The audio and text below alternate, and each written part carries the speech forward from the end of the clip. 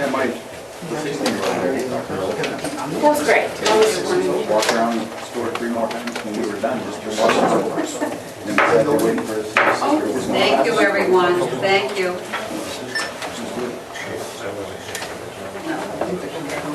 We're at the portion of the meeto where the approval of the minutes. And I have in front of me that I asked Francine to go over, but I guess we're at a point that we're going to table them for now. Still the minutes of June 15th because they're not done. So I'll need a motion to table the minutes of June 15th. Is there a second? I'll second. Any discussion? Seeing none, all those in favor signify by saying aye. Aye. Opposed? Okay. And moving on to the minutes of July 20th. Do I hear a motion? I'd like to table that as well. Okay. And I'd like the audio record preserved until a later date. Okay. Second. Any discussion on the motion? Seeing none, I'll call for a vote. All those in favor of the motion signify by saying aye. Aye. Okay, those are tabled. Moving on to the minutes of July 29th. First of all, the non-public. The public and the non-public, that's written along there. It should be public first. See on the agenda? Francine, on the agenda? 29? No, see on the agenda? The agenda, the way it's written? There's the public and the non-public, and you got the non-public posted and the non-public. Well, it's because we just pushed this for the public. Yeah, okay. There's 2 different sets of minutes. Yeah, I do know that, yeah. Is there a motion with regard to those? I'd like to make a motion to table that and that the audio be preserved until a later time. Is there a second? I'll make that, I'll second the motion. Any other discussion? Seeing none, I'll call for a vote. All those in favor signify by saying aye. Aye. Abstains, so there's 2 abstentions, one for the 15th and one for the 29th. Okay, good evening. We're at the public input. Is there anyone here who wishes to speak this evening? Would you please come forward and identify yourself?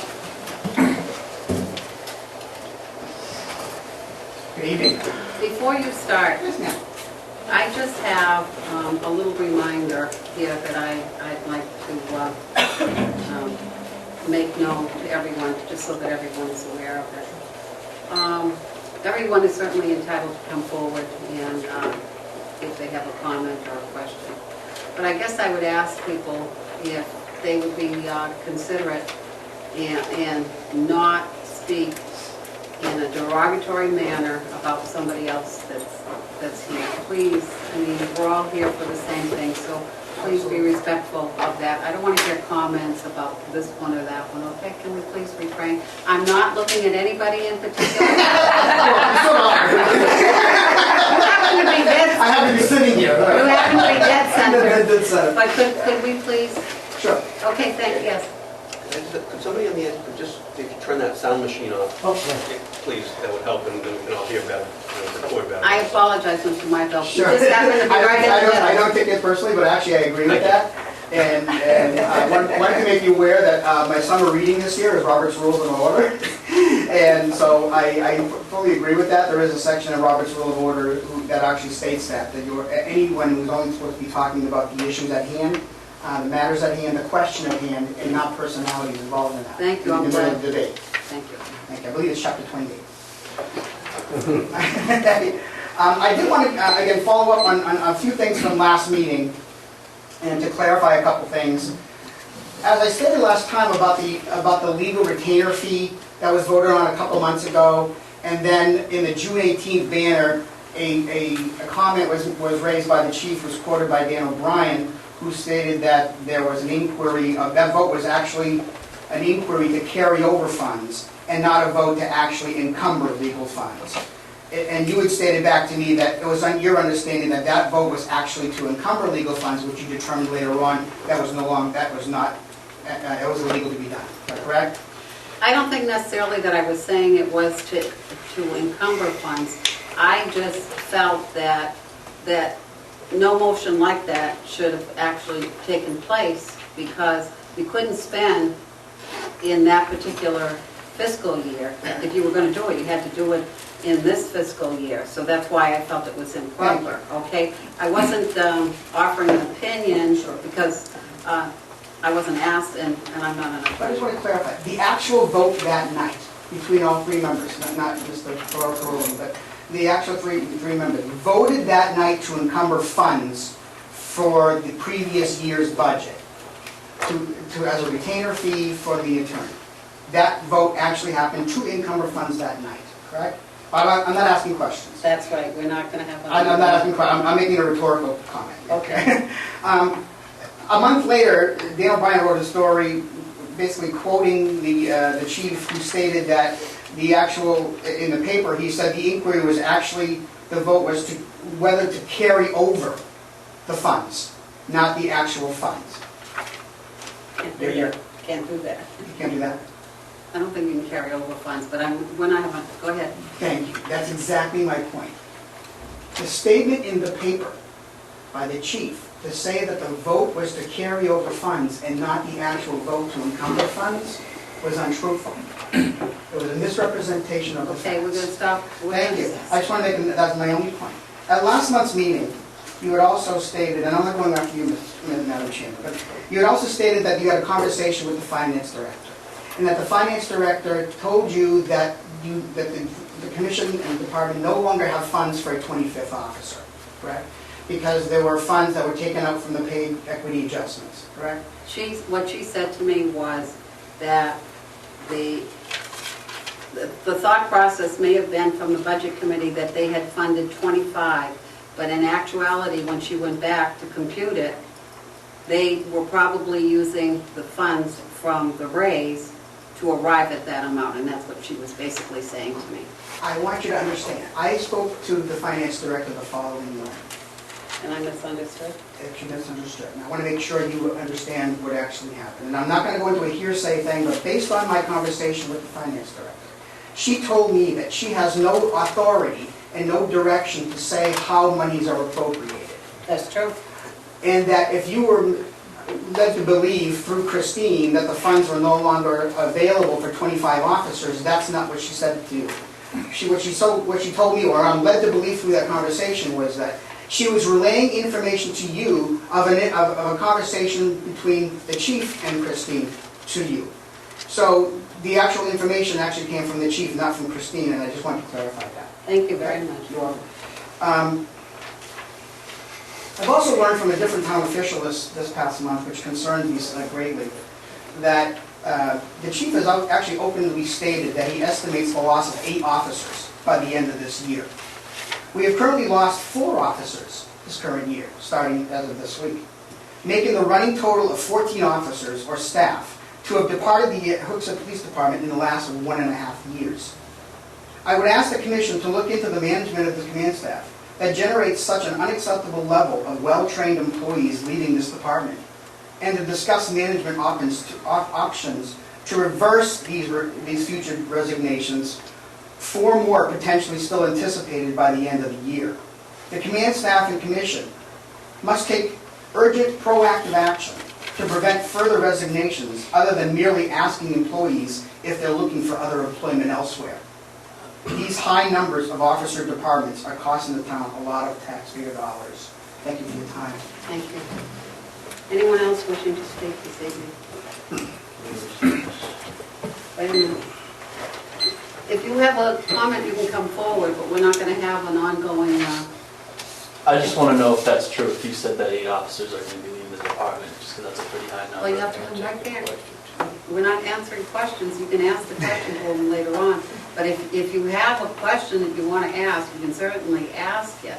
But it's up to him whether or not he's going to answer you. That's, I'm sorry, Chief, that's just a question. I just didn't know. That was a rumor in the patrol division because officers were upset about the budget status that was voted by the citizens.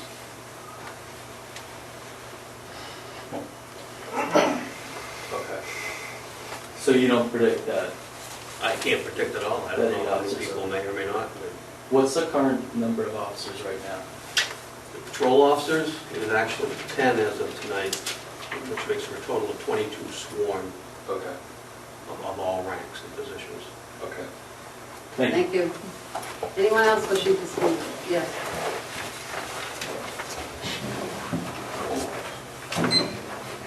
Tom Levon, Plan Bush Road.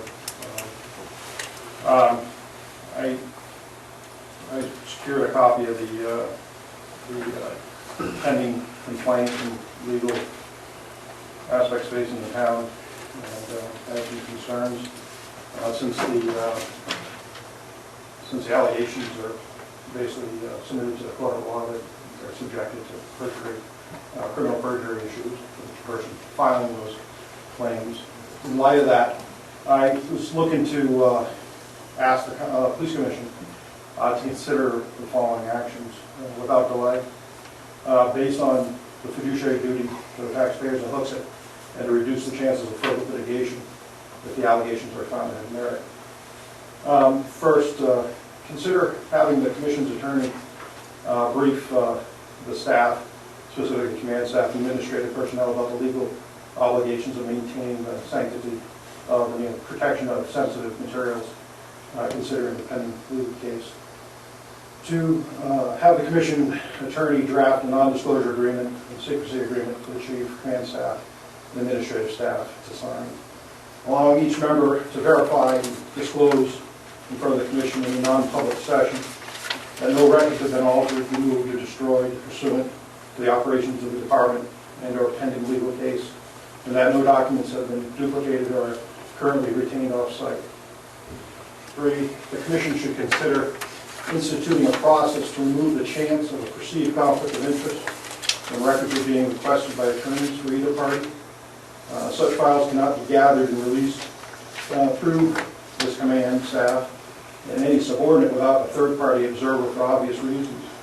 And this third party must be dispassionate in order to be impartial to the request. So I consider a process that needs to be considered immediately. And then finally, the chief himself in the town is claimed as defendants in the sworn and filed complaint, which contains some serious federal and state claims and allegations. The litany of what they call factual statements or factual allegations or cases considerable. Taking this into consideration, I recommend that the police chief should be placed on administrative leave to protect the chief as well as the HPD organization and the town. This is not a reflection on wrongdoing on the chief's part, but it's a standard protocol in cases where allegations of possible criminal wrongdoing, civil rights violations, as well as internal policy violations are involved. So the commission should consider these issues in non-public session tonight if possible. Finally, the fact is that I don't know what I was expecting from these claims, but I was kind of horrified. And like I said, the people who filed these claims are subject to criminal perjury if they're lying. And I would think that no attorney would place forward these allegations without substantial information to back some of them. So I guess the question is from the commission, looking at this, if these issues or allegations have merit, then the question then becomes what liabilities exist for to this body or the town in regards to further litigation if the chief isn't put on paid administrative leave in order to tackle his defense, plus the town to tackle their defense in regards to this. And that's all I have to put forward. Thank you. Thank you. Anyone else wishing to speak this evening? Thank you, J.R. Willett, 3 Summerfair Street. Last month, Commissioner Caroli had concerns with having a representative of the town council seated at your table. I have to agree with Commissioner Caroli, and certainly will give the impression that the town council and the commission are closely tied. The commission is designed to be totally separate from any other boards. If the town rep was a voting member like any other boards, then I would agree he or she should be seated at the table. But seeing the town rep doesn't have any voting authority, he or she shouldn't be seated at the table. I really don't see the value in it, as it is the commission's meeting and you are the speaking members, not the town council. Therefore, I would find it inappropriate seated at your table. Last month, Chairman McHugh indicated that she needed to recuse herself from hearing Jason Fina's grievance hearing. If the reason was due to improprieties from being told or given information beforehand, I hope there was some reprimand given out for releasing this information. An officer was suspended for a posted note. I'm speaking as a Budget Committee member at this time. This department expressed major concerns last year and got a few citizens in an uproar when we cut your budget by approximately $206,000. And you still managed to return $458,000 this year. I personally feel that more should have been returned, especially knowing at the end of May you were underspent by approximately $572,000 with only 1 month remaining. Taking what you returned this year into consideration, I have to ask why you are making a big deal again about the cuts. The budget cuts for this budget cycle was approximately $414,000. You returned $458,000. Based on this information, the department will have an additional $44,000 to expend, with I believe an additional $22,000 plus or minus from a grant the department has received through a stimulus fund that can be used for overtime. You also have a number of veteran officers that left this department and were replaced with less expensive officers, which is most likely enough to pay for the command staff raises. I would also like to express my displeasure with the salary amounts this command staffs are earning. When you have our chief earning approximately $18,000 more than the chief that has a 30% larger population to protect, a larger department, a department that is internationally accredited and is proactive with numerous programs like Goffstown, it's hard to accept. Our captains are making almost as much as the chief in Goffstown.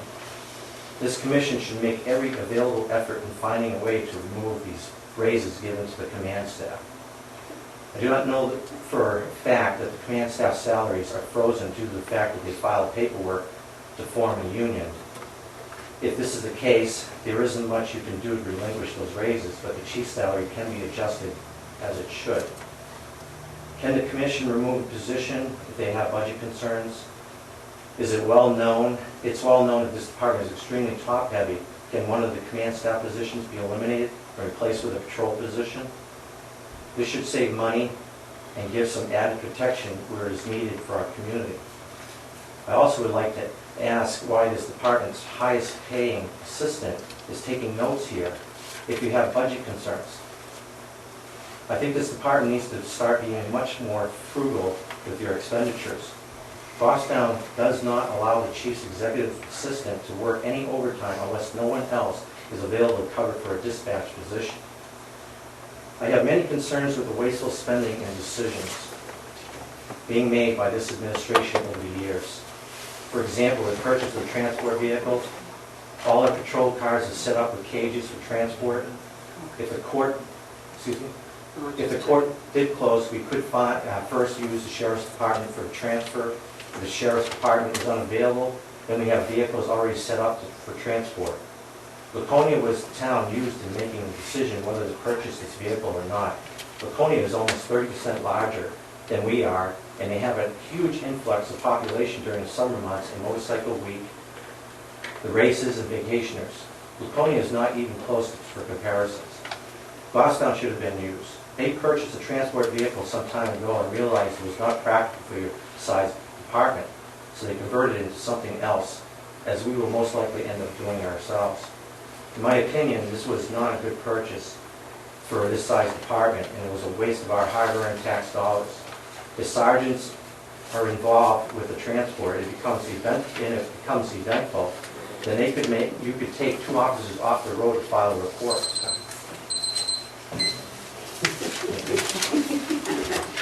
Anyone else Thank you. wishing? I gotta read a little fast next time.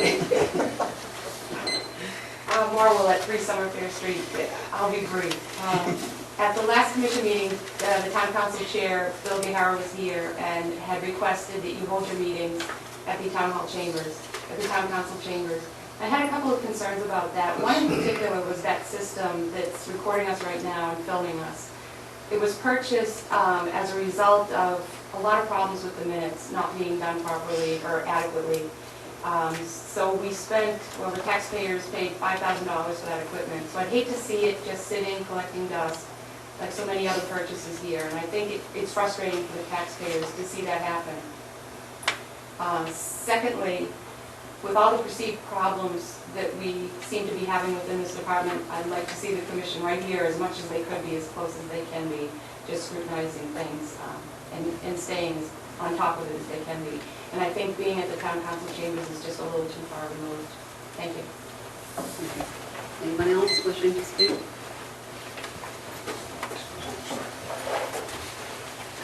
David Pearl, 79 Main Street.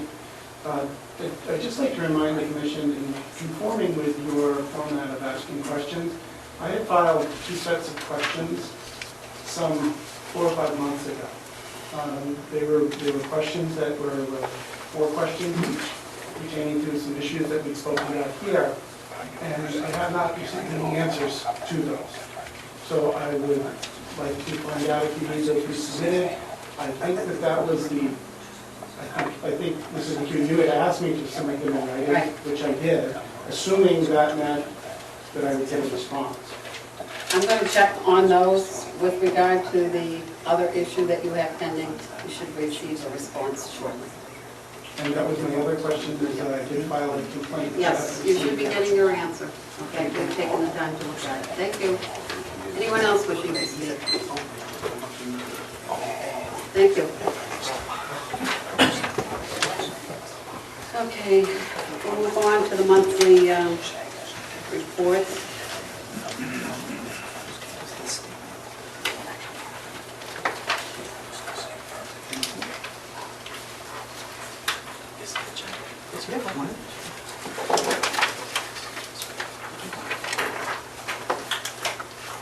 Now, I believe that Francine has also put on the table the actual expenditures for 09-10. This is the final. It's June and July.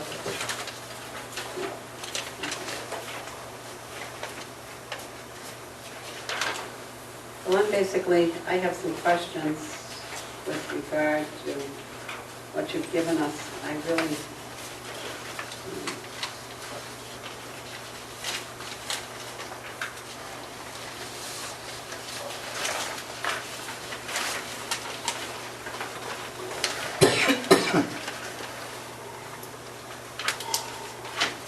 Are we talking school budget? the what, school? No, that was just a sample. That was just a sample that I had in there. I guess I wanted to know with regard to the June 2010 budget, when we're talking about $16,002, how many vehicles are we talking about?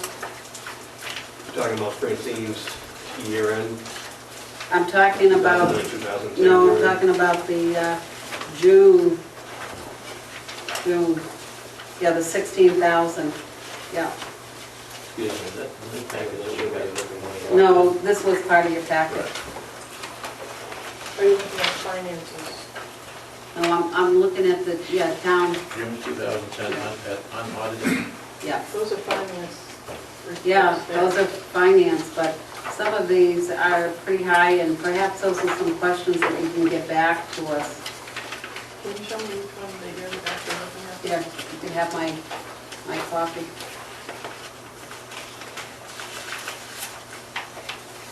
My questions on the bottom.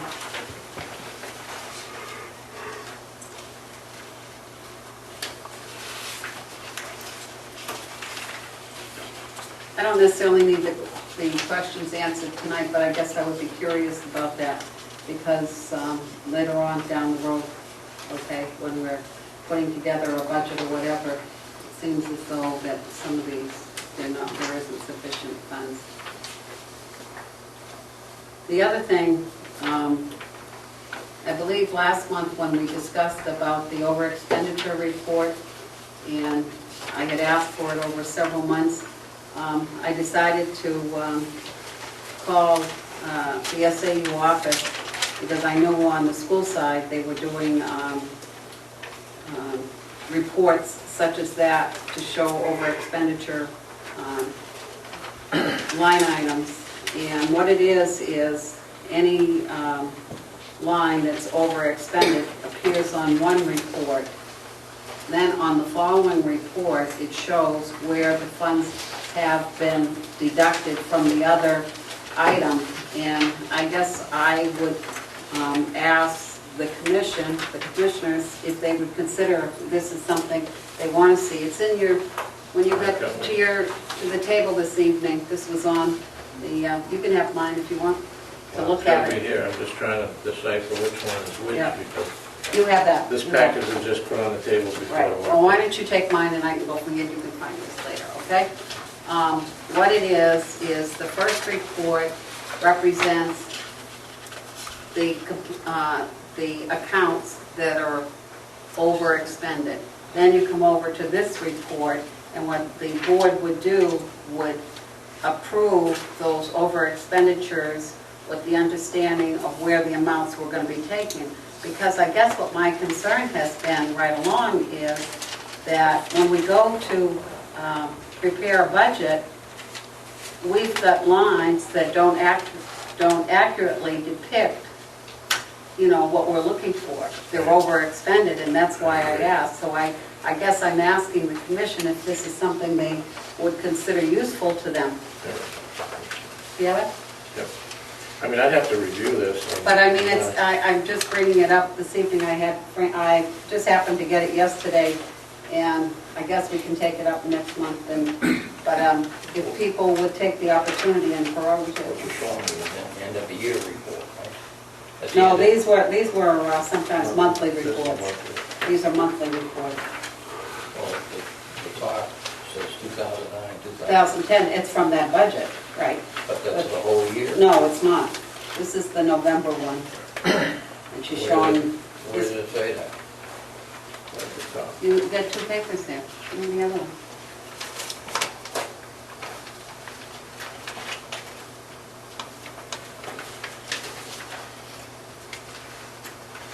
Where's your other sheet? There it is, right there. And this is the lines where they take it out, the accounts of what they take it out. So you being an accountant, you can see what they have to credit and what they have to debit.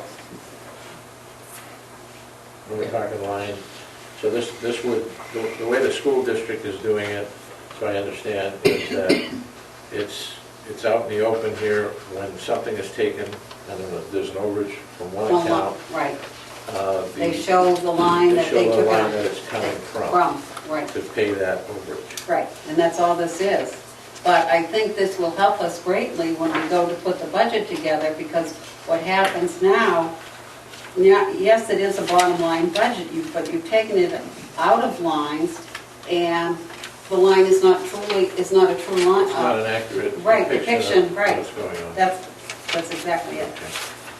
So, I'd be in favor of bringing this looking at back. this, I mean, yeah, for discussion.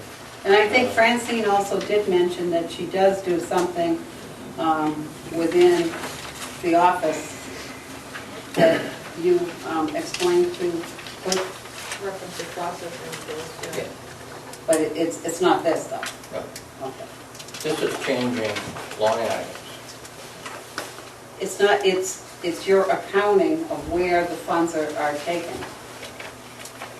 Yeah, but we don't change any, they're changing line items here. They're moving things among different line items. That's partly true. However, the line is reflective of what the true expenditure is.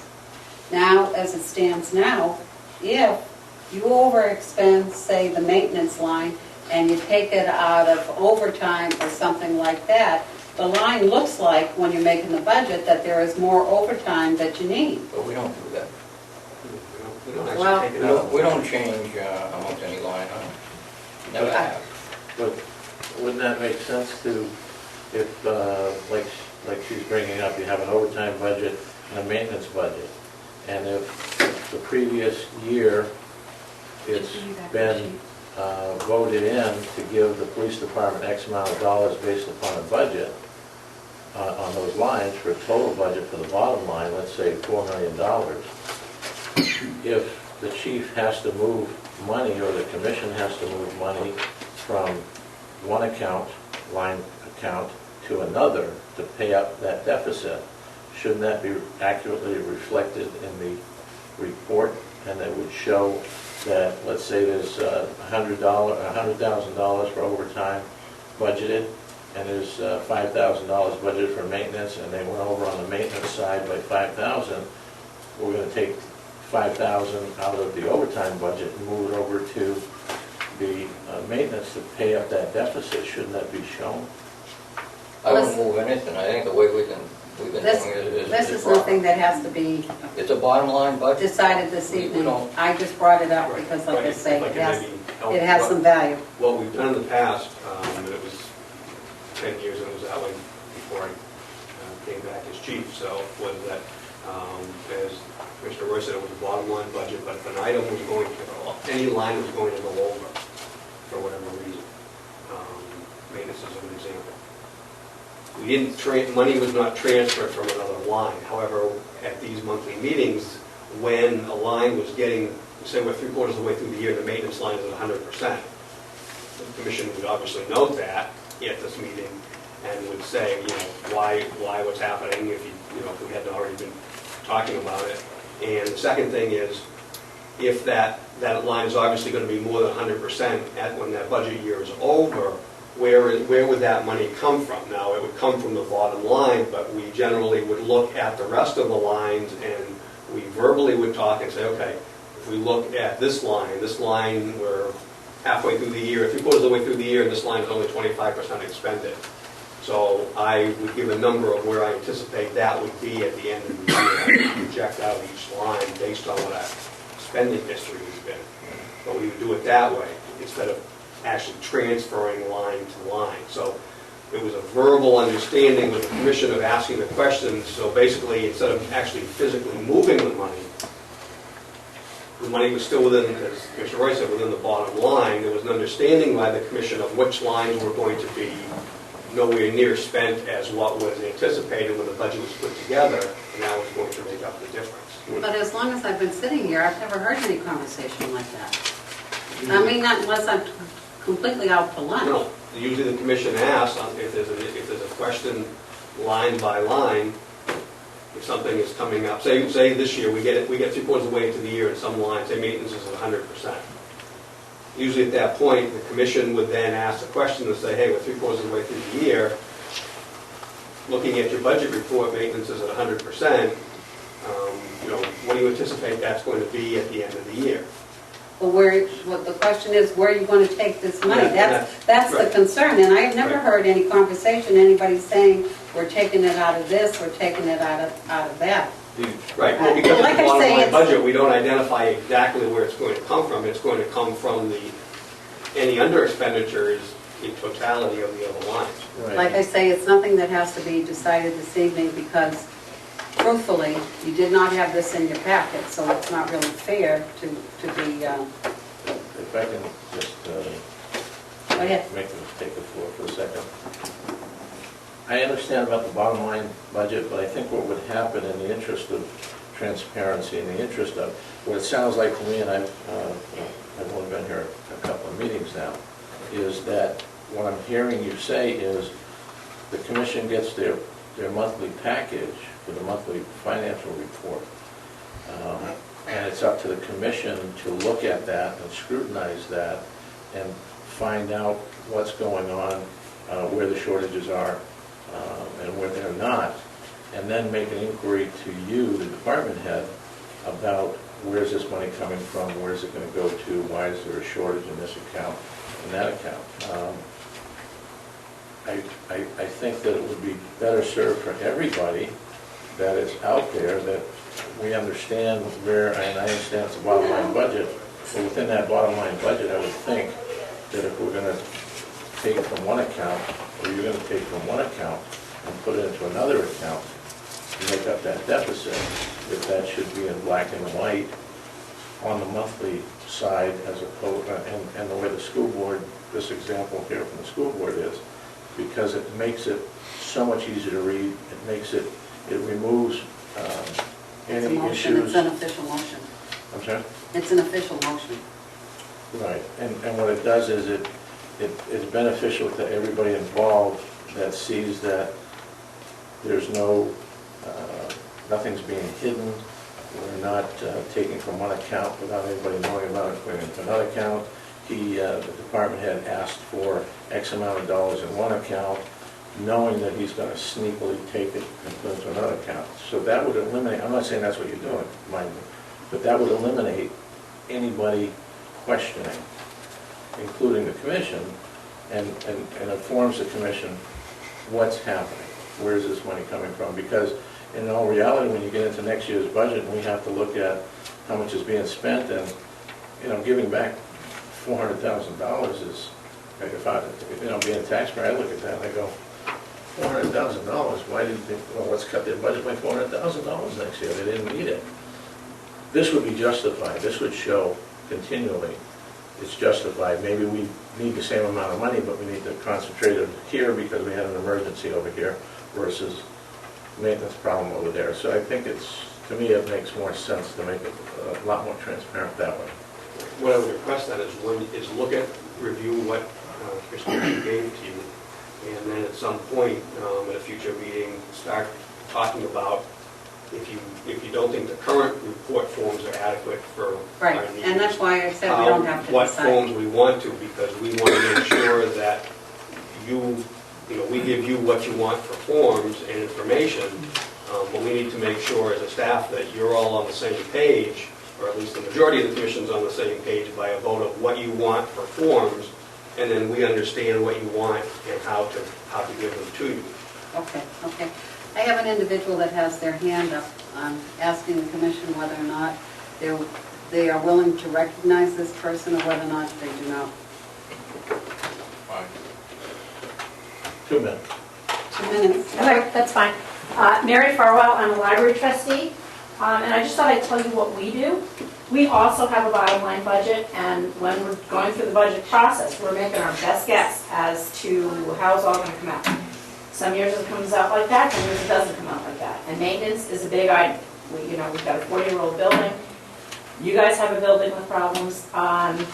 So we talk about it, and routinely our maintenance budget is overspent, and it's coming from other areas. Right. And maybe discretionary areas like books.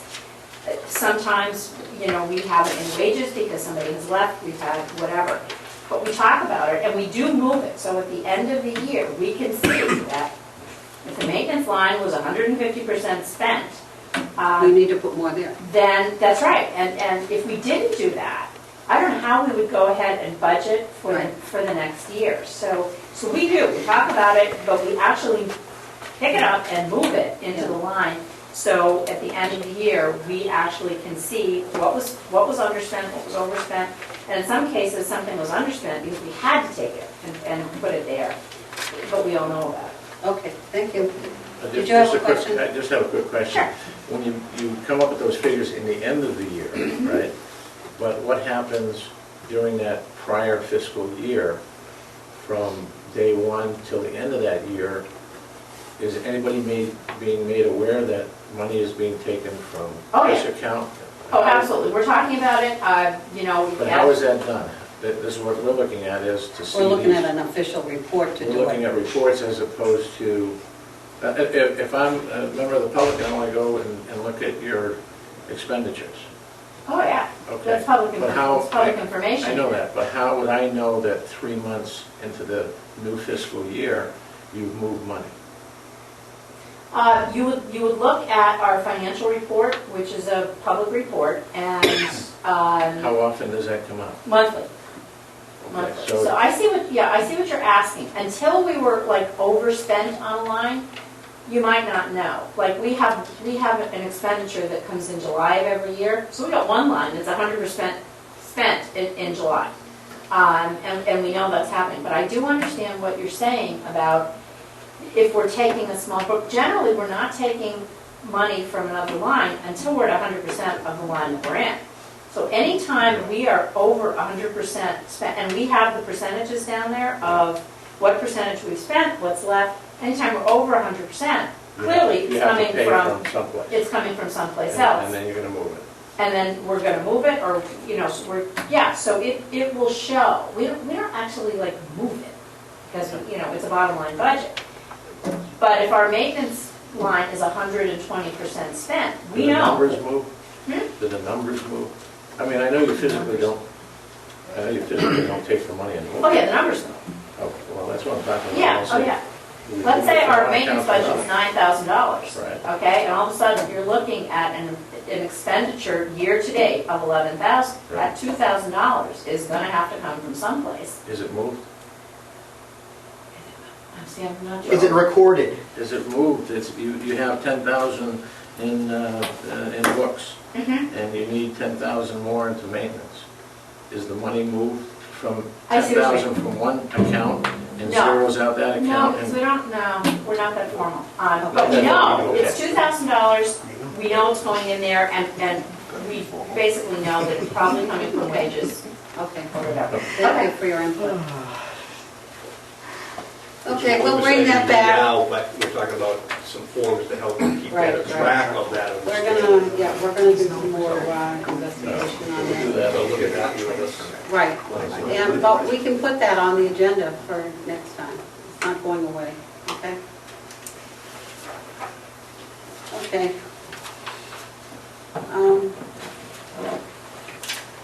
We're gonna go in old business. We'll start off with the bids.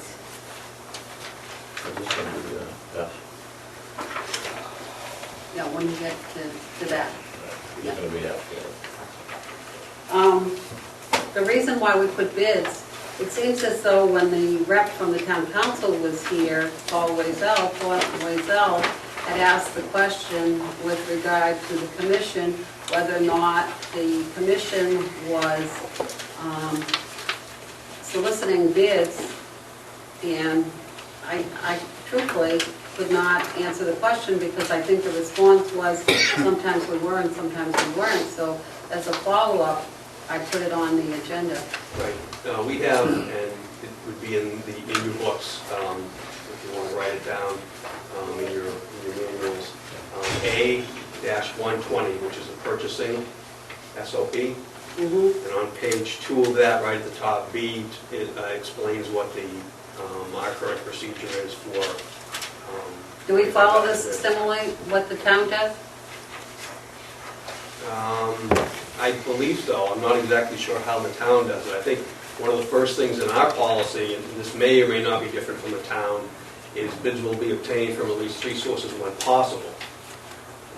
The reason that wording is like that is many times for police-specific items, you don't have, going into the process that you're going into, say cruisers. If you have 1 year where there's only 2 companies that are making cars with police packages, police-specific vehicles, you know at the onset that there is no way to get 3 bids for the type of equipment you need because there aren't 3 manufacturers. So that may be the only area that may be different.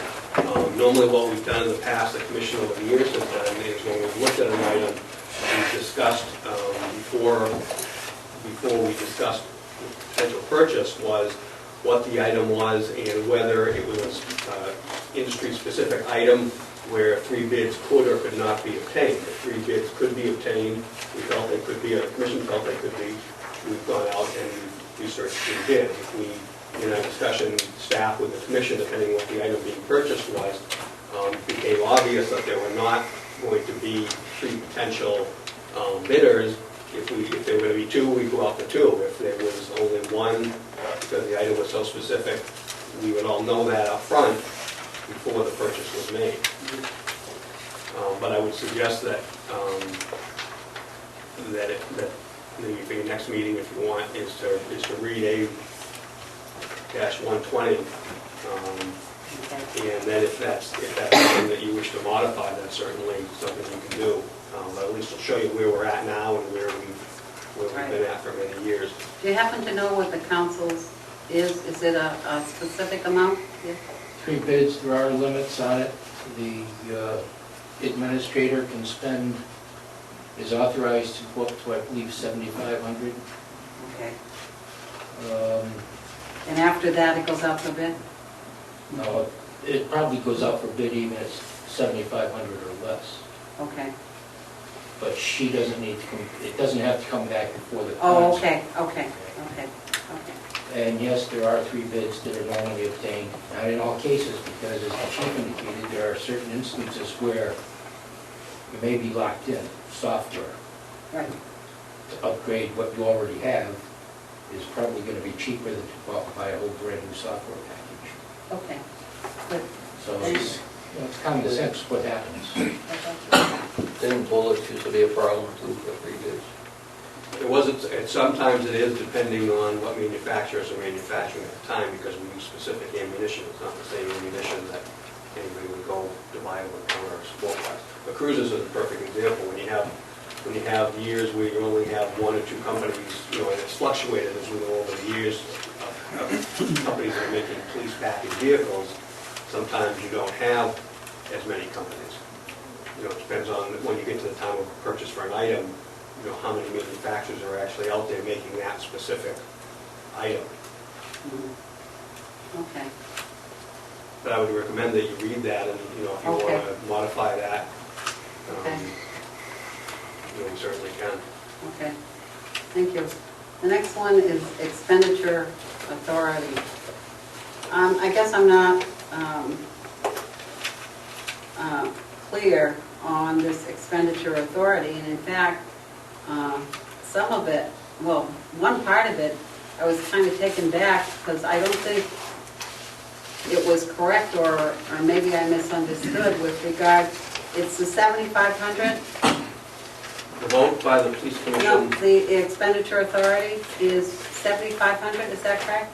right, you want me to read them? What the Yeah. thing was? This was the Hooks Police Commission minutes of June 18, 2002. Let's see. Motion was made by Commissioner Hess to set up purchasing guidelines as stated. The chief is authorized to purchase anything up to $7,500. Chief and the commission chairperson are authorized to purchase up to $10,000, and anything above $10,000 needed the full commission's approval. Seconded by Chairperson Barrow, motion carried unanimously. I have a problem with that. I think it should be the commission and not the chair. You can Okay, change it to whatever. and the other thing is that some of those that are embedded in minutes need to be in policies and not embedded in minutes. They need to be formal policies, so at some point, that needs to also come back as a formal policy. Somebody has to put in some policy language. So I would request then that the commission review, number one, these numbers to see if you're happy with Right. number one, the numbers, number two, what you just talked about as far as, well, the levels of authority. Right. And then once you have that, you could actually then issue from the commission a vote with a policy that would obviously Right. supersede this. Isn't there someone here, is it Les that writes the policy? Well, in this case, yes, but in this case, we would need to know what you people want, because you would have to vote. We'll have to move for discussion on this Right, now. yep. Okay. Well, I'll entertain a motion to discuss this further, I'll make that motion. Second. okay? Go ahead. Do we need to? Go ahead if you want. No, On we that take a particular- vote on the motion. Oh, sorry. Well, I'll take a vote. All those in favor of the motion signify by saying aye. Aye. I just don't want to, I guess my problem is that I don't feel comfortable that it should be solely the chair, that it, in my eyes, it should be a vote of the commission, okay, at that level. It should not be that way, and I have some concerns over that fact. And like I say, I didn't realize it until I read the minutes and I went, whoa. I mean, I would have to agree. I would think that, I understand what they did at those minutes and back in 2002. I agree with the chair that this needs to be put into a policy form under rules and regulations for the Hooksett Police Department, which would make it official as to being just minutes. I agree with the fact that I don't think the chair just, the fact that the chair is the chair should have the sole authority to be able to expend money that way, in that dollar amount, without the rest of the commission weighing in. So I would, the other thing I have an issue with, I think, is the dollar amount itself that they came up with from 0 to 7,500 for the department head to make expenditures and have that authority without coming to the commission to get approval. I think that should be lowered significantly. Okay. Do you have a suggested amount, or you just want to bring it back for discussion and do some research in the meantime? To be honest with you, I don't know what there would be in the research. You know, I mean, short of, every town is different, every department is different within the towns. I think when it comes to, you know, short of emergency, I think we need to lower that in the vicinity of $1,500. Do you see, Chief, does anything pop up at you that you've experienced in the past that has required you to spend upwards over $1,500 or up to $7,500 in expenditures that had to have been done right away? That couldn't wait to go before a commission and say, listen, I need this particular, I gotta spend this kind of money.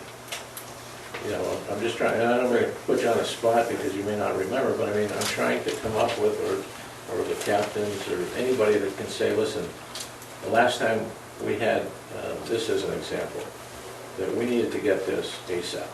We had to get this. Honestly, I can't remember anything in emergencies. I think the thought process behind this was, say, for example, when it's time to buy snow tires. Right. We buy the snow tires for the fleet, that's going to be more than $1,500. So we buy the snow tires when we feel is the appropriate time. So we don't come to the commission for. All right. Speaking of snow tires, does that go out to 3 bids? No, because we buy state bid. So it goes, you jump on Using with the state, right? You jump on with the state. Right. Ammunition would be another thing. When we get to the point that the staff, who the firearms instructor says, you know, we're down on the ammunition, and we put in an order that's going to be more than $1,500. So the way the commission has it, and the way it's set up currently is when that is brought to my attention, I asked how many, you know, what time frame and how much, and as long as it's up to the 7,500, we purchase it as an emergency at that point.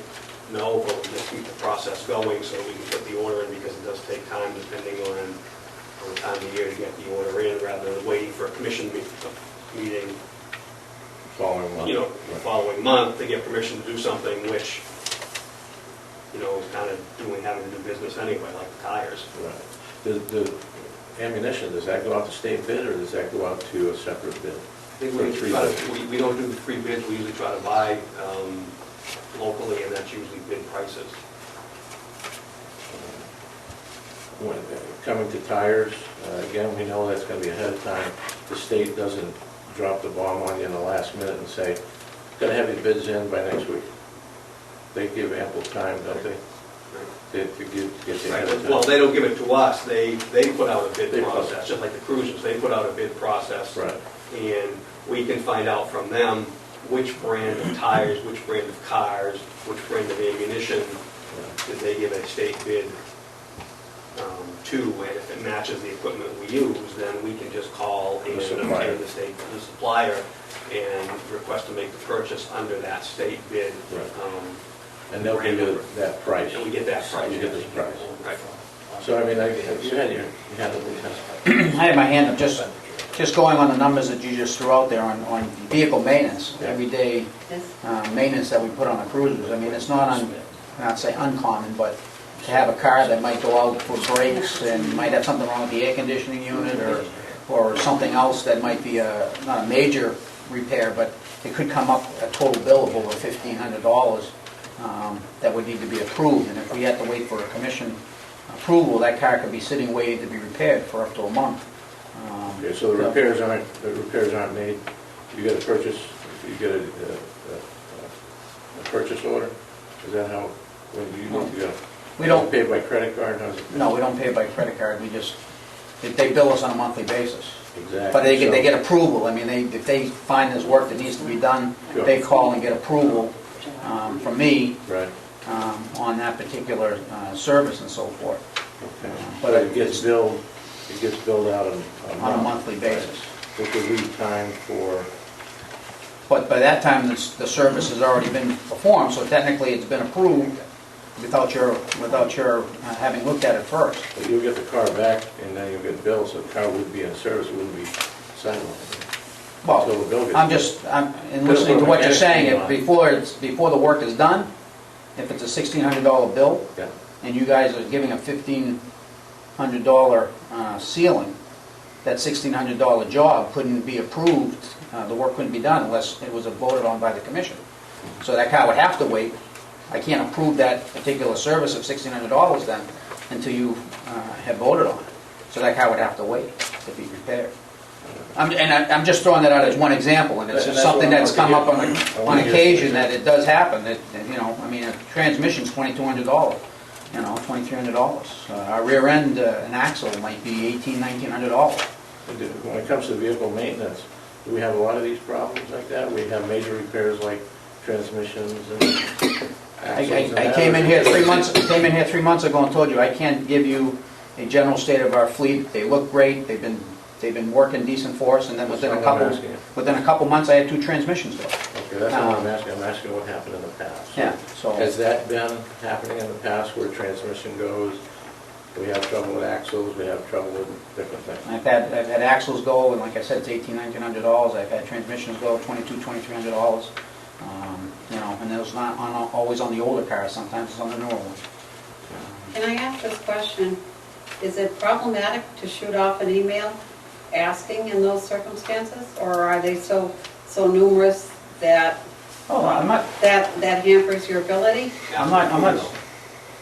The commissioners, because Yeah, but then you'd be taking a vote by electronic means, and that would be a meeting. And meetings have to be posted within how long? Then you'd be- Well- right, you'd be violating the right to know law. On the school side, there have been occasions that there have been telephone poles. And then you go to the meeting, and then you make an official motion. So you're not hiding anything. If you feel that, this is not being upfront or whatever, we can certainly ferret it out and find out. I guess I'm just asking the questions, But, and to follow up on your example, Chair, what's the legal posting time before a police commission can set up a meeting? Is it 24 hours? 24 hours. 24 hours. So if you had a transmission go and you needed $4,000 to repair that cruiser, because the department may say, you know what, $4,000, maybe that car is not worth it, I don't know. But if you needed to make an expenditure of $4,000, 24 hours putting that cruiser out of service anyway is not going to be a huge deal, I wouldn't think, if we had to post a meeting just to get an email out to us to have a... Right, you'd have to post, my understanding is, I'd like to know, is telephone poles aren't legal, so you would have to post a meeting. Right. And you'd have to give at least 24 hours notice. Right. And then you could have a meeting to discuss that item or anything else you put on your agenda. And we can do that electronically.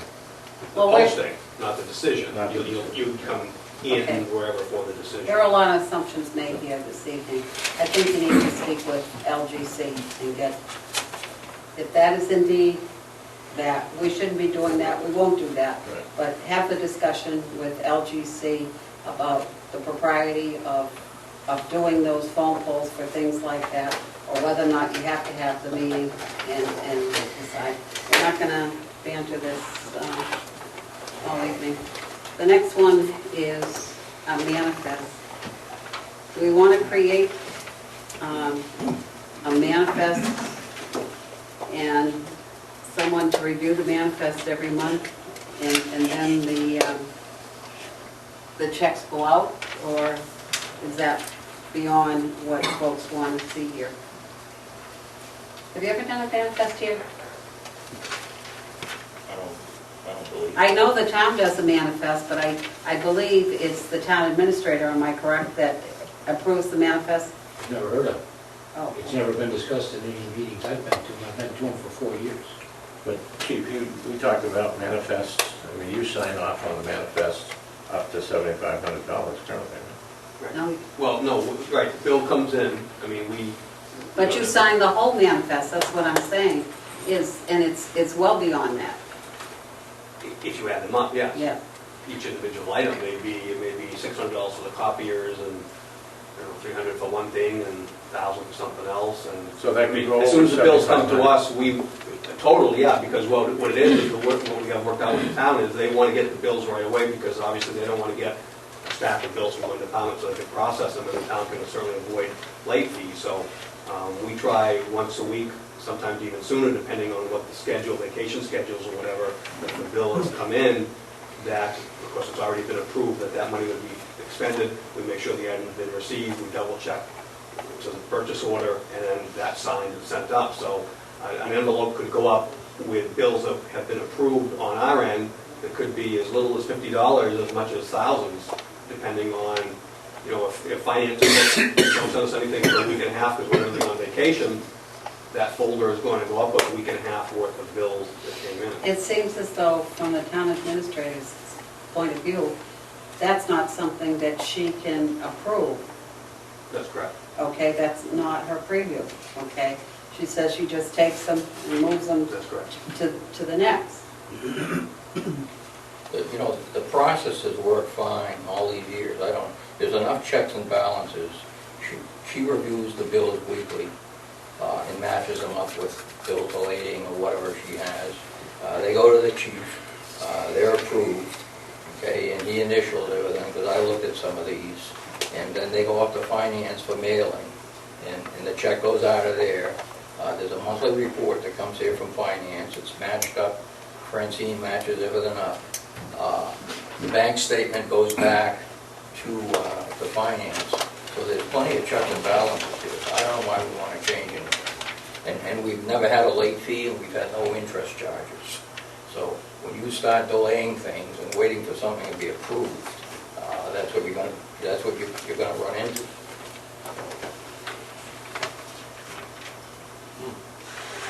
So, I wouldn't change it, and it's working fine. I think the question comes up is when we start, it all comes up to, it all boils down to, I should say, I think, to the budget and what's being spent and where it's being spent. And I think this is where we're looking at the checks and balances. And I think that's why this has come up for topic for discussion, is we need to know what's going on and how it's going on. But you're getting a monthly report with an over expenditure report every month by line items. I don't know what more you want. And the percent expended. But it doesn't give you a detailed expenditure. Of course it does. It's right here. She gives you the accounts. Yeah, but it hasn't been, it's already been approved and paid and sent out at that point. Yeah. And we've had no late charges and no interest. And it's been approved by Francine, been approved by the chief, been approved by Christine in finance, and I don't know what more you want. I'd like to know what that, before it gets approved, and before it gets paid, I'd like to know where the money is going as opposed to where the money went.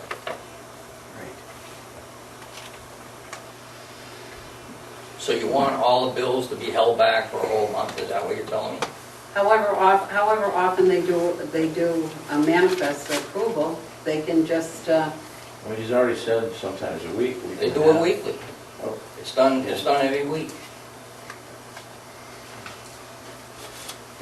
We need to look into that a little bit deeper. yeah, I'll speak with the town administrator again, because she was the one that did say to me that she has no oversight on that at all.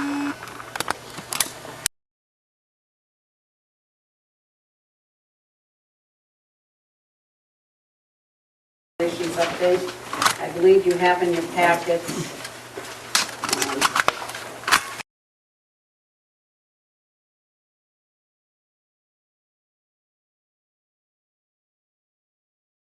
Memo from Les McDaniels with regard to the rules and changes that are included in the packet here tonight.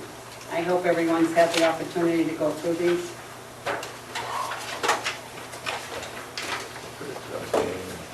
These were reviewed prior to Clark being here. You went through all these, so. I went through them and no corrections were made. No corrections were made.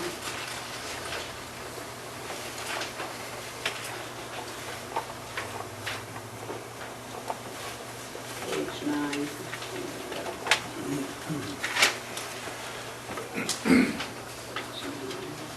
Item 7.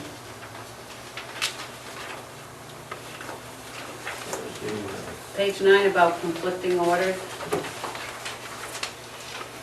Should any order be given by a superior officer conflict with any previous departmental order, the employee to whom the conflicting order was given will respectfully and courteously call attention to the conflict.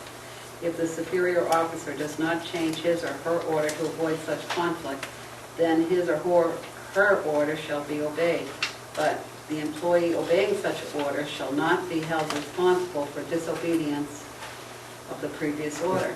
Under no circumstance shall employees become involved in arguments with superiors over the status of an order. The guiding principle is to carry out the latest order if in doubt.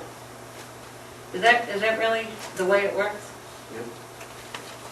Just so you know, most of this language that's in these rules and regulations were rules and regulations that were brought to this department back in the late 70s, I think it's 1979, or maybe even 78, when Chief Oliver was appointed chief. I thought it was the status of whoever is the superior officer is the order that is, that has to be followed. Well, this is trying to give the employees Right, direction guidance, on when right, they get conflicting orders. right.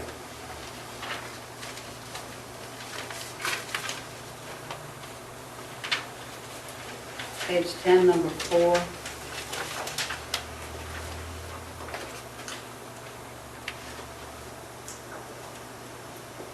I can tell you generally, just with this packet you have here, other than what's in red, which I think the memo it's mentioned was items that I heard at a legal seminar I went to in late winter, and Captain Lieutenant heard at a different legal seminar that went to this spring, that what's in red was additions to the basic rules and regulations. The rest of these rules and regulations are the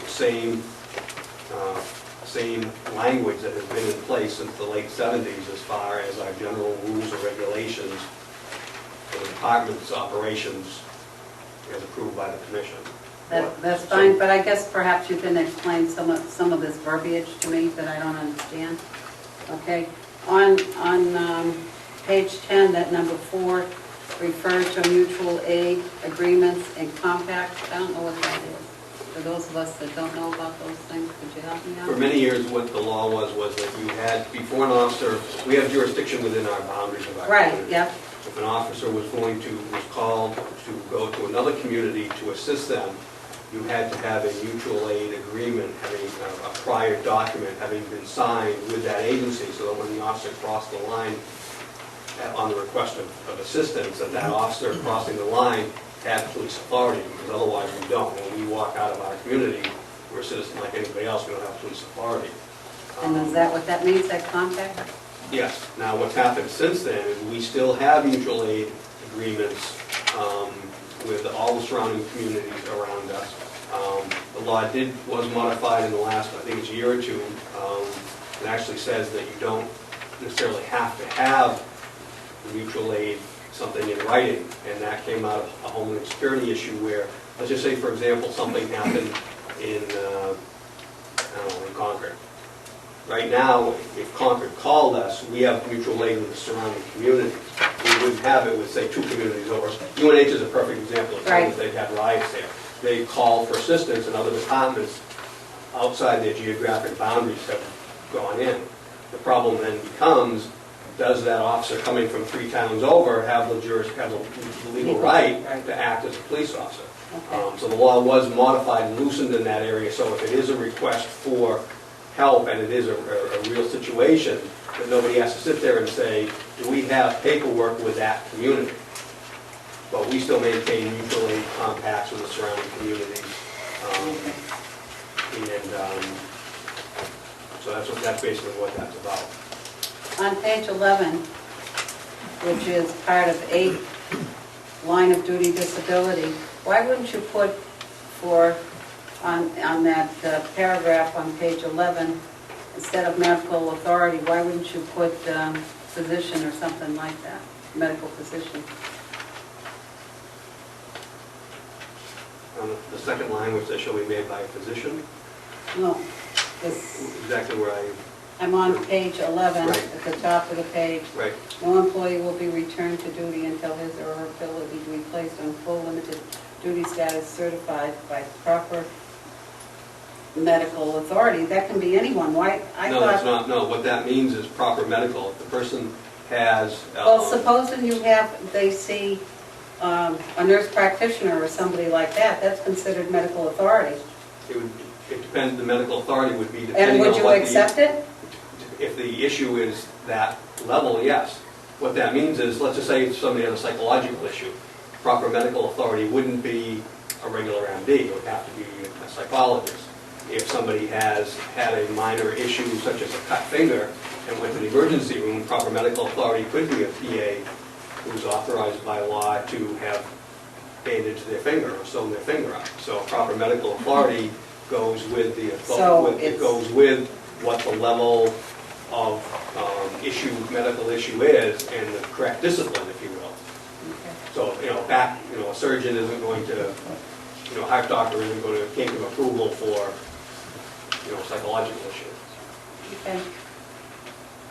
But again, our purpose, we can always, this is, as I've said before, and I think in the memo, this is chapter 1 of our rules and regulations. By law, the commission is responsible for this.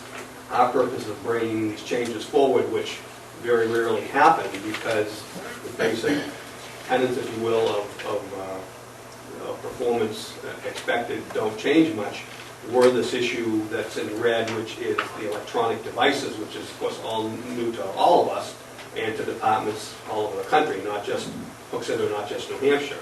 And that's where, from the legal seminars, whether it's municipalities or regular businesses, we've all heard in the press about issues with electronic equipment, and that needing to be an issue that years ago, because we didn't have the equipment, we didn't have to have rules about the use of that equipment. But now we do, so that's why you see this. A change of this chapter very rarely comes to the commission because the commission is authorized the basics many years ago, and you very rarely have changing. But that's why you have so many in this packet, and that's why this came forward. So all the verbiage on the electronic network we have in here is all coming from seminars or legalese that somebody has attended? Yes. 3 of the staff members have attended where the lawyers have said, in your rules and regulations, and in policy manual, you should add this to your basic rules and regulations, your basic code of conduct, if you will, that's expected of employees, because you now have these pieces of equipment that you never had before. They can be used inappropriately, and the employer has a liability to a certain extent on maintaining that use, just like you do with other pieces of equipment you have. For the future and interest of brevity in these packages, because we get overwhelmed, and we'll discuss that in a little bit about Paper. paper and things that, can we, you're bringing this up in red, highlighting in red. Can we do that without including the entire section and just bring up those limited items that are being changed, such as page 13, number 18, electronic social network behavior? If there's an addition or a deletion there, instead of having all this, because this is all in our Binder. rules and regs and binders, so now, not that I mind doing it, but I'm gonna have to separate all of this. I already have duplicates of all of this stuff in the folder, Right. so I really don't need to have Should ask people to bring their, all of this. Yeah. Do you understand what I'm talking? Just do the changes on a couple of sheets of paper, and we'll insert them in page such and such, under whatever the heading is, instead of having this full package.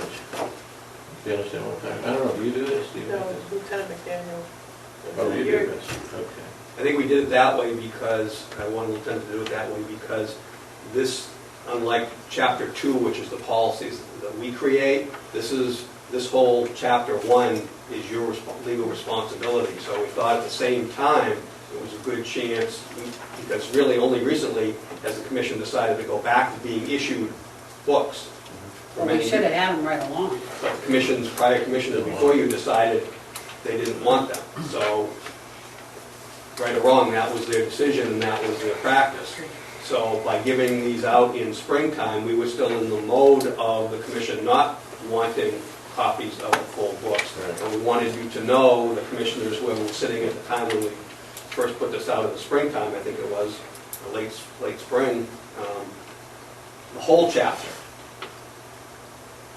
Instead of just updating us with the updates. that we Right, can throw. because, right, so you could see, in case you had a question of how that might have played at anything else, because again, you're responsible for that chapter.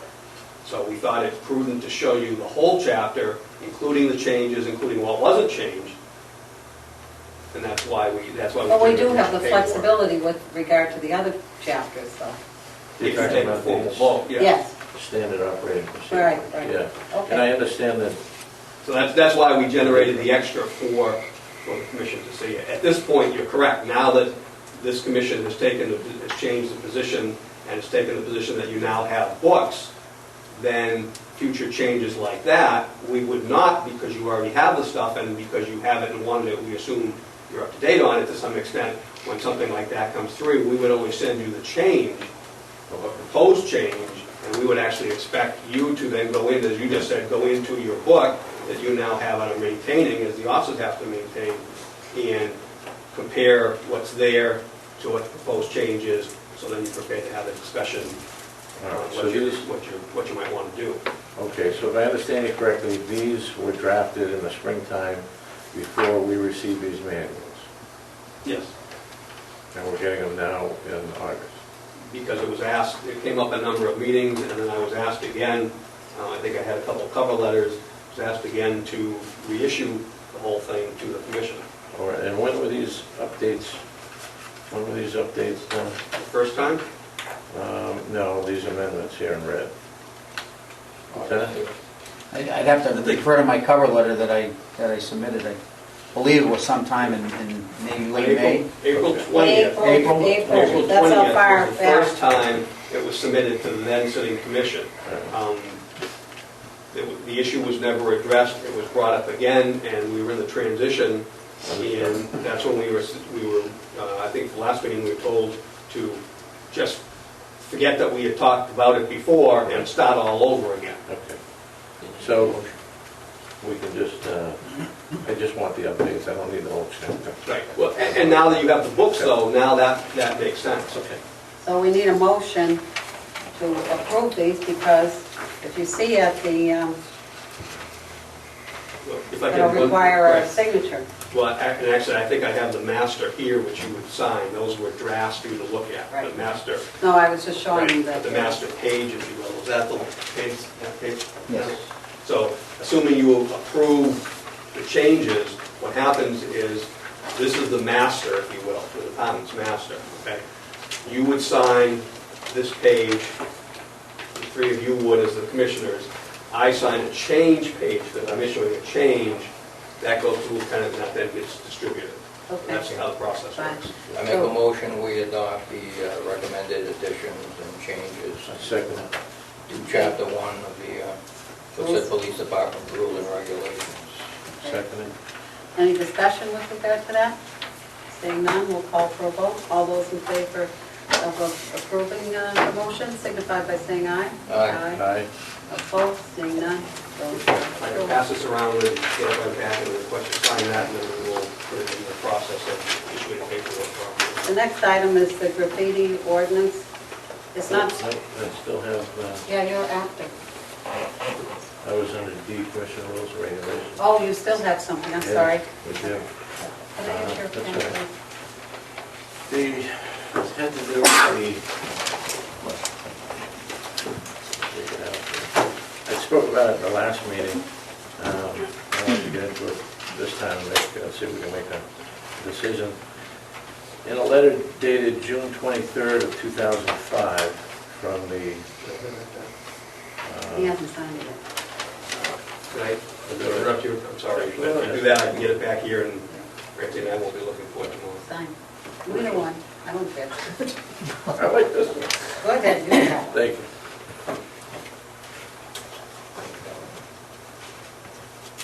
Oh, Thank you.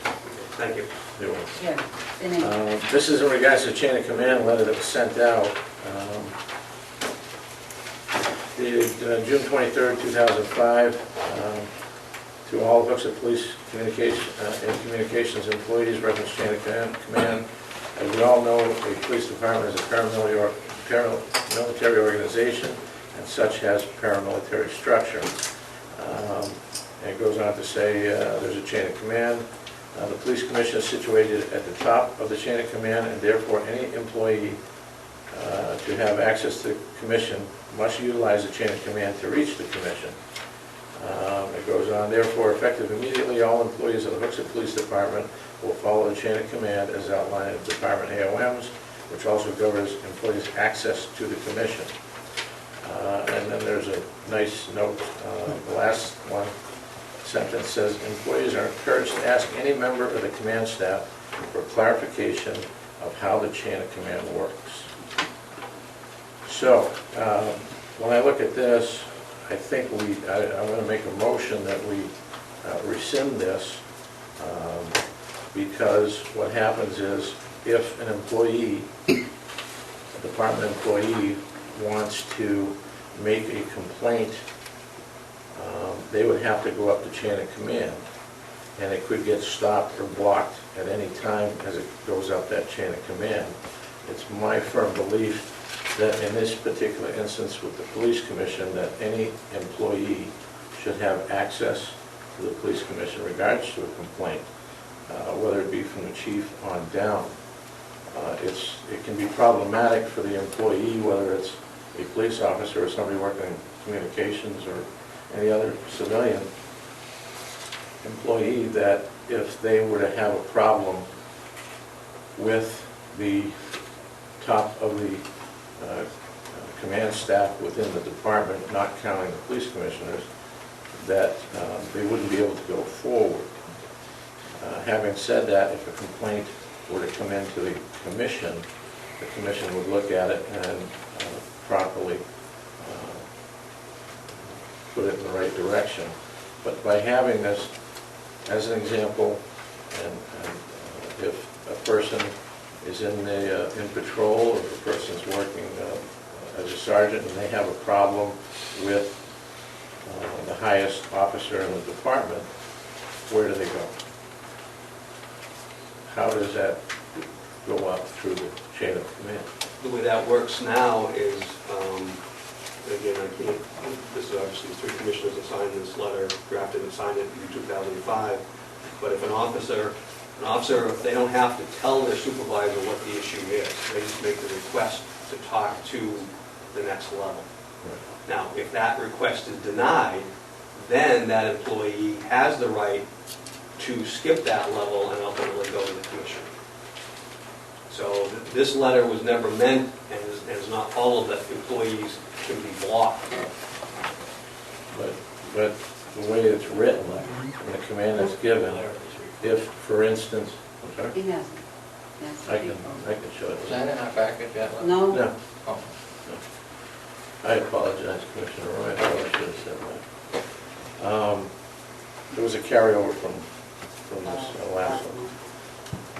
If, for instance, an employee wants to go up and make a complaint against the captain, and nobody in particular, just a captain, I'm using the rank, I'm being very specific, or for that matter, the chief of police. If they wanted to make a complaint, they would have to go, following this SOP, they would have to go to the next highest chain of command, so they would go to a sergeant, right?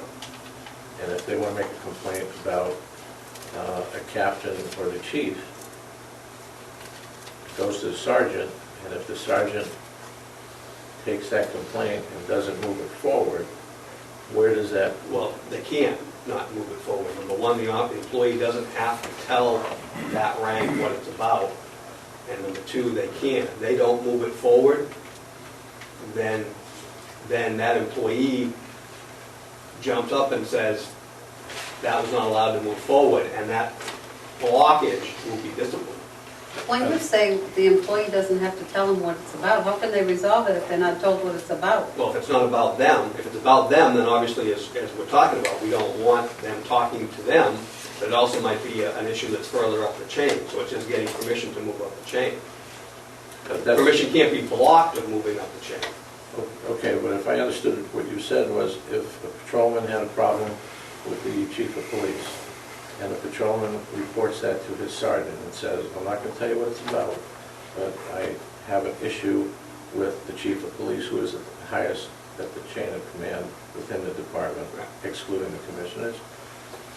That sergeant doesn't move forward with that. No, they won't move forward with details, but they will move that employee to the next level, which will be the lieutenant in this case. Okay. The employee will say the same thing to the lieutenant will move it to the captain, and at that point, what will happen is, it'll be moved to the chief, who has the obligation to have that employee talk to you people. If that's not the case, the employee has the obligation and the right to come in and say to you people, I had a complaint about the chief, and I was blocked from bringing it to you. And then you will then still get the complaint, and then you will have an issue with the chief as far as having blocked it. Okay, so in the meantime, the patrolman tells the sergeant that he's got a problem with the chief. The sergeant tells the lieutenant the patrolman has a problem with the chief. The lieutenant tells the captain the patrolman has a problem with the chief. The captain tells the chief the patrolman has a problem with the chief. Do you see any issues there? Well, generally the way it would work is, in that example, it sounds cumbersome, but the main reason for this was, let's just say a patrolman has a problem. The problem may very well be something that could be dealt with at a lower level. So the problem goes to the sergeant and says, look, I got a problem with scheduling. My wife's having a baby. If the sergeant is going to move it to the next level, and that level may be able to take care of it. If I can interrupt you, I'm not talking about the scheduling aspect and having that type of problem, but if a patrolman has a problem with the chief, what's happened is that this patrolman is going to end up going through all the way through the ranks, and everybody in the ranks is going to know that there's a problem with this. This patrolman has a problem with the chief, let's say. And this isn't about you, it's about the position. Then the chief gets that and says, this guy has a problem with me. But where does the buck stop? It should stop at the commission, because a patrolman or anybody that's in a lower rank like that should be able to come to the commission, and if the commission looks at it and says, you know what, you're crying about you got a scheduling problem. Well, that's not something that we deal with. You need to talk to your supervisor about that and go through that chain. But if there was an allegation made about the particular person, the chief, then we would have to look at that. and say, does this have merit or does it not have merit? Should it be investigated, should it not be investigated? Should we send it down to a captain or a lieutenant to investigate? Should it go to an outside agency? I mean, there's a whole bunch of variables there. Exactly. And I think what this does, and particularly this letter, which I found to be sarcastic in a mild way, employees are encouraged to ask any member of the command staff for clarification on how the chain of command works. That's inhibiting, that's sending a clear message to the employee that says, you know what, you follow the chain of command, the commission is untouchable. You're not coming to talk to us, you go up the chain of command. I have a problem with that. I can't imagine someone coming to the commission with a serious allegation of someone higher up, and that the commission would turn a deaf ear to it, or would run with it without really needing to run with it. I understand what you're saying. I can't answer for why these three commissioners, none of which are here now. Was that a specific circumstance? Is that? It was a response to a specific circumstance, and that may be why they drafted the language the way they did. So I can't answer to why they drafted it the way they did and what they were thinking when they drafted it. I was not involved with that. I see what your point is. I'm not asking for specifics. No, I know. It's this letter that's been put, this is part of the package here when it comes to our rules and regs, is it not? It's a letter, it's not in the rules and regulations, it's a letter that was sent by the commission to the employees back on that date. Does the rules and regs have a chain of command?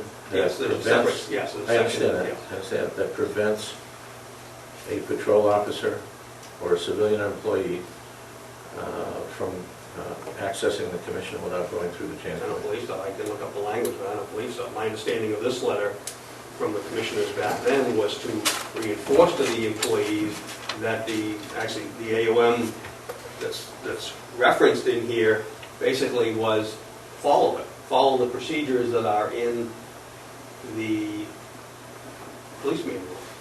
So indeed, there is a procedure in the police manual that speaks to that? Could someone here get that particular Yeah. AOM so we can take a peek at it? It's A102, that's the one that's referenced Part there. 3. Yeah. Can you grab that from Master Copy? The A103? Yeah. It's A102 and Part 3 as well. And that's been, Okay, I heard the end. yeah. And what's with that? Well, he's getting that. You want to talk, can I talk quickly about this graffiti thing and come right back? I had put this on the agenda, and the reason I put it on the agenda is an oversight on my part. The month before, I had it written in for some reason. I guess I couldn't even read my own writing, so I didn't pick up on it. But I sent the chief an email, I guess the week before I went on vacation, with regard to what Manchester was doing with regard to some of the graffiti.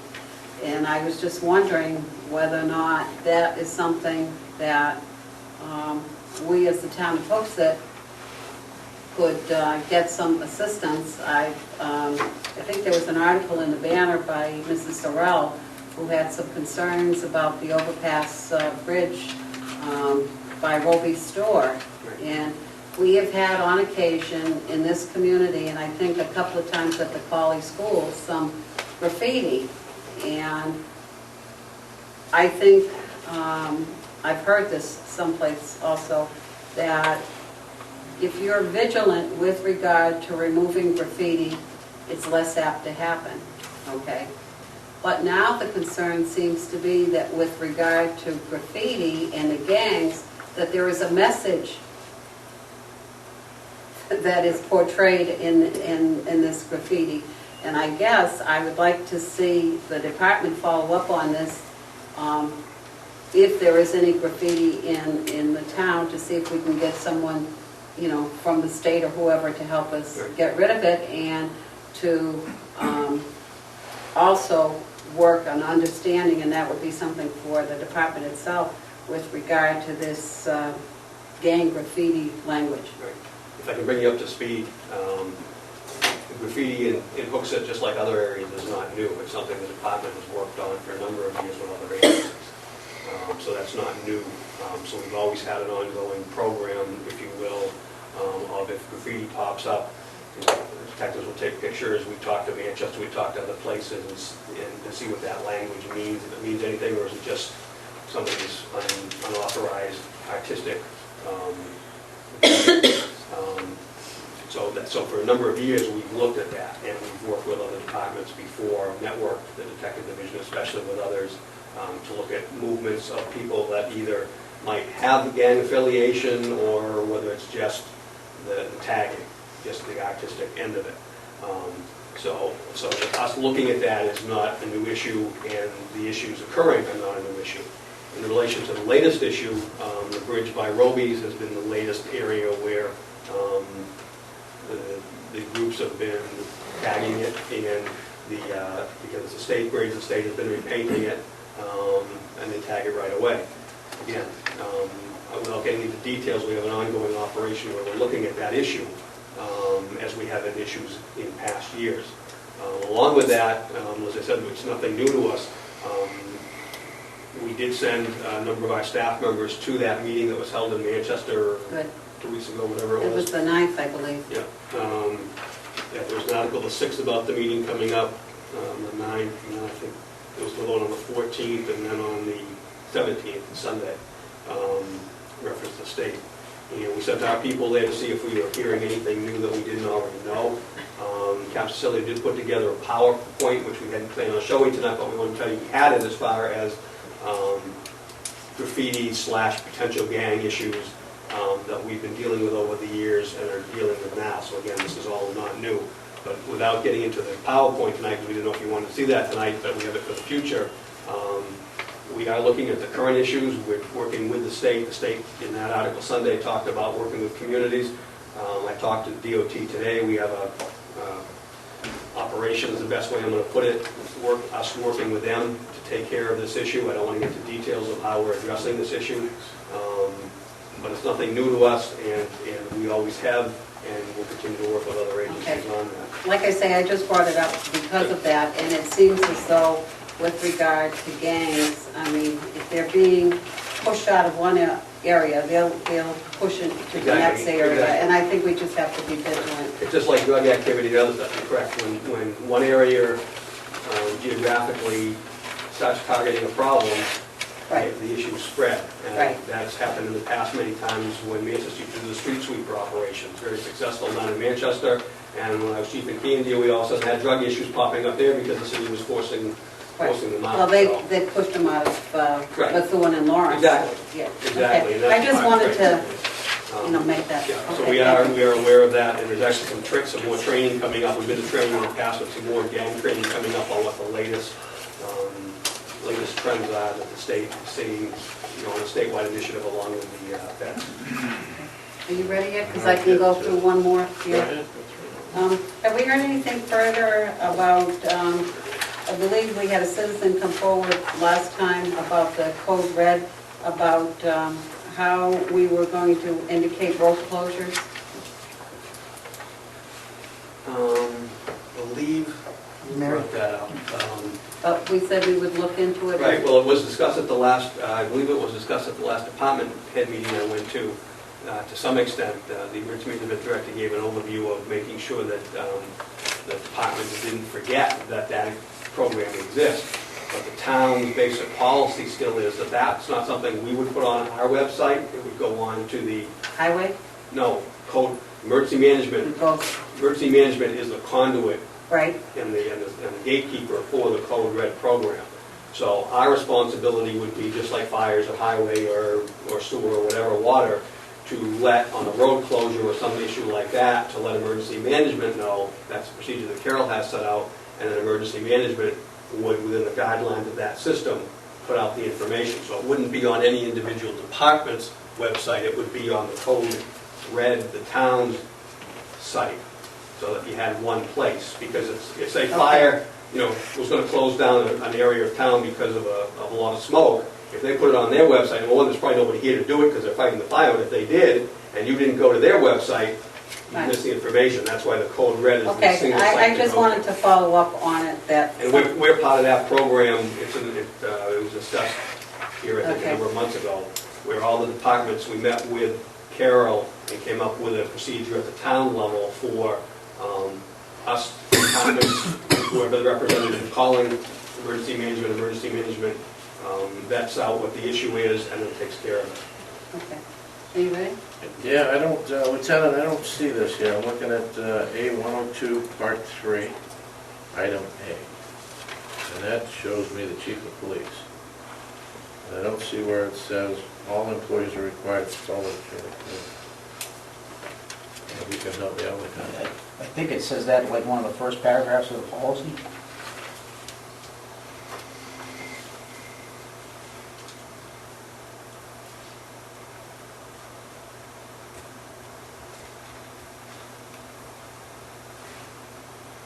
Doesn't seem to be on this one, huh? You want to look some more? Just another one?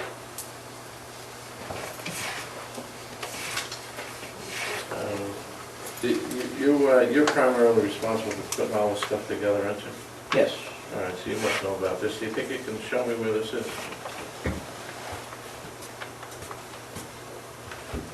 Where's that beginning? While they're looking for that, the other item that we have is the workshop, Chief, the workshop that we were going to schedule. Yeah, are you still under? Yeah, we're still under, old business. Yes, as in the email I sent to you all, as I said, that the state said that you did have to post it as a meeting. Right.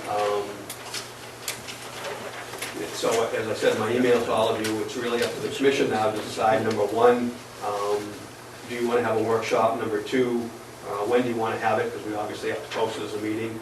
And number three, an agenda of what you might want to talk about. And number four, what resources you want at that meeting. Do you want somebody from LGC? Do you want the town administrator? Who might you want, depending on what the issues are? So I guess my best suggestion to you all would be that if you all come up with A date? well, a date, but even prior to that, come up with your own individual ideas of what you would want to discuss in a An workshop. agenda, yeah. An agenda for you all, because I think once, like we've done with other issues, once we have that agenda, or actually, once the department has that, we can get that to you as the chair, because the agenda is going to drive what resources Okay. we're going to, at your request or at your direction, bring to that meeting. Okay. So why don't But we... but it's not us telling you, it's Right, you okay. saying, we want to have a workshop, this is what we want to discuss, and to help us discuss these issues on our agenda, we would like to have a representative or somebody to help us discuss these issues on whatever these subjects are. Okay. I guess I would just say to the other two commissioners, you have an email that went out to you. You need to give them some idea of dates of availability for yourselves, some items that you want included on that agenda for that workshop so that they can plan for the resources that they might need and whether or not you want to have LGC part of it. Okay? Mr. Roy? Okay, thank you. Are you ready? I'm as ready as I can be with this. This, May I interject real quick?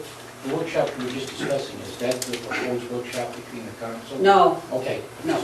This is a workshop for us that we had decided it was something that we wanted to do.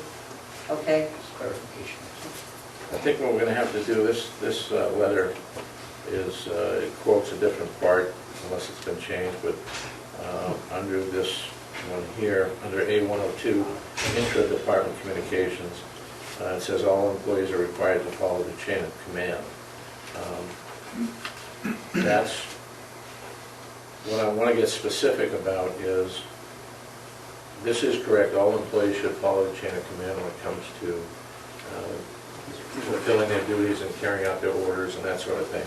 My concern is, regards to complaints. When it comes to the chain of command, there should be an exception and to allow the personnel to come to the police commission in regards to their complaints about higher-ups, if you will. Can I make a suggestion? Absolutely. You're correct about wanting to change some of this. What I think, though, we need to do is look at the AOM that talks about complaints, the intake, administrative investigations. 252. Yeah, and any of the others, maybe in the authority section at the front of that, of the front of the book, and see what that language is, and then go back and make the modifications to this to be more in line with that. Because some of that may be in there, so you may be able to reference what you want to do. If not, then you can just change this anyway. But you may want to be able to, in the new one you write, reference the ones that, as you just talked about, in the course of normal operations, you will be referencing this is the normal way to do it. In unusual circumstances, you may be able to reference another AOM and then give further direction to all employees about how the commission wants to see that done, which would be different than what's here. Right. I mean, these seem to be different, Captain. I just wanted to let the commission know that in regards to the letter that you're reading from, I believe I have direct knowledge on the reasons behind that letter being written, but I don't believe I can entertain that discussion in non-public, or in public, excuse me. And if you would like, I would certainly explain to you my part or information in that in a non-public session. Okay, for the record, I didn't dig this up on my own. This was put in a package. Right, I sent it to all of you so that you know, like some other things I sent to you, so you have an idea either what prior boards have done, because a lot of things we do obviously build on the prior years and prior commissions before. Right. Right. So are you suggesting that we go back and do some research before we put some language together? Is that what you're saying? Yes, and again, I wasn't part of that, but I would recommend then that if the captain has something to add to this, because I wasn't part of this, that you hear that, then you go back and do some other research. I don't know what he has to say, so how that would relate to how you proceed. You obviously have something you need to do, but it's just the steps to do it. We need to look at the P252. Right, yeah, and that's what I put down. Yeah. Make an amendment, change Right. specific to the chain of command and complaints about.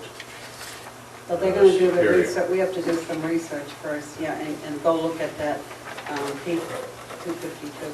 But you can see where, like I said, for the record, I got this in a package. I don't know what it's about other than what's on its face, which on its face, being handed just that, paints a different picture. Right. And if it involves something that's in personnel issue, and it's, I really don't need to know about that, to be honest with you. And now I understand what you're talking about, but from our perspective, or at least my perspective, when I look at that, there's a block just based on that. So we'll address that in the future to change Okay. P250. So that too is going to be on the agenda. It's going to be that again. All right. I think we have one more. You have one more? Yep, under F. Okay, That I think we call under old business because we okay. discussed it last month. I don't know how many are aware. The last meeting we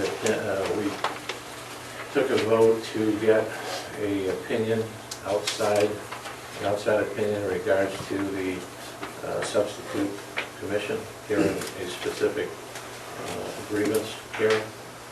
And we received that opinion back from David LaFave. David LaFave from Hagen Hodes, and he reaffirms my position in regards to we cannot appoint a substitute commission to hear a case, and that the current commission shouldn't excuse themselves or recuse themselves from hearing it. So therefore, I'm going to make a motion that we immediately disband, if you will, for lack of a better word, or cancel the substitute commission that has been put in place in regards to this Defina case, and that we, as a commission, set a date and notify tomorrow, notify both sides that we get a hearing ASAP that's amicable to both sides in regards to dates to hear this case. I guess the other thing that I think bears some comment is that what Mr. Lefebvre says is that the commission has no authority to do that, given the state law, and that the only authority could come from the Superior Court, that they solely have the authority to do that. Correct, right, and that's the opinion is that would be if, the only way that could happen is if the commission decides to recuse Accuse itself. themselves, right. Then, I mean, I'll read this last paragraph. Based on the foregoing, in the absence of any controlling law, I can only conclude that in the event of a disqualification of a majority or all of the members of the commission, the only recourse is to petition the Superior Court to appoint a substitute commission. But prior to that, he gives the opinion that the commission could not legally appoint another substitute commission to hear the case, and that they're not to recuse themselves. So that's the motion I'm making, is that we immediately cancel that substitute commission, and that we try to set a date very quickly in the near future that's amicable to both sides to set up a hearing. I disagree. We have two attorneys that said we can do this. Now we have one that says we can. So what do you want to do? You want to try another lawyer? Let's try David Nixon. Why don't we try Nixon and Reeves this time? I mean, this is getting ludicrous. I guess. And how are you going to get the commission to hear this? She's already stated she's going to recuse it herself. I'm going to recuse myself. So you don't have a majority. So then you're going to go to the Superior Court, and what are you going to tell the judge? You have to give him some names. You're not going to ask the judge to pick out some names and books it. He doesn't know anybody. I don't know when you read did you read the entire opinion? Yeah, I did. Okay, and then the entire... Some of it isn't germane. He's talking about the ZBA. I mean, that's his opinion. We have two that say we can do it. I don't even know who this Lefebvre is. Maybe he just came out of Franklin Pierce. I don't know. Well, let's calm down a little bit. With regard to the opinion that we solicited, I think we all agreed at the last meeting that we had that we would look to the town's attorney, and we asked the town administrator if we could use their attorney, but we would be paying the cost. We all agreed that we were going to do that, and that's what we did, because there was a sense that this was not right, and by chance that we go forward and find out that we were totally wrong and not in good standing to have that hearing, that would be unfortunate, and that was a way of clarifying. So we do have a different opinion. The only thing is that and I guess I would ask you, Butch, if you could give us the opinion that came from the two attorneys. Do you have? Well, I think they should at least discuss it with Attorney Higgins. I mean, that's what should have been the last time. Speaking of costs, do we know what this cost us? Do you have any idea what this cost us, this Lefebvre's opinion? No, I believe, did you get the bill? The bill did come in, it was $2,016. $2,016? We know. I think that's outrageous. Is it broken down by hours for this letter? Yeah. it's written Can we down get now. a detail from this LaFave on the time he spent on this letter? I would think before anybody would want to recuse themselves, that they would have to indicate why they would want to recuse themselves. Because we've already heard it. Joanne is all over the last You heard 7 what? minutes saying she's not No, gonna whoa, hear whoa, this. whoa, I'm not whoa. gonna hear it. You heard what? What did you hear? You know, really, I don't think I've got- this can I have the conversation floor? is appropriate for this. What is it you heard, sir? What is it, what I You heard said from we who? already heard it. What is it that you heard? I heard the case here before. If you get beat at district court, you don't appeal to district court, you go to a higher level. It doesn't make any sense that we're gonna hear this again. It does, because in the judicial system, when a judge makes a decision and it gets appealed to a higher authority, such as the Supreme Court, they kick it back to the same judge to hear it again. And there's case law on that that says it's perfectly okay to do. I just... Well, I certainly don't understand. feel I'm independent. Joanne has already stated that she's I not can speak. independent, she's gonna recuse herself. So where are we gonna go from here? Short of arguing here, I don't think that's the right way to solve the situation. We do have this opinion, and we do have the other opinions. I guess we're going to have these attorneys speak to one another and explain why one attorney feels what he does, why he does feel that way with regard to the law. Well, that makes The only sense. other option is, if people are recusing themselves, is that it's going to have to go to, as you said, to Superior Court and have, but in this opinion, the attorney does speak to the point of recusal, and that is also included in that opinion. Well, I So- think what you said makes sense, then they should get together, he should get together with Higgins, whoever this LaFave is. How many opinions do we have to get? Do we have to get a majority of those? Do we have to get 5 opinions? Well, 3? I only thought we only had one opinion. We only had Jim What's the Higgins' second opinion. Well, I think Liz Bailey is probably of the same opinion. If you Did she ask- We weigh don't in? have that though, I right? don't think it's in writing, but Okay, I'm so sure. we're only going to have them speak to one another. I would have Higgins talk to LaFave. No, we have 2 opinions. And out of one opinion, that's the one that you were talking about, that you said he has malpractice insurance. You know, we have 2. We have one opinion that says you can hear it, you have another opinion that says you can't hear it. I haven't seen the opinion from Higgins that says that you can't hear this case.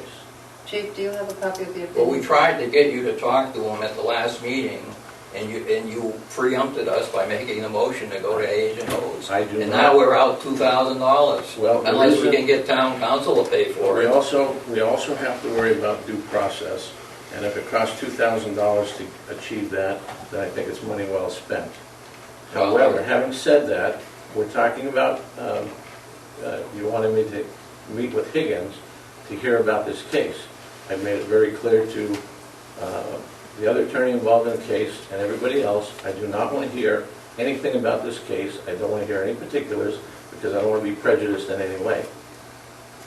And that's why we need to hear, I'm not going to meet with Higgins. I'm not going to meet with Attorney Bailey. Can we do this? Can we do this? Can we have Attorney Higgins give a call to David LaFave? I still have a motion on the floor. I agree with what you're saying. I have read the opinion very extensively. In fact, I went over it 2 or 3 times to gather the key points of what Attorney LaFave was saying.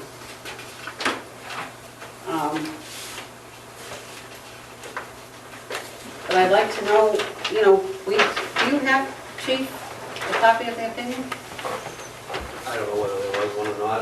I wasn't part of that. The commission met with the attorney. I wasn't part of that. I'm totally on the commission. Well, where did this come from? You'll have to talk to the commission commissioners that were sitting at the time. I wasn't part of that. Which opinion are we talking about? About the Higgins opinion. That's. I know. We had the Take right his word for it. to name a replacement commission. Where is that opinion? Well, I don't know if it's in writing, but don't you think we ought to get Attorney Higgins in here to, to explain it to Commissioner Attorney, Carulli? as you know, Attorney Higgins had a number of meetings with the commission, city commission at the time, and they had whatever discussions they had. However, myself and the staff wasn't part of that, so we can't answer for what document's going to be between the two groups or what the discussion is.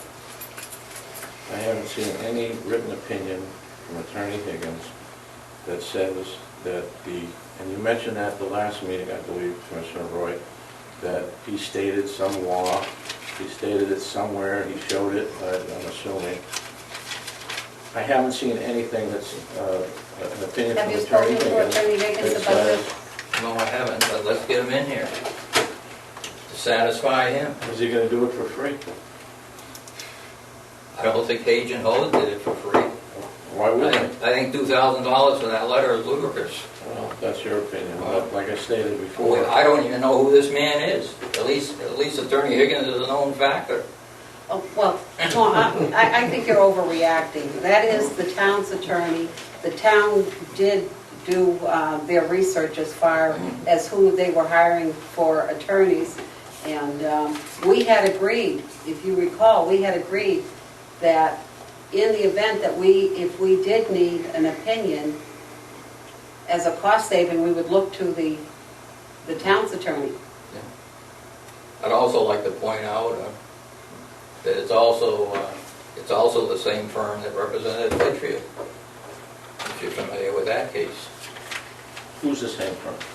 You know, I think this conversation is going places that it doesn't need to go, and I think I that... disagree. I think it needs to go, and we need to get this taken care of. I'm With all saying due what respect. I think some of the things that are being said here this evening are totally inappropriate. I don't think that some of the remarks that have been made are totally uncalled for and are not proper to be, to be using that kind of language about different attorneys or whatever. I think we need to stay on point and discuss how we are going to resolve this. The last time we met, we agreed that we were going to seek another opinion. And we did seek another opinion, and we did get the results of the opinion. This is what the opinion does state. Do we want the one attorney to speak to the other attorney to explain to the other where they see this in the law? They're gonna have a conversation amongst themselves. One Not is- us. No, they're gonna have a conversation amongst themselves. One is gonna be the opinion of one side, the other one's gonna give an opinion of the other side. And where's the resolution? The resolution rests with the commission. Now, he's already stated that he heard this case. It's already been kicked back from, I understand from the PELRB, that we are to hear this case. That's the upper court, so to speak, telling the lower court, you need to hear this case. We got an opinion from these people.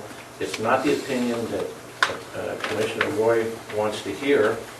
It's the opinion that's come down. We need to make a decision on this.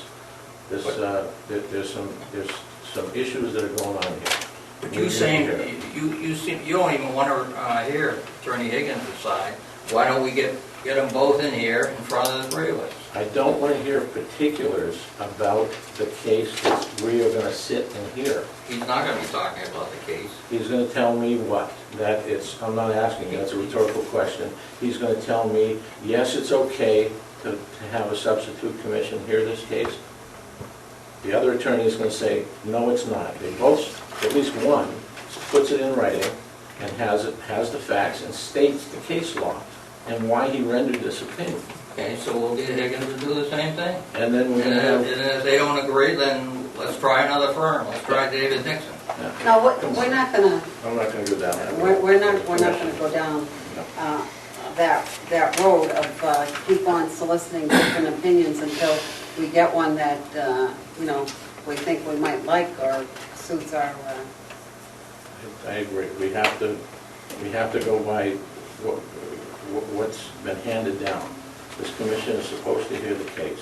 It's already in black and white, it's in state law, it's been shown you can't appoint a substitute commission. You don't have to be an attorney to read the law and look at that and come to an opinion. It's in black and white. However, my question had to do more, not necessarily on appointing the commission, but more with regard to the recusal. And that was, and he did address He it. addressed But that. that was my problem that I had with regard to the recusal, since, with regard to the information that, you know. And his information was, yes, you can hear the case. You're not to be recused from it because of what happened in the past. The decision came down that you can hear the case. And the commission needs to hear this case. And that's what the crux of this is all about. We're going to keep spending more money. We spent more money on attorney fees than I dare say. And, looking in the past and looking at what we've got, this is absurd. How many opinions are we going to get until we get two of the ones that we like versus one that we don't like? It's absurd. It's pretty clear. It's pretty clear. So, having had that discussion, I put that motion back on the floor. Please repeat the motion so I'll I'm clear what you're... try my best to repeat it verbatim, which I probably won't be able to. The motion is going to be that we immediately cancel and disband the substitute commission that was appointed, or illegally appointed. I thought basically, didn't we do that last time? I don't think there was a motion. Was there a formal motion with regard to that last time? With regard to the dates that were, was there a formal motion? We canceled the hearing until we got an opinion from this aids and vote. Okay. And once we got that opinion, we were going to move forward. So Okay. now I'm I making just the wanted to motion. be Yes. clear, you know, where we were last time, because we canceled those dates, but we did not cancel the substitute commission. We did not. We canceled the, excuse me, the hearing dates, and we're now moving to cancel the substitute commission in regards to this case, and that this commission hears this disciplinary grievance, hear it, and do it as soon as possible with dates that are amicable to both sides, as soon as we can get this done. Why don't you make this in several motions, so see if we can get beyond. Okay. Take it in bits and All right, pieces. we'll break it down. I make a motion that we immediately disband the substitute commission that was appointed to hear the Defina case. Okay, I'll second that motion. Okay. You need a vote? Yeah, I know, I'm but sorry. I gotta ask him if he I has. apologize, the chair. Okay. Do you have any other comments or any? Discussion, yeah.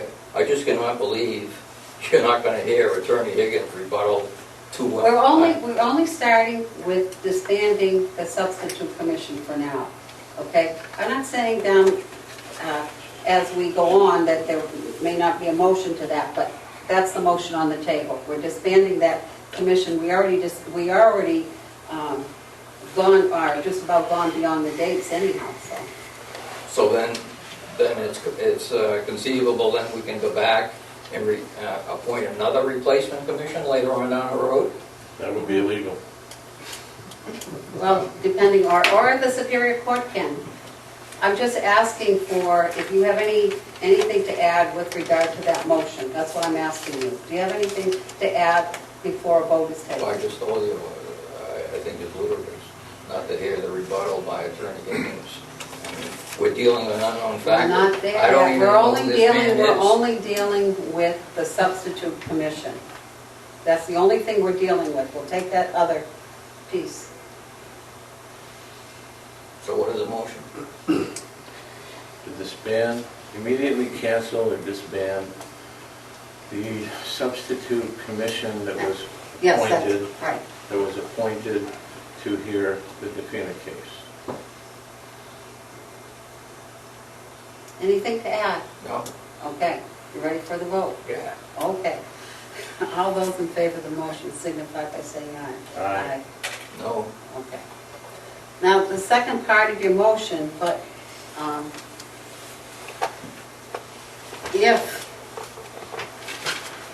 if you have something else that you want to add or you want to request, I think you should make it known.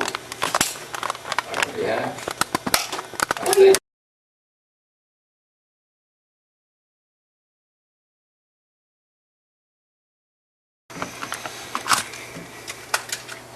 Do we have a form of a motion? I don't know, I'm looking.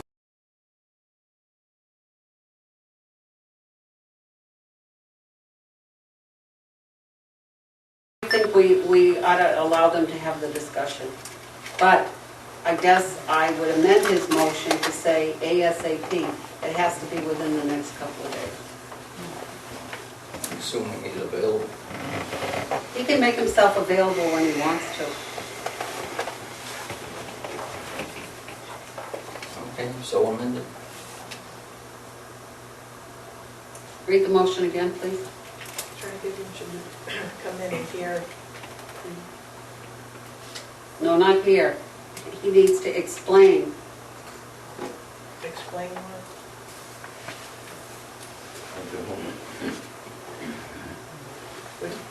Explain to the commission, but very narrowly, his reason. I don't want all this superfluous information. That's all we're asking him, the question. Why he disagrees with Agent O's. Why can't, instead of paying that big money and having him come in here and meet with us, why doesn't he just fire off a letter what his opinion is? If you want to do That that. would be less costly for Attorney Higgins. Is that something you agree to? Excuse me, for us. A letter? No, I think he should beat him, seeing as we're using him for union negotiations and in other matters. Well, let me ask you this, I don't want to throw a monkey wrench into this. What if I don't want to be him? Well, that's fine. We have a motion on the floor, and you accepted it. So I call for the vote. Can I get clarification on this motion? 'Cause Please read it, and then we'll see. Attorney Higgins should come in and explain why he disagrees with Page and Hose. That's His rebuttal to Agent O's opinion.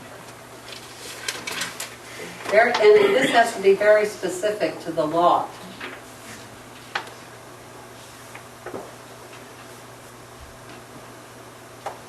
You know, Chair McHugh, I would love to. Why isn't a letter acceptable? We got a letter from the other. Why isn't a letter acceptable? All right, fine. Okay, well, you have to amend the motion then. I'll withdraw the motion. Make it a letter. You have to withdraw your motion. I withdraw my motion. Okay, make it a new motion.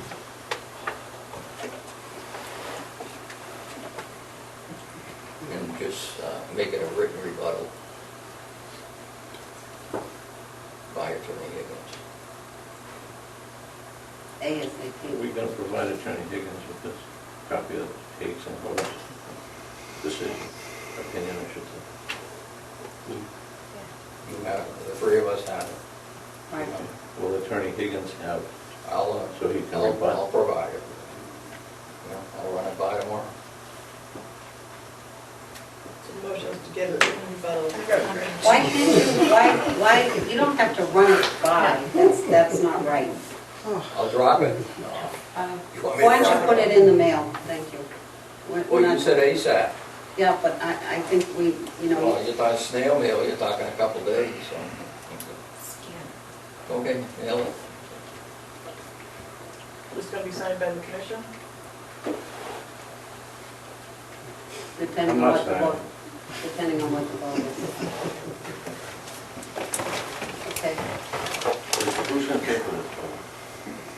We got, Who's we? just, The commission? yeah, just like we paid for H and O, it's $2,000. you know, I'm you're calling. making a lot of speculation about 2,000 and what the, you know, what that 2,000, you know. So call for the vote. Okay, all those in favor of getting Attorney Higgins to weigh in. Submit a written. Point of order. Yes, We didn't get a second. Yes, I you did, I did the Did second. you second? I didn't hear it, I apologize. Yeah, that's okay. All those in, the motion is to get, it's not necessarily a rebuttal, but to get his opinion, his written opinion. And that shouldn't cost any money, because if you say that he's already weighed in, why doesn't he just send what he originally? Fine, but I can't speak for him. How are we gonna submit the letter? All I want is the letter Yeah. that he originally supposedly, and I can't understand why we don't have a copy of the letter. Where is that? You can't ask me, I wasn't involved in that, Commission was. I mean, this has been going on for a year. Well, if, Listen, can you just take the vote so we can... well, I'd like to know where you got, where is the letter? The opinion? I don't know, I'll ask him. I'm assuming that that's going to be dated quite a while ago, right? Not going to be dated tomorrow, the day after Well, that. he's gonna have, No, if he's not that dating his... letter. That letter, The original that letter. that you're making reference to. Before we call for a vote, I'm asking you the question, when that opinion was rendered to you, okay, was there a letter? I'm not sure right now. It's been over a year that we've been working on this. It could have been oral. But nevertheless, he told us we could do this. You were here. I don't, You've had more than one meeting with him. I don't recall that. Read the motion. The last one that you stated was a motion to get Attorney Higgins' written opinion. That's where she stopped at. Two agent holders. No, the opinion that he gave us originally, Attorney Higgins' opinion. yes. Okay. But you wanted to go further than that, is that what you're saying? I want him to comment his rebuttal, why he disagrees with Agent Holders. That's a question of the chair. Sure. Wait a minute, we have a motion here. Wait Wait a minute, We got excuse me, discussion. excuse me. We got discussion. Are we going to be able to afford Attorney LaFave the opportunity to rebut the rebuttal? No, and that's my problem, that's my problem. If we can't just get a copy of what Attorney LaFave said originally, that's what we should be getting. What you're asking for is a rebuttal to his opinion.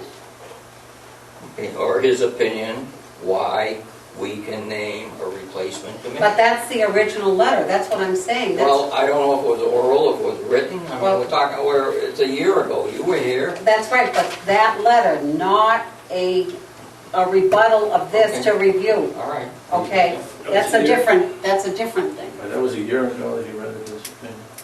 Yes, Roughly? right. And how long ago was it that you heard the case? Roughly? September. wasn't it? September. Roughly a year ago? No, it's September. September 8th, This is August, so roughly a year ago? yeah. Okay, but you're able to recuse yourself because you'd already heard it, so you have recollection of that. We don't have recollection of this letter. I'm just totally baffled by all this. Actually, I'm not baffled, I know what's happening, but I did not see the letter. so, there's a motion out there. I want a copy of the letter. I do not want, and in fact, I would amend the motion if it's anything else other than what the original opinion was. Well, suppose it was oral. Why did we proceed if we didn't have, if he didn't tell us that we could go ahead and name this replacement commission? But my circumstance was a different one, that I needed to recuse myself because of the information. And if you receive the information. And that's right, and it's telling me Okay. something totally different than what I was told. So I need that letter, or Okay. that opinion. Can't wait to see review. Then if he doesn't have it, then he can come back and tell us so. Well, we're not gonna, this is gonna just delay it. We're not gonna play the delay game. What happened, Chair, what happened to my second motion? We Where didn't is get it? there, we We didn't get get there there yet? yet, we didn't get there yet. Okay, Please motion again. You just added something onto this now. Okay, Motion to get Attorney Higgins' written opinion that he gave to the commission. And you don't want to see anything other than what the original opinion was. right.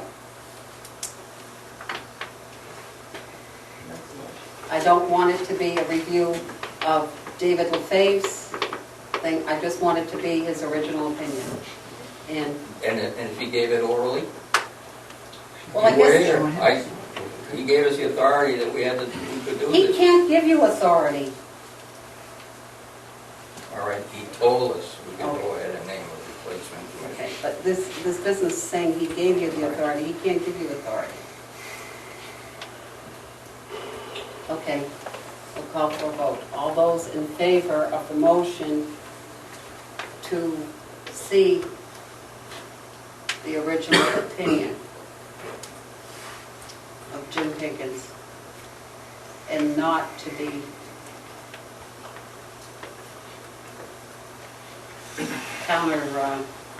handing the opinion of David LaFave, so Who's making the motion? he is. And And you second. I seconded it, and I was just repeating the motion to make it clear. All those in favor signify by saying aye. Aye. Opposed? I'm sorry. did I- Opposed. No? I'd like to make a motion that we schedule the Defina hearing as soon as possible to be heard by this commission, ASAP. Which, the date would be as soon as possible, which is amicable to both sides' schedules, and then it'd be heard by this commission. Would you, or would you be in favor of amending the motion as soon as we get that letter back? No. I don't think it's our call. That's Attorney Cahill's call. Attorney who's? The one representing the FINA and the grievance here. Oh, you mean the dates? Oh, you mean the dates? The dates, obviously, we've got to come up with dates that are amicable to both sides. But are they Meaning- based on us, or are they based on them to agree on dates, not us? On both sides, To for them agree. to agree Right. on the dates that Okay, they're I didn't available, understand that, I'm sorry. I did as not. well as I when thought the you were, commission's available. right, If we hear the case, right, we have to be available, okay. right? But he brought up an important point, that it's the two of them, both sides, that have to agree on the date, and then us. Well, every three of them Right. will have to agree on the date. Okay. I'll second that motion. What's the motion? The motion is that we, this commission, this sitting commission, hear the case as soon as possible, as soon as all three sides can get together on an amicable date to hear the Defina case. And I had seconded. Did you just say? Yeah. Any discussion on that, Mr. Roy? Nothing? Do you have any other discussion to go along with that? I just think that this commission needs to hear the case, and we need to do it as soon as possible. Make sure due process is done Okay. judiciously. I'll call for a vote, all those in I have a favor? question. Okay, well, that's why I said to you, if you have any discussion or questions. Well, are all things supposed to be equal on this rehearing? What do you mean equal? Well, if we're going to if we're supposed to rehear this case, why don't we get David Gagnon back to rehear it? Because you shouldn't. Well, all things are supposed to be equal, we're going to rehear it. But Let's that get the would same be- parties. Yeah, but I guess now you're talking about putting in a substitute, because he's not a sitting commission now. Isn't that what you're saying? What you're I saying? don't know. I think all things should be equal. For both sides, right? It should be. But the part about the substitute commission, I'm sure you understood it, and I know what is going on, but we're the commission. We're the ones that are sworn to uphold the duties of the police commission. Well, I don't think you're gonna get a quorum, because you're gonna end up at Superior Court. And we're gonna have to tell Superior Court who we want for a replacement commission. We're not gonna get a quorum? No, Why? because she's always said she's gonna recuse herself, But and I that said was I'm gonna prior, recuse that was myself. prior to the opinion that we sent out and paid $2,000 for, right? From this attorney that says she's not to recuse herself. She doesn't have to recuse herself and that she can hear this case. So why would she recuse herself when we got a legal opinion that we paid $2,000 for? Because she's not independent. What do you mean she's not independent? Well, I'm not gonna argue this with you. I wouldn't either. Okay, I'll call for a vote. I wouldn't either. Would you repeat it again? For some reason, there's so many motions here, I can't keep up with them on my mind. It's not,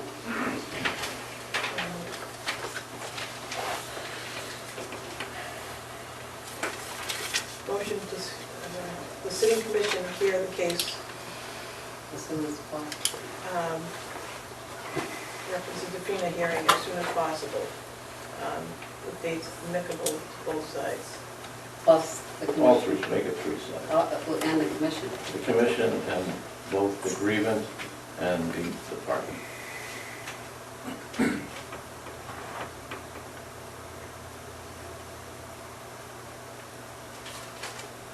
I can't imagine it should take within a couple of weeks, no more. Okay, we're ready for call for a vote. All those in favor signify by saying aye. Aye. Opposed? No. Okay.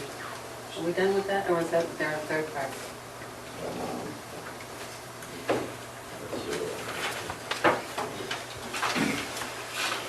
I think I'm done with that. Were you done with that? I Okay. think so. So just so I understand, the vote carried and that we have abolished the substitute. We have commission. abolished the substitute. We are going to request from Attorney Higgins the opinion that he originally gave, and then finally, we're going to set up a schedule. But hearing it. Yes, okay? Okay, now we're up to new business. Detailed account. Is that you? Yep. In your package, I'll just bring it up to date. I know the chief, in your package, you should have got a letter from the chief outlining the extra details in regards to the cinemas on. Actually, that's not what A is. Okay. And that's actually not what A is. I thought what you're talking about was G. Oh, traffic. Oh, sorry. Okay. What is A? A is, I was talking with Crystal Crowley recently. You remember, every year annually, the commission reviews Oh, is rates. this the detail rates? Yes, detail Oh, rates. And okay. what we do is, we ask finance to give us, review the rates. The commission votes every year either to change them or to leave them the same, depending on what finance's suggestion is. And that's what that packet is. I believe that, Frankie can help me, but I believe that Christine from Finance, that her opinion is that the rates should stay the same at this point. Yeah, I have a question about the rates and the calculation of them. Let's see if I can find it here. It has to do with the breakdown of how we charge. I think the paperwork shows that it's the one with the, There it is, right here. thank you. It's the one with the detail rates with the percentages. I think it's this one, right? No, it's, that's the other one. I gotta find it. Got all the paperwork. This one? Is it this Is one? it this one? The one I won 2010? That's the one I'm looking for. That's in this file here somewhere. Yeah. It should be page 4 of your packet on this issue. Yeah, I just have a question about the calculation. No, that's not it. No, he has, it's an email one? It's got an email for front? Yes. Okay, I need to get that.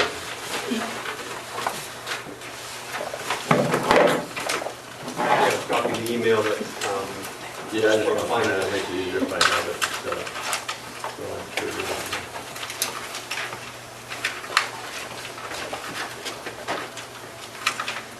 I know it's in here. There it is, next to details. Sorry about fumbling this space there. It shows on page 4, like you were saying, on page 4, it shows the retirement. That says direct cost, wage to the employee, $38, right? Then we go into FICA medical, unemployment, there's a percentage rate. Then workers' comp is percentage rate. And retirement, 19.51%. And what that does is, if I'm reading it correctly, and if I'm not, I want to be corrected on it. When I go over to the right, it says rate times gross. So the wage to the employee is 38, FICA is 55 cents added, unemployment 19 cents, workers' comp 92 cents, retirement $7.41 to come to a direct cost of $47.07. That's what I'm looking at here. And then we start adding the admin's fee. We're talking about a sergeant's wage at a half hour and at $14.88, and I'm assuming that was because he may have, if somebody calls in for a detail, he's going to have Go to, through the whole card system. he'll have to go through the card system and pick out who's next in line and make the phone call. Like make phone calls and get the phone calls back from people and see in case somebody, as you know, says they don't want it, the cards rotate around. Right. Then we go to administration, right, and then we get down to, all the way down the list, and then we get down to retirement again, 19.51%, which adds another $2.90, right, to that rate. If I'm reading it correctly. Right. I mean, this came from finance, I'm reading the same thing as you want. Okay. My question is I know the retirement rate is 19.51%, but what's being billed into this cost that we're going to charge the contractor for is both sides of the retirement, as opposed to the employee paying their share, which is half, and that the town pays the other half, but of course we recoup it from the contractor. But these figures here are showing that the employee, the cop working the detail, is not, I don't know if he's having his retirement taken out on top of that, but we're charging the contractor the full 19.51% instead of charging them half of that, which would be the town's portion or the employer's portion of the retirement. So this way here, the town doesn't pay the retirement for the employee. And I think there's a miscalculation on finance's part where these numbers get to go up so high that it almost becomes prohibitive, to the contractor. And I don't think these numbers are accurate in that regard. So it's my understanding, based on this, that when we charge a contractor $54.35 an hour, that's what we're charging? Is that what we get? Because that's what I'm getting from the finance department. 52. Right, on the back page it shows 52. No, but you have a different document. You have the document where she's suggesting that you don't increase the amount. This is what he's talking about here, the chief is talking about this, and you're analyzing this. But you're coming back saying that not to change the amount, is that what you're saying? Based on her recommendation. Based on her What we ask recommendation. every year But is he's finance. bringing up an issue that he feels Right, I understand. in the that. calculation, Yeah. that you would probably need to go back. I can't answer how or why finance put it together in this format. I understand that, but we need to get over with finance to make sure that the proper amount is being taken out of the employees now. He's supposed to, he or she is supposed to pay, when they work in detail, I think it's 9.2 something %. And that normally the employer, which in this case would be the town, would pay the other. But what we do is we charge the town's portion, or should charge the town's portion of the employee's retirement onto the contractor, outside vendor, instead of charging them the full 1951%. And I haven't asked any patrolman or seen anybody that works at detail to see if their check is being reduced by the amount. And if that is the case, then there's 1.5 times being taken out or added onto this, and it shouldn't be that way. I think perhaps the best way is to check with finance, if you claim finance is the one that does that. Right, well, I guess if I could I request that you call finance and ask the question? Because I understand what you're saying, I just don't want to lose anything in the translation. No. Sorry, it's not you. Okay. You're the chief of police, you call. Okay. So what I would do as is... long as Francine has the correct question, so that we can ask. It's simple. I'll try to clarify it. I shouldn't say it's simple. I'll clarify it. The retirement rate listed by the finance shows 19.51%, right? And it shows out of $38, 19.51% is $7.41. And Commissioner Roy, tell me if I think I'm adding this stuff up incorrectly. So it shows a direct cost of $47.07, when in reality, that's not accurate. It should be, the retirement should only be 50%. 50% of that 1951 that comes added on to the $38 detail rate. Right. Because it seems to me that the contractor is paying both sides, plus the employee is also probably paying out of that $38 an hour, coming out of their detail. So we can just put this on the agenda, you come back. And the same thing with the sergeants, because we go down to the admin fees, and we add another $2.90 at that rate. So what that does is that boosts up the cost per hour. If the cost per hour is $54.35, if this calculation that finance gives is correct, then my follow-up question would be, why are we only charging $52 an hour if the cost is going to be $54.35? That would mean that... Yeah, well, why didn't she ask for an increase if it was not covering the cost? Yeah, it's not... No, I understand your point, that's why I want to make sure we had, if we're going to check with her, that we had the exact question, so we could put it on the tape so that we can ask.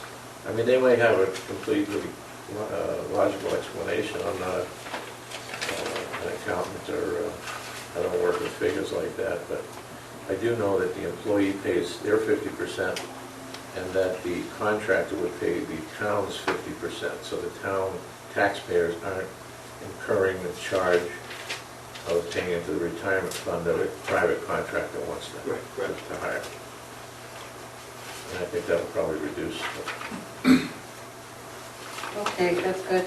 B? So what we'll do is we'll get with finance on that, the exact questions by, and Yeah, there's got to be a reason why they're coming up with those numbers, and maybe they didn't explain it properly in the chart. B, chain of command? I think we already addressed that. Yes. Exit interviews. That we were going to address, so we talked about that in the Right. At the last meeting. Meeting, yeah. I received a call from a former employee who would like to have an exit interview conducted. They'd like to participate. we talked about it, maybe it was generated because of the last meeting, I don't know, but I think. Well, it was a holdover, I'm sorry. It was a holdover from the prior commission. I think we've been all over with this. At first, I guess the commission was doing exit interviews, and then they abandoned the practice, and then again, the conversation came back to exit interviews, and we did some research. In fact, we asked the town how the town conducted theirs, and some of the things that we could do, who would be on the panel and such. And we never came to a firm decision by the commission as to who was going to do the interviews. At first, it was going to be a commissioner, and I don't know who else, because I had asked, I believe, the town council, not the town council, the town administrator, because there was some concern over the fact of who might be on the panel. Would it be, so I had asked the town councilor, I keep on saying that, town administrator, and she had suggested that there are people in law enforcement that do that kind of thing. And I brought it back to the commission, and the commission didn't at that time want to go forward with it. So it's back on the agenda again, because if we're going to be doing them, we need to set who the panel is going to be. Decide what you're going to do.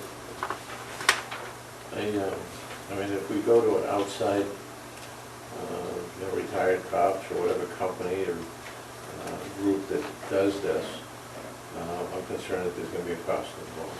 Yeah, and that was one thing, you're perfectly, right to ask that question. That was one thing that we hadn't explored. I think I interpreted it when I spoke with her that there were retired people that do that, but we never explored whether or not there was a cost involved. So we should look at that before we make a decision, or we can, set up a panel if you don't want to include that, and decide who the panel is going to be. We can always do both. We can get the information from the people that you spoke to see if The these town people- administrator, I'll say it right this time, yeah. Okay. To see if whatever group of retired officers that they have would charge, or if they do it for free. Right. In the meantime, we could amend or bring back exit interviews and have the commission sit and hear and Okay. conduct the exit interviews. And if it comes back that this independent retired officers don't charge, then we can always revert going to them and saying, fine, thank you for doing your pro se, and let them do it. But I'm guessing, knowing retired officers, is probably a cost. Then any comments? Okay. You're okay with that? Well, I guess this would be considered an action item that you would want a motion specifically. Right, because right now, the commission's last official sitting, you and I did the last exit interview, and then there had been a follow-on discussion where the commission in the history had decided that it was going to be the chair and Francine, or that was a suggestion, but you and I did the last one. So if you're going to change that, then yes, make a motion of whatever way the commission wants to handle it at this point. Excuse me, is that in the rules and regs, or is this just a It was a commission motion, directive? it was a commission directive, it wasn't a motion, it was a consensus basically, but it had been, like I say, all over on both sides. They had done them, then they discontinued them, and then the commission wanted to bring them back, and then who was going to do it. There was a lot of questions about, how to do a proper exit interview. We explored that. And then the last question was to get information from the town administrator. That's what she gave me, but I didn't pursue the cost, so that's where it is. So, and he's saying to really have a motion to that effect. That's all he's saying. Okay, well, I would make a motion that In the interim of finding out what you're going to talk to, are you going to talk to the town administrator? Yes, I will. Okay. In the interim, until we get that information back, that the sitting commission conduct exit interviews on any employees that are leaving the department and would like to be involved in an exit interview. Is there a second? No? I'll second the motion. Any discussion? Do you have any comment? Do you have any other additional comment? I do not. Okay, we'll call for a vote. All those in favor of the exit interviews with the commissioners to do it for the time being until we get that additional information, signify by saying aye. Aye. Aye. Opposed? Seeing none? Okay. Next item. D.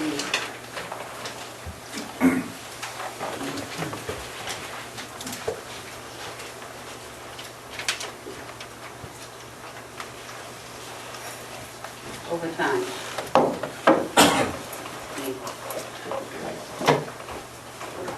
I think that question was asked, I had asked the question of how much we were spending with regard to overtime for Francine's position.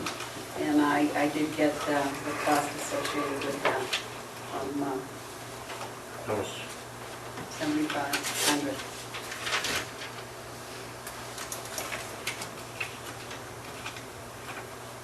That was for the 09-10 budget, for that fiscal year. So, we're looking to reduce that? Well, We're having that was a discussion. question that came up, and I was asked to find out, and Francine didn't get me the answer to the question. Because I guess there was some concern about the amount of money that was set aside for overtime and whether or not we were going to have sufficient funds. In the new budget? Yes, in the new budget.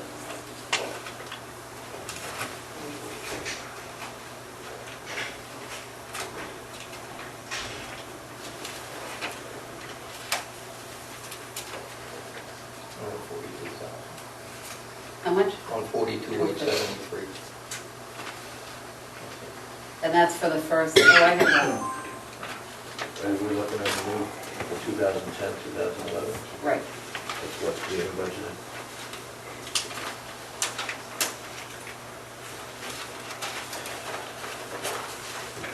I think Clark wants to look at that, he's looking at Well, he had the this. prior budget. This The is July budget, I think we want to look at. Oh, I thought we were That one has discussing- changed. Yeah, that's what we spent. That's, I gave you what was spent, Yeah, I was okay? looking at the Yeah. new fiscal year. You want to look at this Okay. budget sheet and it has a breakdown. Right here. Right. You have that. Oh, I'm sure I do in this pile. More stuff than I, We're going to get to a secretary to get moved. I will talk about this pile later, I'm sure. While you're looking, that sheet will show you that the actual expenditures was week 4, obviously, 52. Right, yes. Overtime wages appropriated for this year is $142,873. What you see in the next chart, next line in the chart, that averages out to $11,906 a month, and in You want July we this one? spent Yeah, look at this one for the time being. under 9,000, so shows you where we are after the first month of the new year. Okay, this is the month later. Yeah, this is week 4, Right. of week 4, how much they have expended, okay? And then he has right next to it what the average is, and then he has, It's appropriated the average, and then as the months go on, that's where you'll have each month, you'll see, yeah, you'll still see the appropriated average, then you'll see the actual for each month. All right, and this is total overtime? It's not broken down by, No, it's total. he has what has been spent year to date. But the overtime, the total amount of overtime is this 142,873. No, that's what's appropriate. That's what I just said. I'm sorry, I'm trying to, okay, Okay, it's been and- appropriated 142, Yeah, 873. Okay, and then if you move down, they have July, and then the same amount appears in the year-to-date column, Right, and then what is remaining. the underexpended, that's the balance left in that. That's the balance, and then the percentage of what has been expended, is that correct? Right, as of week 4. Right. Right. Okay.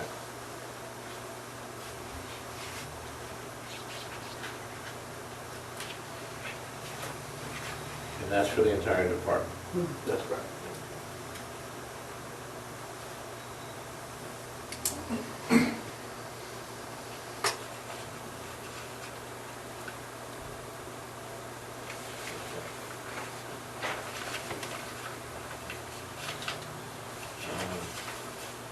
My question would be about, which actually comes into the staffing, so.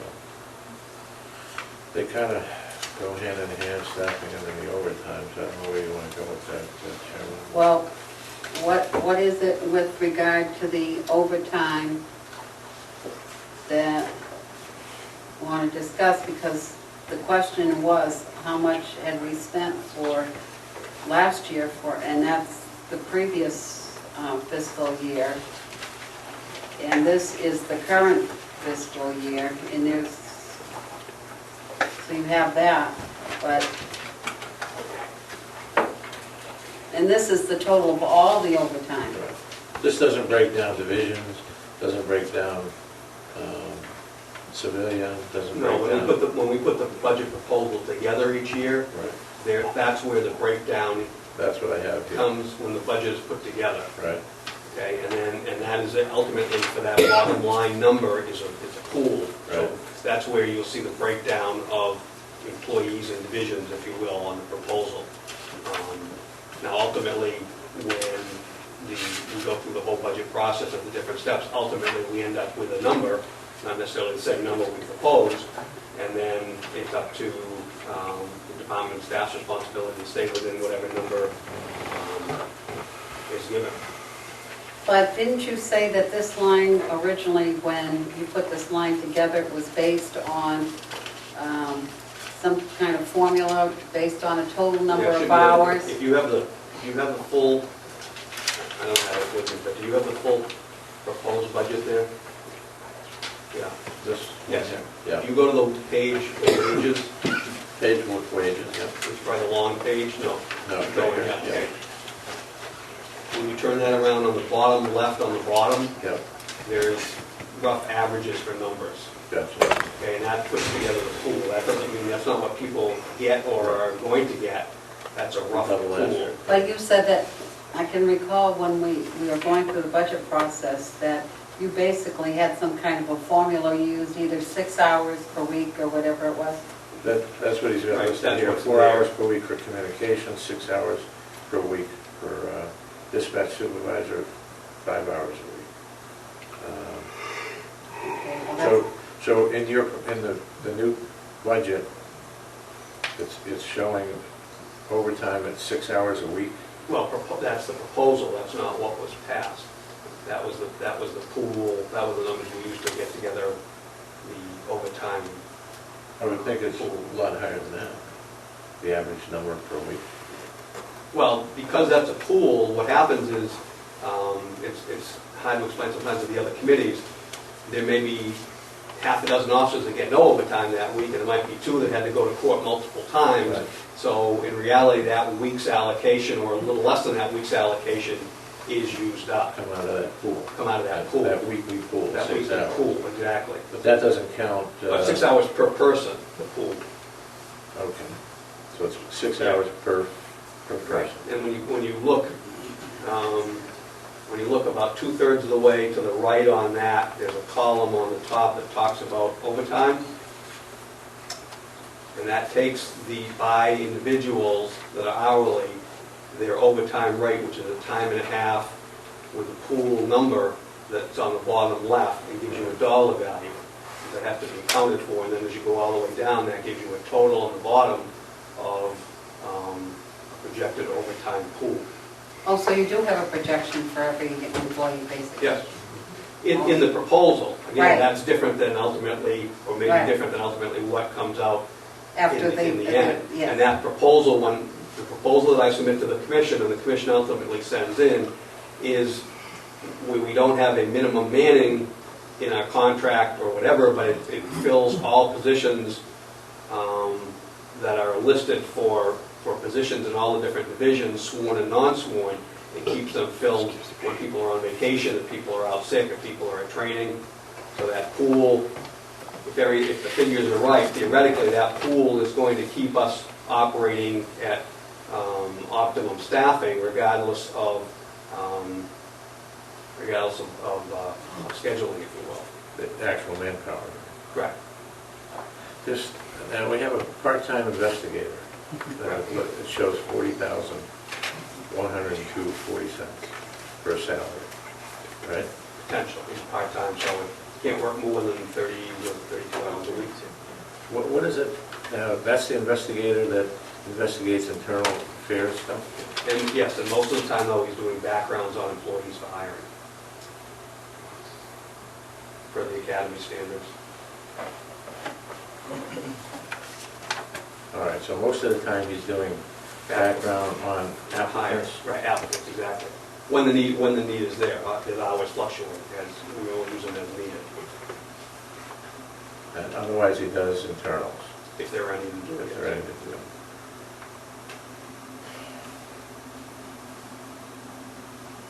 Oh. So if there isn't any of that work, he doesn't work? Correct. The only time that wouldn't happen is if we're very short on the admin staff, like we are right now. We've been using him to do some of the admin paperwork, pending that email we sent to you guys about fill-ins. But generally, if there's no work, he doesn't work. And there isn't a pool from the town that you can take? There is, that was the email that was sent to you. Oh, yeah. That was the email that was sent to you as far as, because of we have to discuss it in non-public, but the personnel issues, Right. and fill-ins, yes, there is, and that was the information that was provided to you. Right.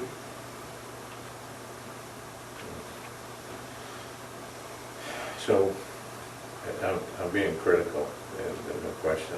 So when this person is doing, when he's not doing backgrounds for hires, and he's not doing, he or she is not doing internals, he or she is doing clerical work? Very rarely, but generally they are not doing, he's not doing anything, he's not working. All right, but when you do call him in to help with admin clerical work, he or she comes in to do that? Right, only if we basically order them to come in and do it. It's very rare. About how many hours does that break down to be as part-time? 30? That's based on 32 hours a week, is that what you said? Right, 32 is the maximum that a part-time employee can work for the town. And I think that's 32 times 50 weeks. I think when we put that together, I have to look at the sheet again. Right, yeah, that doesn't, I'm just looking at I'd hate to have a person we're paying $24.10 an hour to do clerical work. Well, which is why the email was sent to you guys, a week and a half ago. To do. So we wouldn't do that, but we didn't get a response back. But that's what we would do, obviously, we don't. Well, I went back obviously and we- forth right. with the question. Right, but obviously we don't want to use somebody at one rate for something that's at a different rate that would cost us money. Absolutely, that's why we want to tap into the pool that town hall has. Who else is on the list? I was just trying to look at what we're budgeted, but that's for the next year we're budgeted for. And just remember, what you're looking at is the proposal, not what was ultimately Right. passed.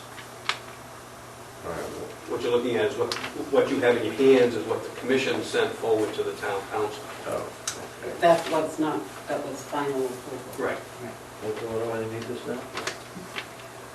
Because he told you to go look there to find out what the rates were and the number of hours but what he's saying to you now is that because the dollars aren't there, that he doesn't necessarily, well, take some of these, Well, if this isn't been approved, and it's been it's something been approved, different.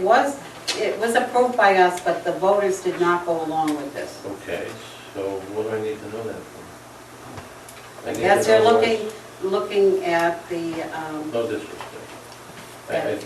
What do I need to know? Well, I think the only thing, just if I can, the only thing to take out of that is what the commission felt were the numbers, just like all the other other line items that would be needed to run an adequate operation for a year versus what we end up with. And that's where the decisions come in as far as staffing, purchasing, and all that throughout the year. What the commission wanted is what you have in your hands. What we actually got in the end of the budget process is the number that we obviously have to work with. Do well, we you have, can I ask? Yes, please. You have on this list, you have an executive assistant and you have an administrative assistant. That's what I didn't understand the other day when you and I were going back and forth. The administrative assistant, do you still have that position? Yes. Okay, but that person also, does that person have set duties and you put in a specific amount for overtime for that person too? And then her position, you have overtime. Is that just for when you have the meetings? Meetings or like minutes, meetings run long, it's going to take, she's still going to do like tonight. Tonight's a long meeting, so the minutes are going to take a lot longer and her basic duties don't go away. So if we get to the end of this week and bills have piled up and the minutes, she may have to work overtime this weekend to get her job done. Have we ever entertained the thought of getting somebody to transcribe the minutes? Other than making Francine do it? Because if it's taken away from her being able to do her job? I don't think you have, because the issue is you discuss confidential stuff, so who are you going to have do it? You have to have that person is hearing the non-public discussions. It could be somebody, if you use somebody else within the department, as we do, say Francine's on vacation, we will have another support staff person here doing that, but when the next day, that support staff person within so many hours has to start kicking out the minutes, and their job is still sitting there too. So regardless of them sitting there, their regular job I guess doesn't I was go just away. thinking, when I saw that now, I didn't notice that before, I was just thinking that on the school side, they have a regular recording secretary. But when the non-public, she's not there. And so nobody is taken from their job, whereas she's taken from her job. But if you do that, then you'd still be, for a future budget, if you're thinking that, then you're still saying, okay, we won't take away from whoever's sitting here that night their full-time job because you're adding another duty, but now you're still going to have to set aside money to pay somebody else to do it like some of the other boards do, so Yeah, either but it way, would be a straight time, wouldn't it? if you do it as a part-time employee, yeah. If you find somebody and then decide if they're going to do non-publics for you or not, and you can do that, yes. Because I think the other reason that it's always been, and long before me, always been the executive assistant unless she was on vacation, was because this person also works for the commission. So there's other duties that she or anybody else in that position may do for you people, during the month when we're not here. I guess what concerns me is because you said earlier about the overtime that we have substantially less, and in order to cover some of these lost positions that we have, in order to cover it, we're going to have to use a great deal of that overtime. So we had to better be careful with regard to putting overtime there, don't you think? Yeah. Well, if I can, what we've done is, for example, currently, because of lack of staffing, Yeah. we have the captain and lieutenant are on the road in patrol positions, patrol supervisor positions. If an officer calls in sick, we'll take somebody out of detectives and they will work that shift. So it's still costing us some overtime, but not the overtime as if we left the other people where they were and backfilled. That's why, if you see for the first month, we were able to stay under the... Well, and that's it, yeah. Right, and that's, if you will, what you're paying the staff for, is to make sure that we're providing as much coverage as we can with what we have. And you see the first month that we were able to stay under that, but we did have to move some staff into different positions. We've had new detectives on some patrol ships. We move people around as we need them, within the money we have. Are you confident that, say, the west side of the river has the coverage that it needs? I think right now, I won't speak for the captain, but I think with moving some of the staff people and the detectives fill in as needed, we're not running any less shifts than we did last year. Last year, when we had the overtime money, if there was an opening, we would pay an officer to come in and do that. Now we're not, we're shifting staff people as well as detectives from one position to another. So some of the detective work may be suffering, but we're covering the road and keeping the overtime down. Right. I was under the impression that you'd sent out a letter that there was no West Side car, that the West Side car had been Oh, yeah, eliminated. that's in our packet. Right, but I'm talking about covering it, not necessarily, doesn't mean having somebody You mean assigned to that answering sector. a call over Correct. there? Right, that, Versus having somebody assigned to that sector. right. So currently nobody's assigned over there. We have to have people go over there and well, I don't know, I mean, if this overtime is going to overlap into the patrol staffing F or not, if we can put them together, because we're on the topic now. I'll leave that up to the chair. What's that? Where do you want to go We're with that? currently at D, and Yeah. we're talking about F. Okay, if you want to combine them. So we're looking, so we're talking about staffing and overtime.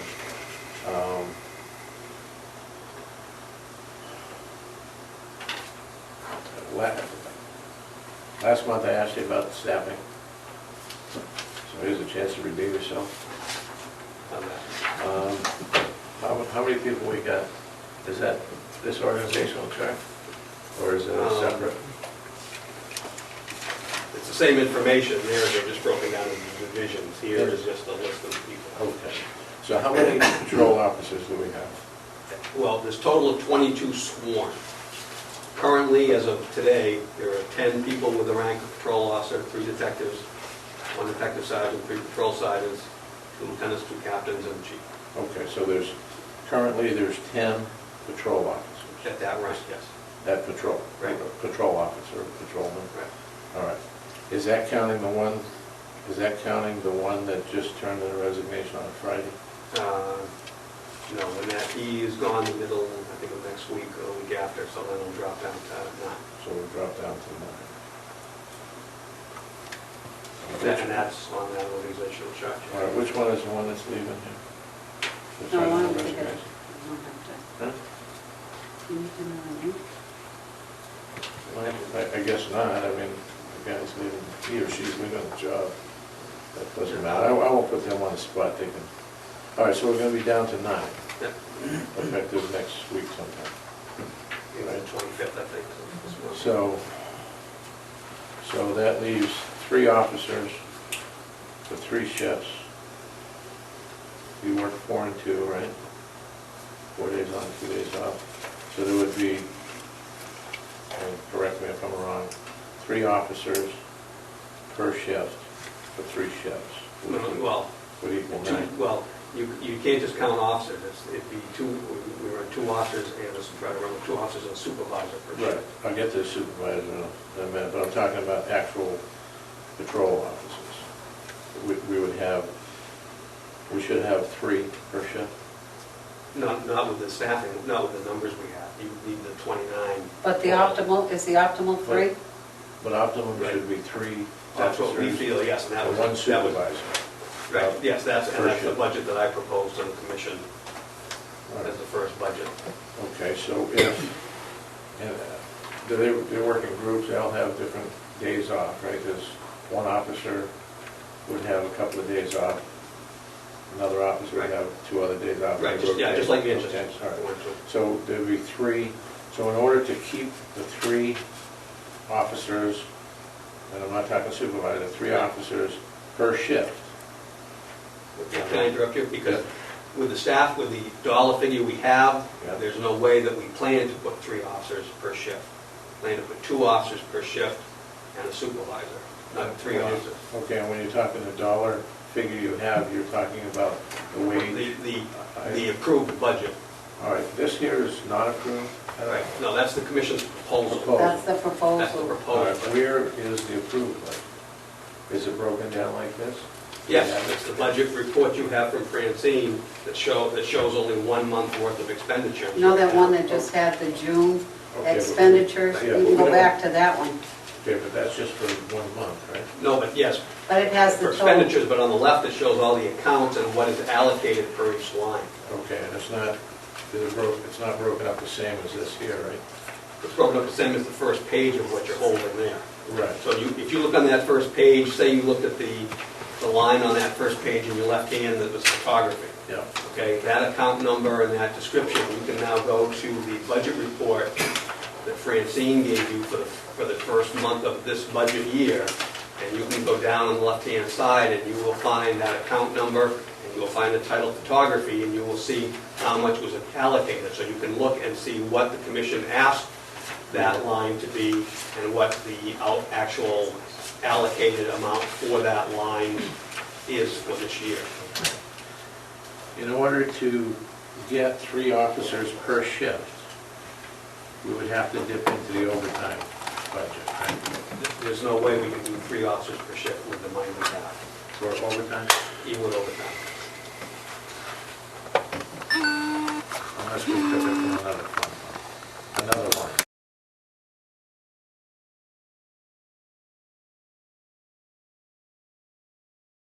And the crunching is upstairs, but I don't think there's any way with the bottom line budget.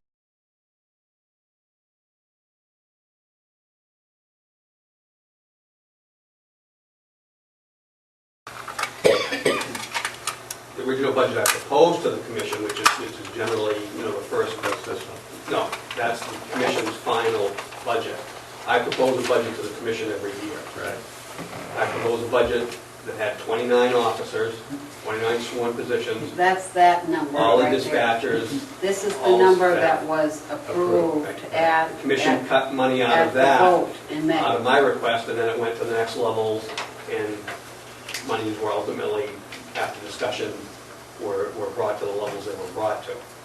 So when you look at that there, and what you're looking at, what the commission wanted, what the commission asked the council and the town to give, to do, and then you have to look at what we actually have. So that plan, that was the initial plan. Obviously, that plan changes if the money is not at the same levels. Okay, so we need to, why can't we take some drastic measures to fund that overtime to put those people on the street with mandatory overtime? Do you have any idea how much you're talking about here? I mean, Again, I could, remember the numbers we went over months ago? yeah? I could sit, Commissioner, with you and go over those numbers, but we just don't have the manpower. I'm just wondering if we suspended I'm- some other overtime that You're not we're gonna get the doing, three whether or people not per we shift can get, for we can't get supervisor. that? We don't have the manpower, we don't have the money. Both, at this point. But if each one of these officers that we have left works one mandatory shift of overtime per week, they'll be working 48 and a half. How many hours a week do they work? On the 42. 4.2, it fluctuates between 34 and 42 and a half. Bounces back and forth depending on 4 every weeks, 6 weeks. 40, yeah, 6-week cycles, 4 weeks at 42 and a half, 2 at 34. All right, if they were to do 1 week, every week, work one shift of overtime, mandatory overtime, that wouldn't be outrageous. It wouldn't be outrageous to ask them to do that. It wouldn't be a burden asking them to work all kinds of hours above and beyond their regular work week. I'm sure, I would guess that probably most would want a shift of overtime in a week. But in order to fill that, why can't we make it mandatory? Because to me, it's almost bordering on an emergency situation where you have the authority to tell these people they have to work overtime because we have such a shortage of manpower on the street. Why can't we make one shift per week per person mandatory overtime until we are able to bring up the complement and get new hires? How many new hires do we have in the pipeline?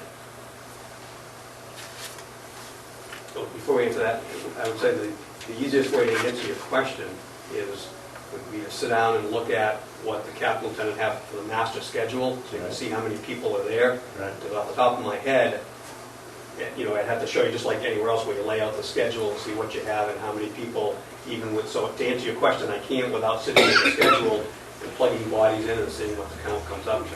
But wouldn't theoretically, wouldn't it be if we're going to be down to only 9 next week? Isn't there enough manpower to do 3 guys per shift?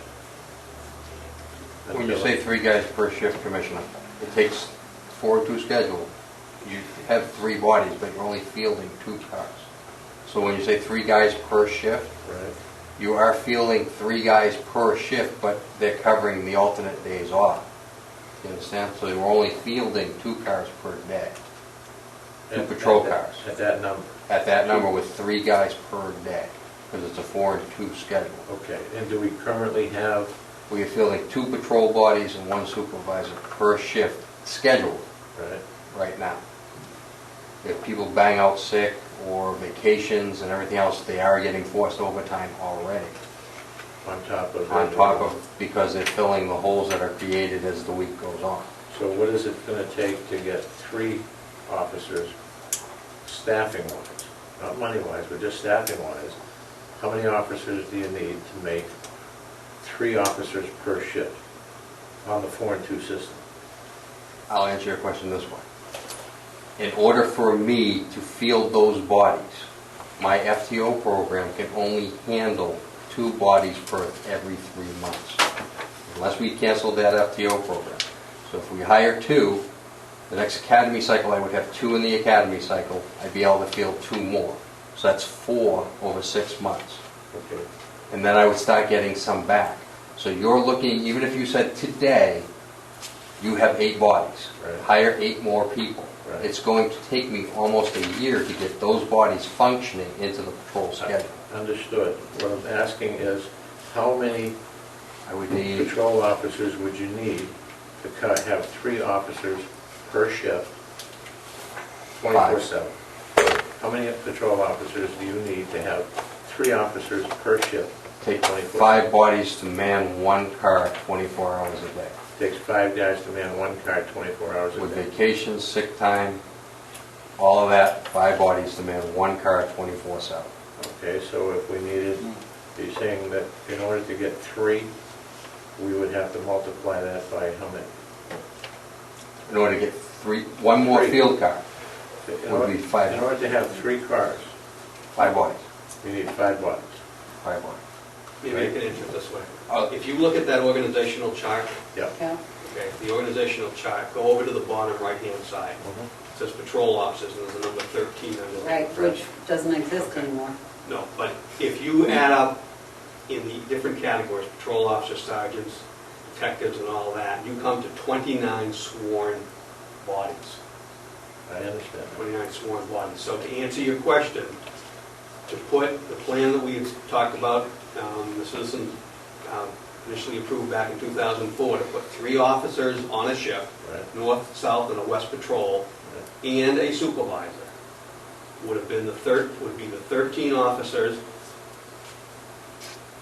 5 sergeants, and then as openings came, and then with the appropriate overtime to pay them, forced or otherwise, that's what we figured years ago would do our 3 officers plus a sergeant per shift and not be stealing detectives all the time Okay. to run that. So if I understand it correctly, you need 13 officers That's what we figured, was to 13. fill 3 cars, That's the number we came up with, 24/7. with the appropriate amount of overtime. So that would be with overtime. All right, I'm asking, what would it be how many bodies do you need to cover That I don't- 3 officers? You have the formula? I mean, I don't have any calculator. You have the formula? You need, how many officers you need to have 3 officers per shift, 7 days a week. How many actual bodies do you need? Not supervisors, not detectives, but bodies on the street. I believe it would be, as I said, 5 persons for 1 car, so 3 cars times 5 is 15 bodies.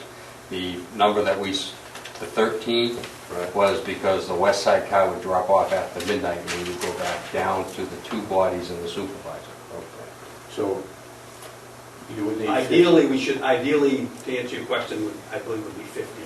You would need 15 to do... Proposal was 24/7. 13 at the 29, with the idea that in 2004, when the citizens voted it, as the town grew, we would add patrol officers and come up to 15, so the west side patrol would not drop off during the night. So currently we have, currently we have 2 plus a supervisor. But nobody's assigned to the other side of the road.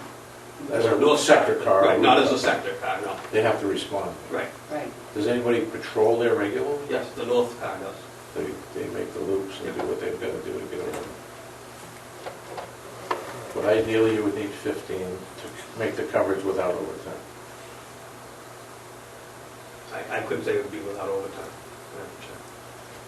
Because you gotta remember, if you're still talking to 15, that's assuming everybody's there, then you gotta count their vacation time, you know, training time, some number of sick time. Okay. So why can't we fill? You have at least 2. Why can't we go up from the number 9 Right, next yeah. week? Go to- up with overtime and get more bodies, more boots on the ground, so to speak, more bodies out there to get the complement out, as opposed to not having somebody on the west side or having only 2 officers on. Why can't we up that to overtime? I think I can't answer that without looking at the schedule to see where everybody is and how much with vacations or whatever overtime they're already pulling. I think the other thing that you should be looking at is, you've said repeatedly that the funds are not there.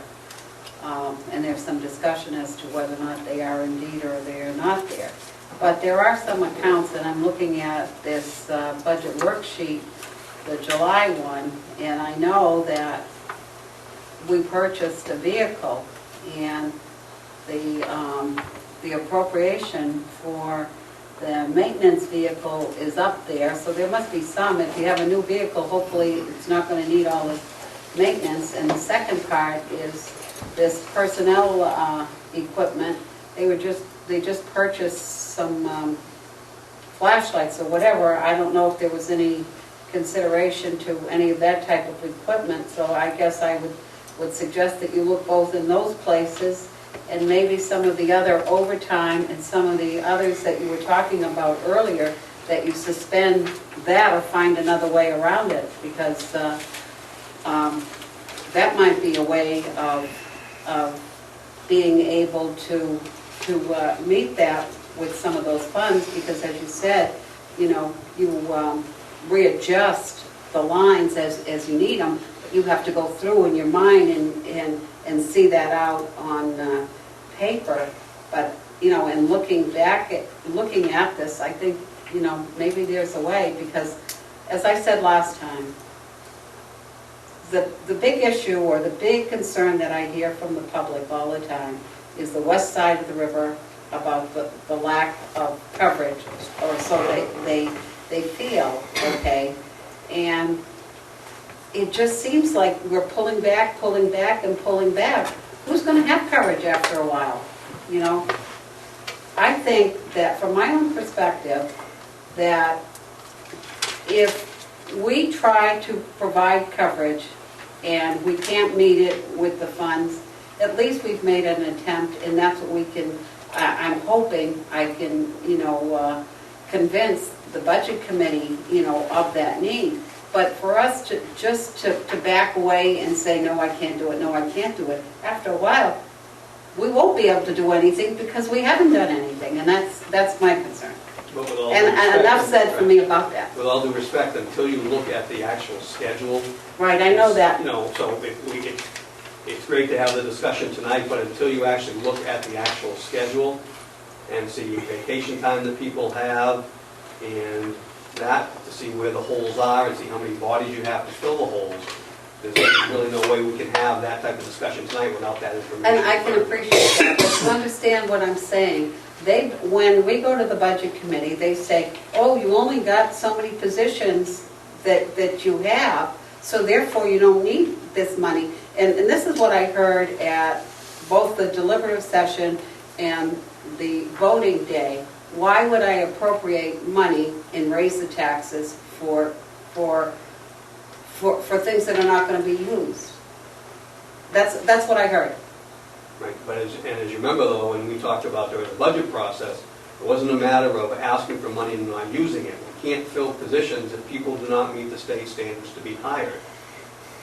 And even now, we're in a hiring process. We've advertised nationwide, but ultimately, whether one person puts in for the position or 100 people do for all the positions that are open, if they don't meet the state standards, they can't be hired. If I understand you correctly, you're saying that there's a lot of people that don't meet the state standards that apply to Hooksett PD, and they don't meet the state standards. When you say the state standards, you're referring to what? This academy, I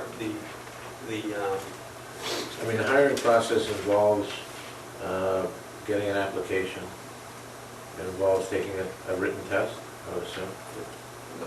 Right, but separate from that, ultimately, the state of New Hampshire and ours, I think it's 541 maybe, but in 188 have the criteria. Yeah, I understand that. Right, for hiring. So if somebody doesn't meet that level of criteria, you're not going to be able to send them to the academy. You're not going to be able to hire them. They don't meet all the requirements that the state has set out in law. And some of the standards that the state has set up are what? Can you give me an example? Somebody Rough idea? Sure, I mean, in the background check, you can't have a felony on your record that's not been annulled or you didn't receive a pardon for. There's drug usage, there's psychological factors, medical factors. There's a list that goes down there that you have to meet the minimum standards. Right. These are common sense. Correct. I find it difficult to believe that Hooksett is getting all these rejects that can't pass this standard. I mean, there's plenty of guys that come out of the military that are looking for work. What's the average that there is none? No, No, that's we not the wish we case. were getting those applicants. Okay. That's not the case. If you do some checking, with all due respect, you'll find that nationwide, other than now places where they're laying off officers, Right. that the pool, as you know, for years always had been prior military. Right. That does not exist nationwide. If you remember, and I was looking at it the other day, articles from just 2 or 3 years ago about Manchester talking about losing people and not being able to find qualified applicants, and the city was talking about raising the pay to try to attract people. Right. So no, the pools of candidates are not out there anymore, and like you would expect. That's where you would normally get them from. The pool is not out there because the people that are in the service, for the most part, are stuck in the service, doing what they're doing, or staying, and the pool of people that are left still have to meet the state standards. Right, but are we suffering from these people that are applying to Hooksett? Are we suffering an abnormal large amount of people that just can't pass the state qualifications? They're convicted felons, they're drug users? Not from what I hear from other chiefs as far as their problems. What are we getting for applications coming in? Are we getting a lot of applicants coming in, filling out applications? Are they being, are we talking 10, 20, 30, 50, 100? I mean, what are we looking at when we talk about? Since the last ads went out, other than the ones that I had on file that we received throughout, periodically we'll get one here and there. When we weren't in a process, like here's my resume, I keep it on file. Sure. Aside from that file that I have, since we advertised, I have 16 resumes that I received in the mail and through a couple of the national sites that we advertise the job, I've gotten probably another 10 to 12 applications and resumes through those sites we advertise, like Police One and those type of things that get sent to me for interest specifically in ours. So with those two combined, I have probably 28 new applications, and then I have, I think, 28 new ones, and I think the total I have on hand is 44 right now. And those other ones have come in periodically. I guess what I don't understand here is that the unemployment rate for New Hampshire is better than the rest of the nation, I guess. Is that right? Okay. And in fact, I had a conversation with someone today who was in another total field, in a professional field, and he did just that. He applied to another department in the state, not so far, not Manchester, but not so far from here, and there were 150 applicants, and when they got done, it was 15, but they did find applicants. I don't understand when there are people in certain professions, why they are not, are they ignoring this as a profession? That's what I don't understand. There must be some good candidates there, unless you don't like the college graduates, you know? We had I don't know, I think from our standards or our track history, we had quite a large pool this last time to choose from. We did hire a couple from that last hiring, or that last process. When we dip down, we have a rating system when they come through to the oral boards. So let's just say the list of people that were either highly desirable or desirable, we had quite a large list. And we have whittled right down through that list. That investigator who's done the backgrounds, I think we're on the 7th one that we have disqualified out of that lower tier that were still acceptable on the face of it until you get into their background. And I can tell you that based upon the standards, you cannot have done certain drugs within the last year time period. Yeah. And so you can't find that out until you start a background, because you legally can't ask till a certain point in time. And if you get the background and then that comes up, they're gone, because I can't hire them. Then we get on to number 2, and you find out, this guy's just gotten off suspension for, say, DWI or something, he's barely got his license back. It's gone. And you go down, and we've just going right down through the list. But I guess so that's obviously we have to advertise and keep going, because we're going right through this list. And so you're aware, Commissioner, our oral boards aren't just Hooksett police officers. No, We bring in Manchester, we bring in Goffstown on our last board was here, because somebody everybody likes to bring up. We had these people on our board, so it's not just that they're preparing for the board and we're going, no, we have others on the board that are grading as well. And rightfully so, they should be. You want independent people on the Independent outside to do that. And I understand that, but what I'm hearing is we have an unusual amount of applicants that aren't making the grade. I'm not sure it's unusual compared to other departments, not from what I hear. It's unusual as far as the amounts, because the volume of candidates aren't out there.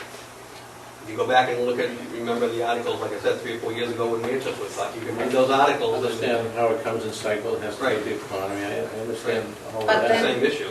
But then again, you also state that the reason for a lot of these leaving is the fact of the pay. Do you feel that Hooksett needs to offer more to attract? Absolutely, yeah. Absolutely. And if you remember, Manchester had that discussion a number of years ago also. Our main concern, our focus right now should be obviously recruiting people. Right. But 2 is filling these slots so that we have cars out there. I mean, we're getting burglaries left and right. We're having issues. And I don't want to compromise. I'm not on a soapbox. I'm not running for any political office. I don't want to I compromise. saw your poster out Did there. you? Yeah. I don't want to compromise the public safety because we throw up our hands and go, hey, you guys, we put in for this budget, but you guys deducted our budget, so you get what you deserve. I think, with all due respect, I think if you sit down with the staff and look at the budget, the not the budget, you look at the schedule that's been prepared compared to the roster, you will see that we're doing that, and I would invite you to please come in and do that. That we're putting Within the money we have and the bodies we have, and the amount of hours people can physically stand to work, that we're putting out the bodies that we can. And we And I would also, invite any commissioner to come in and look at that schedule and sit with the staff and say, okay, here's the roster, here's the numbers like we're talking about tonight. Show me the schedule, show us how you people plug that in. I am agreeable to look at that, but I guess I would also state, as I stated earlier, I would ask you to go back and look at the budget and look at some areas that, based on circumstances of whatever they are, whether or not it's because you have a new vehicle or you've got certain equipment earlier in the previous budget, and suspending some overtime in different positions, whether or not you can accommodate that. I mean, you telling me I'm willing to sit down and look at that, but I think we also need to look at the other and look to see where the dollars Well, are. right, and I would remind you that meeting we had when we went over those numbers we had, this would be the second phase of that, but you saw those numbers, I gave you copies of them, but you now have to look at how those numbers, line by line, relate to the staff on hand and Right. the schedule. So the problem is without looking at that schedule and without I sitting with all... would be willing to Right. look at But the all I'm saying is, we can't answer those questions for you until you do that. Right. Other than to say But I that think the it staff has- has spent quite a bit of time, and I've spent quite a bit of time with them talking about keeping staffing out there as much as possible and moving people around. Okay. I certainly am willing. Can we take 2 detectives and temporarily assign them to patrol? Yes, we've already talked about that. So, If we do that right now, instead of doing that, we decided that we would move the captain and the lieutenant into patrol supervisor shifts rather than basically shutting down detectives. I'm sorry, you're going to move a captain? Captain Cilio and Lieutenant Klein are now working shifts where they are not only doing their basic normal job, they are the patrol supervisor. So they're that third car, if you will, for whatever shift they're on. So we're moving them and putting them out? Captain and the lieutenant. And so now if we add, are the captain and lieutenants going to, we call it humping calls? They're going to go out and answer calls and take reports? I'm sorry. That's what we call it. And they get to do their regular job also. And, well, when you say the regular job also, what do you mean by that? Their normal duties in the positions they're in. Their Okay. normal administrative duties. All right, so we're going to put them, that you already have them out in patrol? Yeah. As patrol supervisors? And we have at least 2 patrol officers with them per shift? That's our goal. Yes. Can we, well, you said that's our goal, we're not getting that now? Sometimes we're not, no, not if enough people, not if somebody, one person's on vacation and 2 people at the last minute call in sick, and you call all the people to fill shifts and nobody answers their phone. How about the previous shift that they're replacing? If we know that, yeah, we hope people, absolutely, hope people, I mean, when people call in sick, they have 2 people bang in sick, we hope you people. go to the right. previous shift and say to junior Absolutely, guys, yeah. sorry, you stuck, you have to Absolutely, work. But if you were to move 2 detectives, pull them out and assign them temporarily to patrol, because I understand it's a rank up and a bump up, and they make more money than a patrol officer, but we need to fill some of these voids here. And I would think operationally, you should be able to. And that option was discussed, and I would say that, again, without having the schedule in front of me and talking to the staff, that was one of the options discussed, and you'd have to look at the schedule to see what holes there are, given the adjustments we've already made. Okay, you're saying no. Why couldn't you pull it? You're Just going so I to can understand. You're going to close detectives completely. How is that going to close detectives completely? There's 3 detectives in the unit. There's 4. Well, Three. Detective Sergeant's There's a already vacant. been moved to patrol. There's a vacant So the detective, Okay, so as the schedule stands right now, the detectives that are working, they're 2 on day shift, 1 on evening shift. If someone bangs out sick on the day shift or the evening shift, they're automatically pulled to patrol to maintain the 2. the 2 patrol officers and the supervisor. So they go out on patrol? They get in their uniform, they go out on patrol. Okay. Without that stopgap with the detectives, then it's mandatory overtime only, which means start holding everybody over, which we're already doing. If you pull 2 detectives out of that unit, you take away the stopgap, plus no cases are getting worked on. So the sexual assault stop, the burglaries stop, everything stops. What would that detective that works there with the detective supervisor be doing? Detective supervisor's not even in there anymore, he's already on the road with us. Detective supervisor, the patrol lieutenant, myself, we're all moved to the road. Okay, so this one-man detective unit, what would he be doing if, you're saying everything would stop, he couldn't work any cases? We're already putting search warrants on hold that need to go get served. We're already putting the 3 burglary cases that are on hold. The officers go take the initial call a detective to come process. Detective goes to process, that unit frees up and starts taking calls again. But if you stop pulling the detectives away, now everybody's sitting there at that scene. Now that one unit has to stay there, process the scene, and do all that work. I lose that entire patrol car for the rest of that shift. Do the detectives get overtime? Yes, they do, and they do work overtime. And they work overtime in the patrol division. And you say you have search warrants that are being on hold because you don't have the manpower? We have to get them signed with the court, and we have to go serve them. That's not a big deal. Depends. If I did hundreds of them.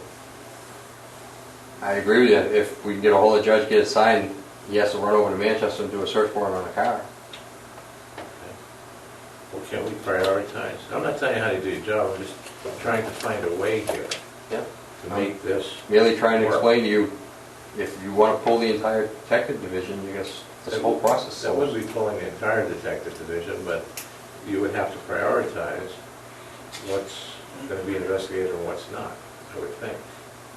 And stack, just like if you have to stack calls, the dog complaint goes at the bottom of the pile and the domestic call goes at the top. I agree with you. So, the citizens will understand that if the calls have to be stacked, they have to be stacked, but do we have such major crime in Hooksett that can't be worked on? Do we have some... Today alone, we had 3 commercial burglaries, 1 residential burglary. Today? Is that on my day shift, today. And one of my units had to go to court and appear for a contempt hearing, so I lost 1 car for half the day, because he has to go to court and testify. Right. So that brings me down to 1 patrol car and myself. That's what we had out there. Now, I guess, For the 3 commercial burglaries and the 1 residential burglary at the end of the shift. I asked this once before, and I think I got an answer, but I don't know if I was satisfied with the answer or I didn't understand quite why you couldn't do that. There are people that retire from police departments all the time. Can you take on retired people on a part-time basis to make this work? I guess I'm just looking for ways of approaching this and helping this situation out. I understand the dilemma that you're in, but it seems, and maybe I shouldn't say that, but, we have to find a way. And I know you seem strapped with the number of people that you have, but isn't there a way of accomplishing this and bringing, a couple of people on? It's so frustrating. We've talked about this before. That's what I said. Right. To be part-time, there's state standards for that. You just can't hire somebody, give them a But I gun mean- and put them out there. Do you think that somebody that just retired, do you think that they forgot everything or they wouldn't qualify for the state standards? That's what I don't understand.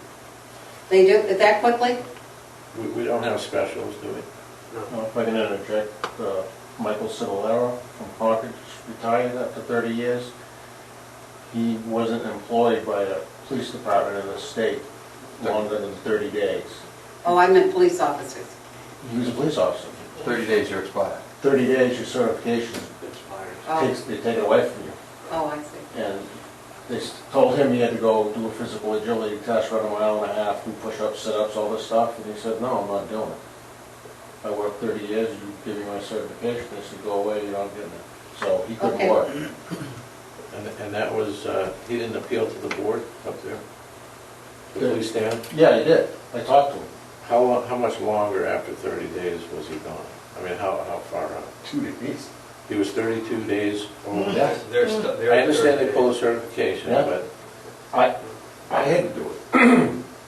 And I had to go through the whole thing. I had to run and all that.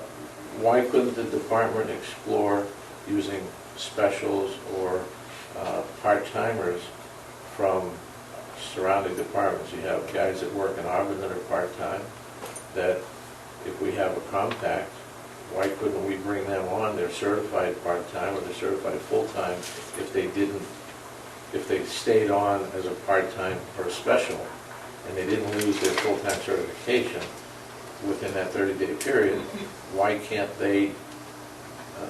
we bring these people on as a stopgap measure here to say, listen, would like you to not only be a special in Auburn or part-time in Auburn, and I'm using that as an example, why can't we bring them on board here? Trish, I hope you're not taking me wrong. I'll take any bodies that you can give me. Well, can we explore that? I mean, You can explore it, but I think you're gonna have a major liability issue there, because you're still gonna have to go through a field training program here, so they learn the roads, they learn our computer system, the policies. So there's still, it's not like they're just gonna come in and we can put them in a different uniform. Yeah, but and they're put them not in having to pack. go through the academy and the whole thing. He says that he's willing, you know, as long as he can get, it's something to explore. I don't think we should, you know, give up on some of these options before, you know, we find out. You know, I didn't realize that, you know, until Tom said it with regard to the certification, but it bears a call for us, you know, to find out this information. And I understand the issue about having the special come in and have to learn the streets. I don't think that they would have to go through a full FTO program, which is how many weeks? That we 12 have? weeks. 12 weeks. As long as they pass. They don't have to go through a full 12-week program when they work part-time in Auburn or they work part-time in Candia, and they're certified full-time guys to come here and work, you know, filling patrol until, and not forever, but until we get this safety issue and get this complement up to where we would want to be. You know, these people, there's plenty of retired guys, you know, I'm sure, that work different agencies that are part-time but still certified. They can come here and, you know, look at, you know, you show them the ropes. I can't imagine it taking 12 weeks, but it's almost bordering on an emergency situation here where Right? we're Keeps on getting finding out worse that and we don't worse. have enough cars to fill, enough bodies to fill the cars. We can't get enough guys to work overtime. I mean, we can't hire enough people, so, you know, drastic times cause for Require drastic measures. And I don't know why we couldn't explore that, getting some part-time specials in here. I mean, I know nobody has recently retired from Hooksett that would come, right? There's nobody that's been here that long that's gonna retire and come back, is there? I guess I go. Right? I mean, these are all young department, man-wise or person-wise. I don't know why we couldn't look at that. Even if we just say no, I hear what you're saying, I would just ask that you sit with us and look at the schedule first. I will go through that. Are you willing to sit To down? understand what we are filling and what we're not filling, so that you know Right. exactly where our holes are and where our holes aren't. Sure. And then that will give a better idea of how far you may want to go in other ideas, because there are Okay. issues with going with other ideas, and we can talk about them now, but until you know exactly, you know, see exactly what we're doing or not doing, and what exactly our secondary and our second and third level plans are, which we're not going to discuss in public with staffing.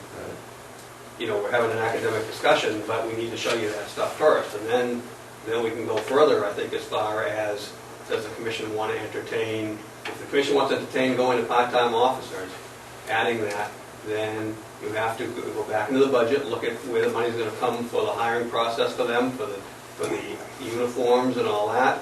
Decide, obviously, those people are gonna have to pass the state standards to be certified, if they're not already certified. If they're already certified, I mean, I'm not talking about bringing on people that were retired cops that have lost their certification for 6 months, 3 months, a year, 2 years, 5 years. That's not the people I'm talking about. I'm talking about the people that are already in the workplace, that are already working for other departments, that are certified, and they're part-timers. They retired from wherever, and they're still part-timers. They come in and they hold the part-time certification. I believe you keep your full-time certification as long as you retire and you maintain working someplace within that 30 days. You maintain your full-time certification. It doesn't drop down to a part-time. You just can't work full-time. You have to work the part-time hours, the 32 hours, or how many hours in a year. I think it's 1,800 hours or 1,500 hours in a year. But you still maintain your full-time certification. I think we could discuss this for a lot Well, longer. again, all I would ask is that you Are you willing to go in and- find out what we're actually doing before you move to the next step of, I understand that. find out exactly what the problem is, but you've got to look at the schedule and you've got to talk to the staff that's handling all these different issues, Okay. before you move to, that's all I ask. Right. I understood, and I'm just concerned with the number of bodies that we have on the street at one time. How we get there, I really don't care. As long as we get those people, I think the captain has. What was that? I'm sorry, I didn't see your hand, I Just wanted apologize. to ask the chief a question. At one point in time, I know we thought about using part-timers in dispatch, and it was an issue for the union. And I don't know what the resolution was with that, or the agreement between the union and was at that time, so I don't know. Okay, if that that's will come another into play. question. Well, that'd be another, again, if the commission, to answer that question in general, if the commission, if you decided, once you looked at stuff and said, okay, look, the best way for this department to go is to explore the idea of part-time people.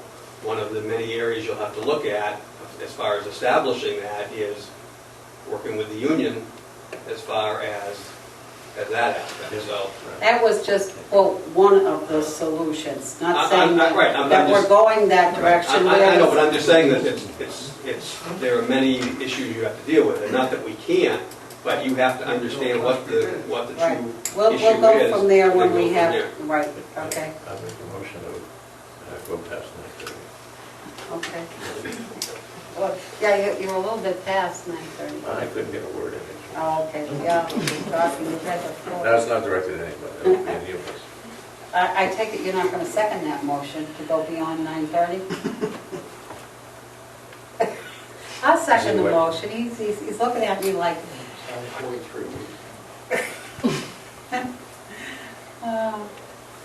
all those in favor? Aye. Okay, moving right along, you got, did you take care of F2? I think we took care of that. Yeah. You got blogs and traffic details.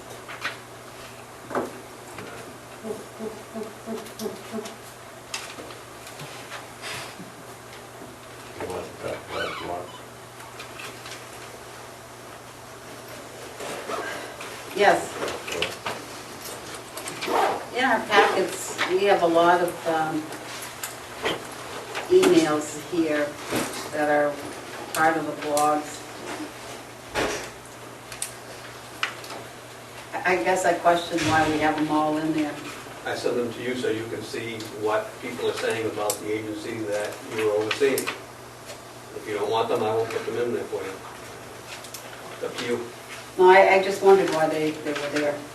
I don't want them. If I want to go to these websites and check out and read what people are saying, I'll do that, to be honest with you. I really don't need to get bogged down with, I mean, I got a lot of stuff here that, like I did last month, I gave you back a package. I don't know who puts this package together, if it's a culmination of you or if it's Francine or what, but there's a lot of stuff here, in all due respect, Chief, that I don't need.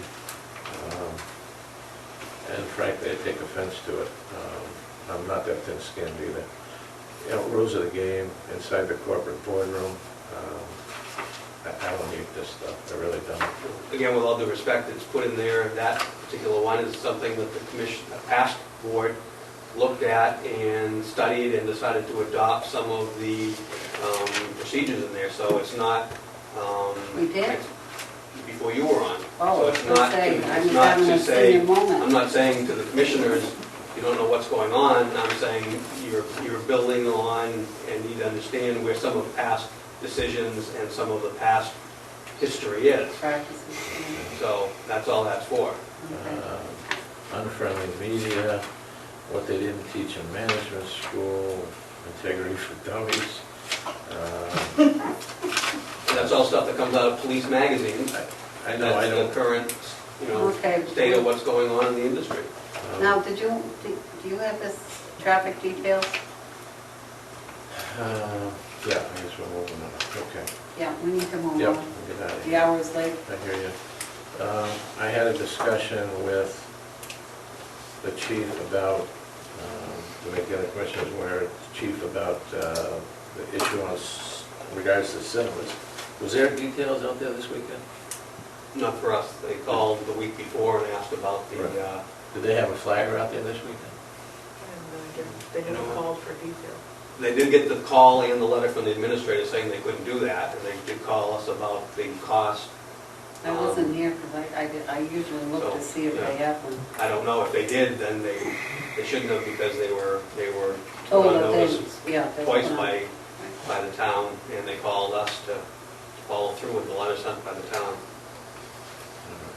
But I mean, they're aware that the Hooksett Police Department has pretty much given them a cease and desist and given Yes, these people. yes, they had a phone call and followed up by a letter from the administrator.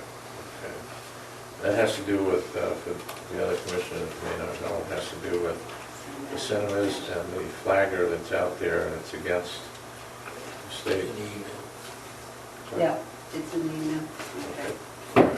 So, I just got one other thing about that.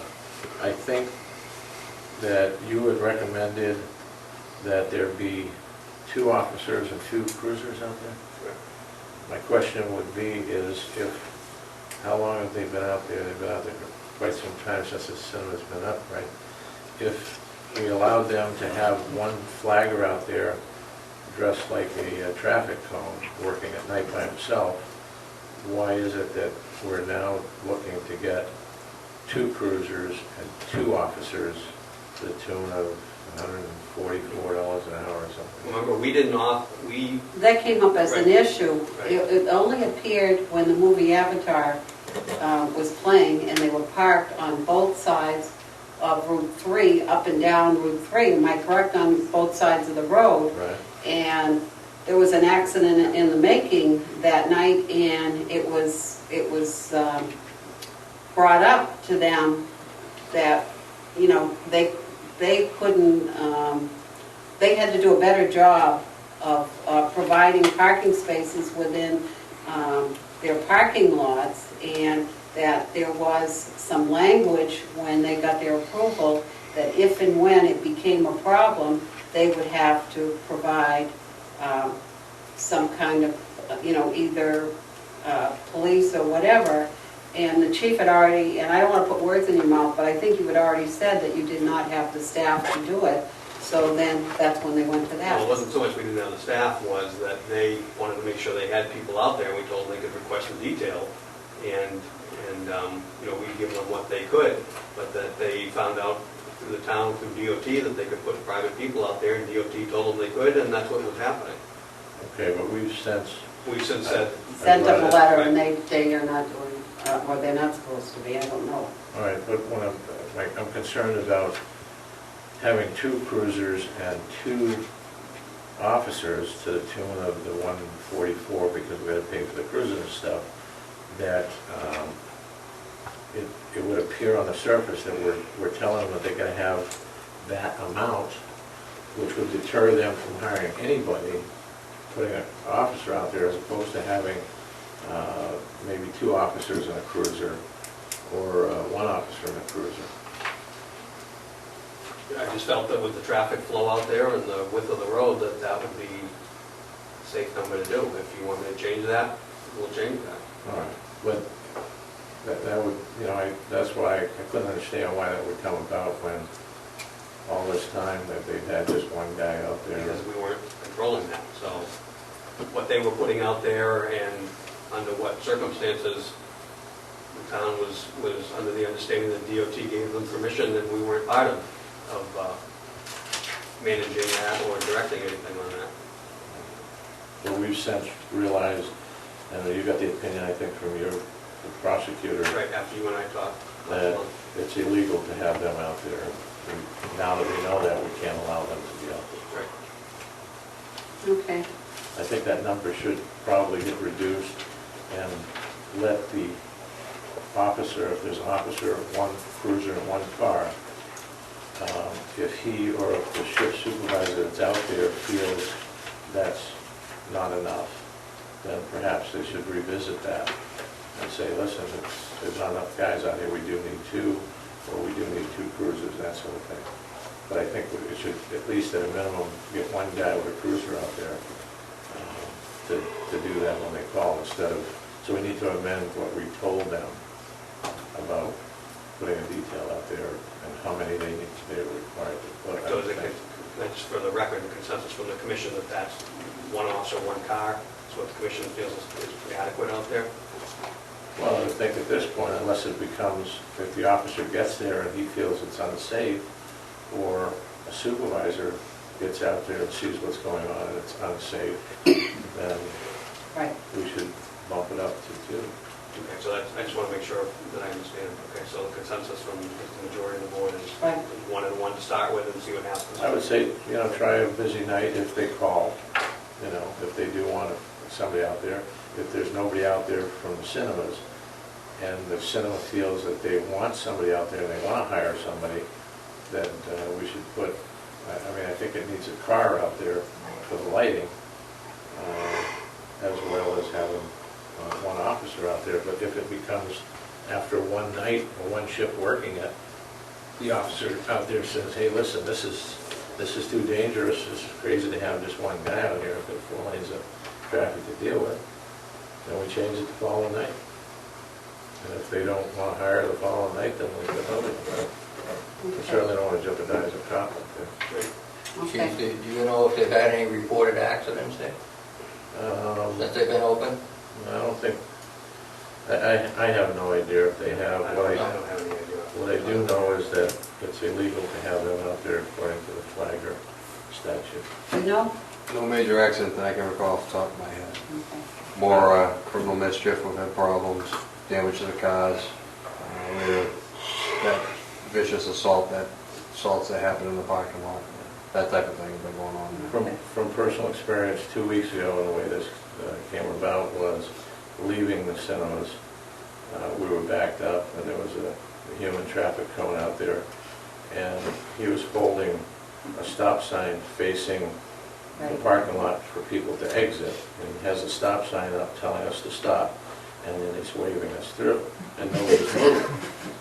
So He he didn't couldn't. have it coordinated very well. Yeah, and I mean, no, you know, I'm not being disparaging towards that individual, but we need a professional Right. officer out there, and that just caused some serious problems. It's just an accident waiting to happen. really. Right, and that's what I said. Well, we'll give them a call and tell them that it's one and one and see if that, give them a chance, like you said, from there. And if we feel it's not good enough, then we'll boost up 2 guys on it. Okay, before we close, I got a couple of things here. Question, did we get the neighborhood watch signs yet? They're not in yet, Commissioner, they are already ordered, Oh, good, the poles are in, okay. and I started one new neighborhood watch last week. Oh, very good, very good. I like to hear that. And secondly, I just wanted to say that we received a letter from Tom Newman, and in accordance with the current bargaining unit, please accept the letter as due and proper notice of our intent to begin to negotiate. So, we have that. Are we under other business yet? Huh? Are we under other business yet? Yes, we are. Have we resolved the issue about negotiations? And who's going to do that? We did that earlier. Well, we have not had assignments since we started over again. No, we have not. So do we need to visit the issue of who's going to negotiate if we're going to, Who wants to go to the budget committee? no, we're talking about the, I know, but that one too. we'll do one at a time. About whether we're going to have an attorney do the Okay. negotiations, or whether we're going to have the commission and the police department do the negotiation, and then have it checked over by the LGC if we have questions of language. I guess from the town's perspective, that's what they were suggesting, and that's what they did from the town. Is that correct, Jim? When we went to present our budget, that's what was suggested to us. And was it Fire that did that? But that's what was, when we made our presentation to the town council, they removed some funds in the negotiations line, and they told us that that's what we should be doing. To be utilized in LGC as much as possible. Possible, right. That was I don't recall any particular discussion regarding contract negotiations. It wasn't done that way during the fire contract negotiations that I took part in. But the chief was there, what do you recall? Remember when you and I were before the council, though, the discussion was that you had talked about being on the school side was that They had an negotiation. that it was, in your opinion, from your past experience, in that situation, appropriate to have An attorney. during the full process and not wait till the end. Now, that obviously was based on your past experience in a Right. different venue. But I then don't know. they suggested, Right, and that was the discussion, that was where we left it, was it would, ultimately, the budget line would be whatever it was, and it was gonna be up to the commission to decide how you were gonna handle that. You're either going to go with, you're either gonna do it with an attorney and take the money from other lines to pay for it, or you're not going to.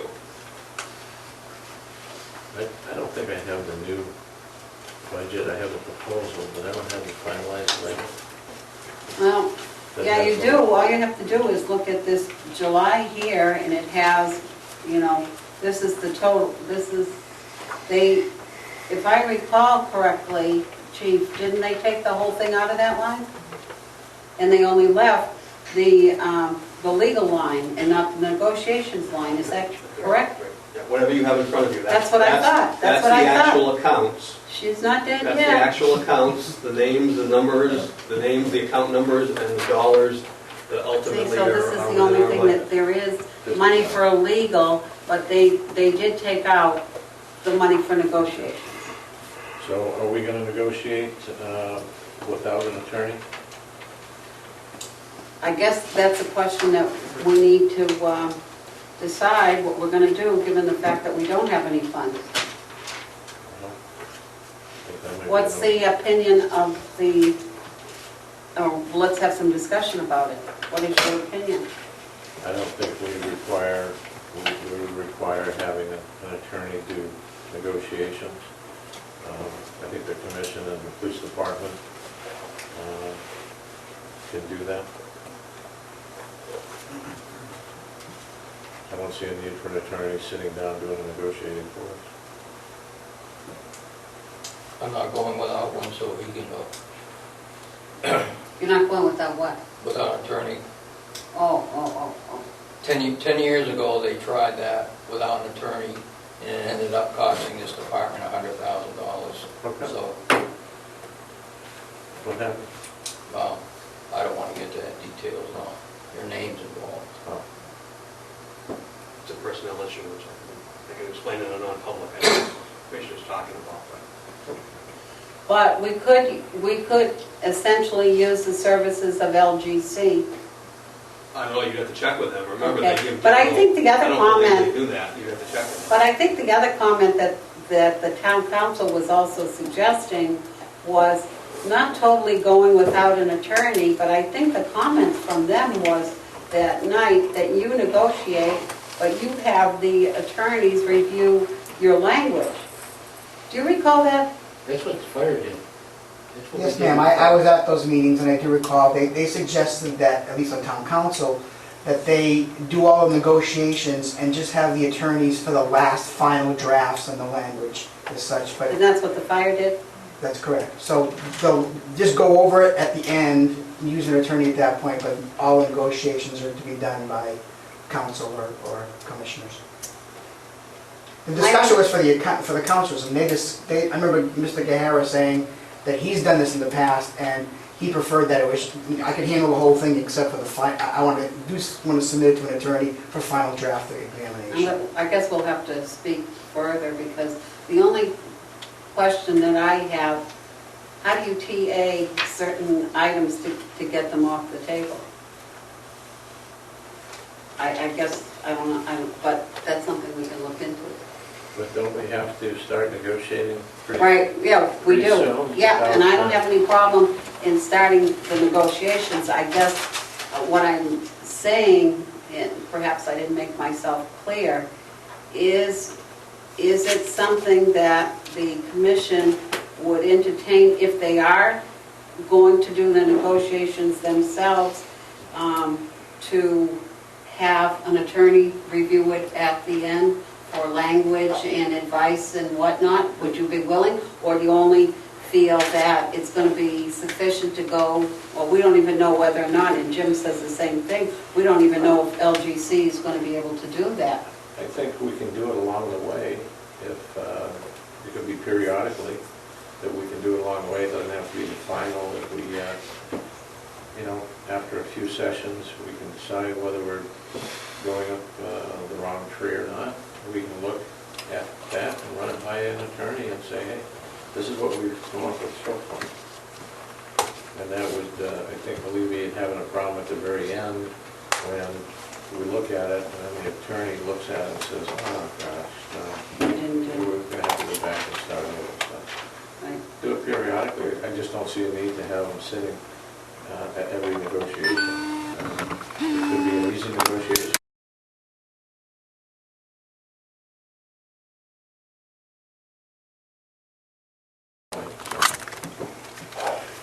And you're not interested?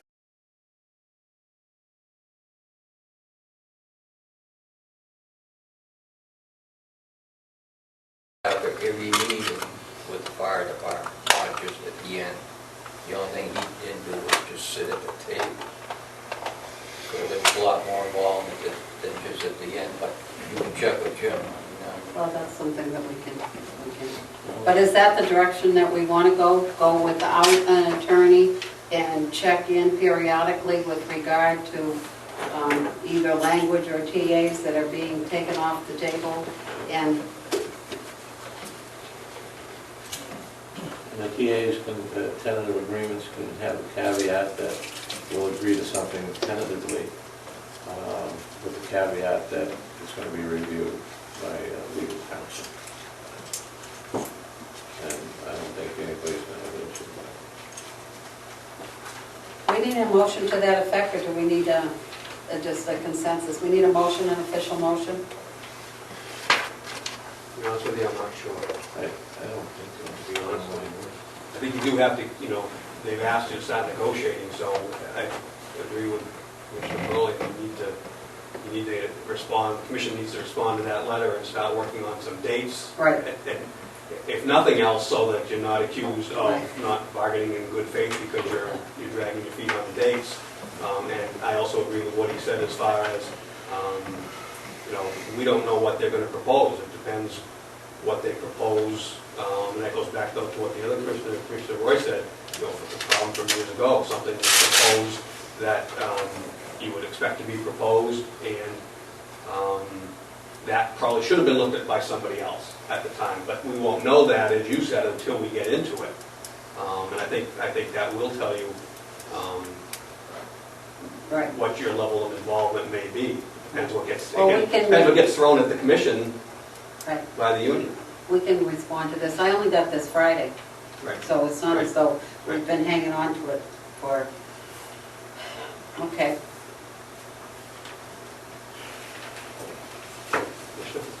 I don't know if you have any, remember this, when I had the three of you did this authority page? Oh, yes. This would be waiting till the rules and regulations, which you did vote on tonight to change, wondered if the three of you would sign this while you're here. No, you didn't sign that before because you wanted to wait till you resolve the issue of the potential changes to the rules and regulations.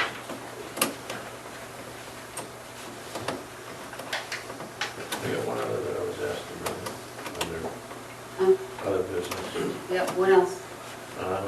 Touchy Can subject, I use your pen, please? Thank you. another touchy subject that probably we can get some explanation on or clarification or discussion is the use of the transport vehicle as a routine supervisor vehicle going out on 2 shifts as opposed to using a patrol car. I'd like to get a brief history on how, I know what I read in the paper about it, I want to know how we came about getting this.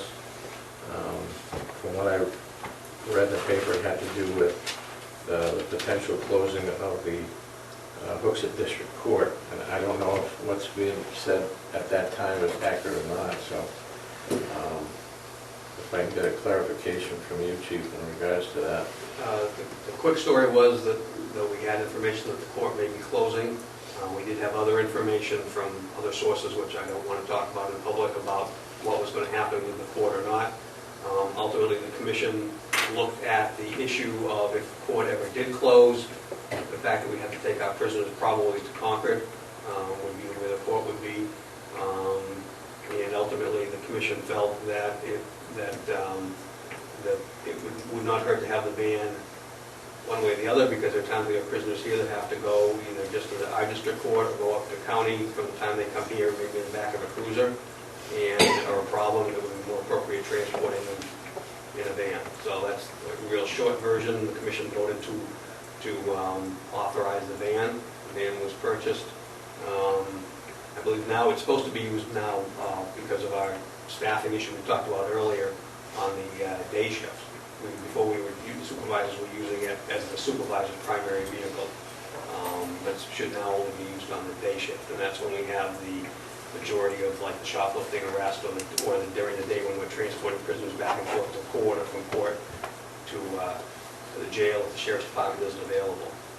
So that was a quick history behind the purchase. That was the theory of how it was going to be used at the time, but now with the circumstances changing, that's how it's currently assigned, if you will, and being used. Also, it would be used on an evening shift, so to say that tonight they go to a call now and they bring somebody in here and, bail a set of cash bail, so they're going to go up to county. We would then use the van to take them from here to county rather than the car, because it's better to have them in the back of the van, both them and us. That's the real, very, very short, quick story. Walking, I mean, I know the procedure of how, what the process is, and correct me if I'm wrong, when somebody is arrested, they're brought into here, and if they don't make bail, they're brought up to Merrimack County Merrimack County Jail in Boston, correct? Not all the time. It We depends house on, prisoners overnight? yes. Depends on what the charge is and what their condition is. Okay. I mean, if they're drunk, that type of thing?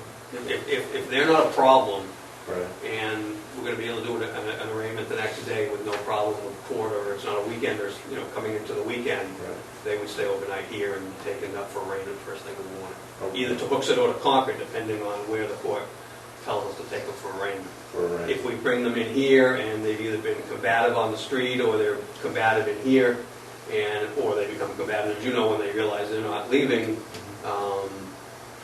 or there's any potential of them hurting themselves or something that is not going to be a real easy temporary fit of them being here, we'll transform the county. But for the most part, they'll spend the night? If they're not a problem, yes. They spend the night and then go to court, arraignment the following day. How many days a week does Hooksett arraignments? Is it Wednesdays? It depends with their new furlough schedule, but it's usually they're open Tuesday, Wednesday. Arraignments for Hooksett? Yeah, Yeah, Monday well, mornings. we can arraign any day. I mean, we call the court and they'll say, yeah, you can arraign them in concrete. And we'll have to take them to concrete. So we go where the court tells us to for the arraignments. All right. I guess the question that keeps coming up is, why are we using, when we're talking about money and being short and all, why are we using the transport wagon? It's my understanding, and I've seen it on a daily basis, it's used on a day shift by a day supervisor, and then it's used on a night shift by a night supervisor. When we have cars that are sitting here, that's my understanding, all these cars have cages and have the prisoner set up for two-seater in the back, right? Why is it that we're using a 9-passenger, 12-passenger vehicle as a supervisor vehicle instead of him having a patrol vehicle? And people look at that and they say it's a waste of gas, you're making all kinds of, putting miles on a vehicle like that we shouldn't be putting on. Why is it being used? It's my understanding that only supervisors are allowed to drive this, and they're assigned nights and days, those two shifts. Patrol officers assigned to driving that as well? Patrol, if it's here and they have to do a transport to county, the patrol officers will drive it. One patrol officer? One patrol officer will transport multiple prisoners. Wouldn't it be more cost effective to put it on the back of a cruiser and run them up and instead of putting it on the back of a transport van?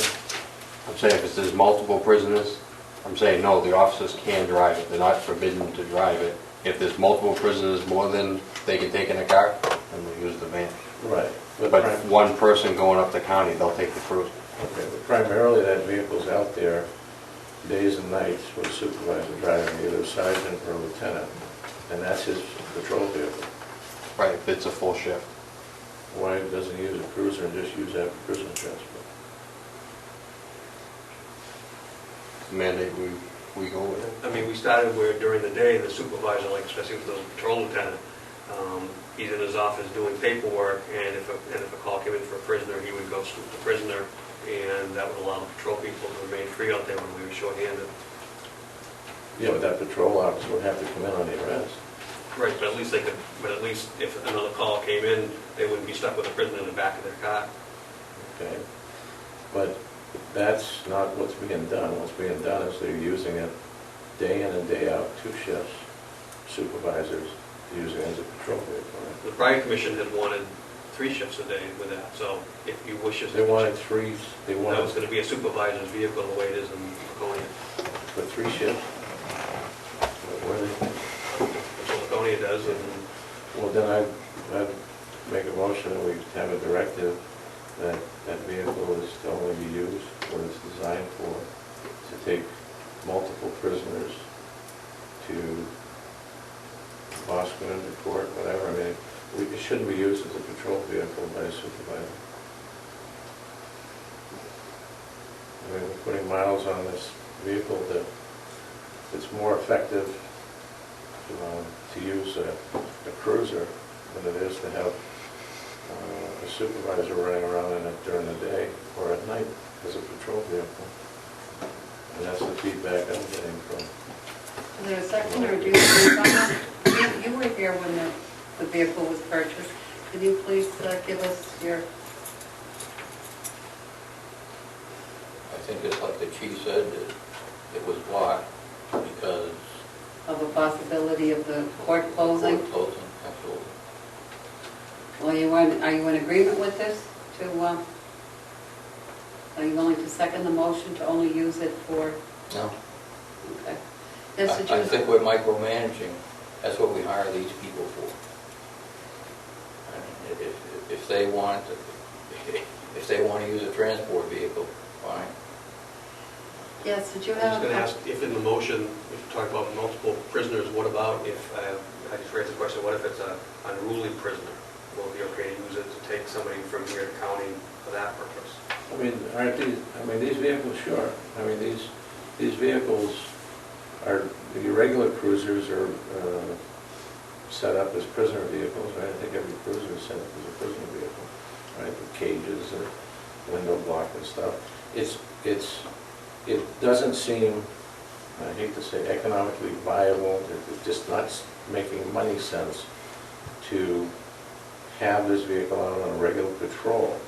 If there's a multiple arrests where you need to put more than 2 people in the back of a car, if there's 3 people being arrested, I mean, I don't know when the last time Brooks had arrested, a large amount that wouldn't fit in the back of a car.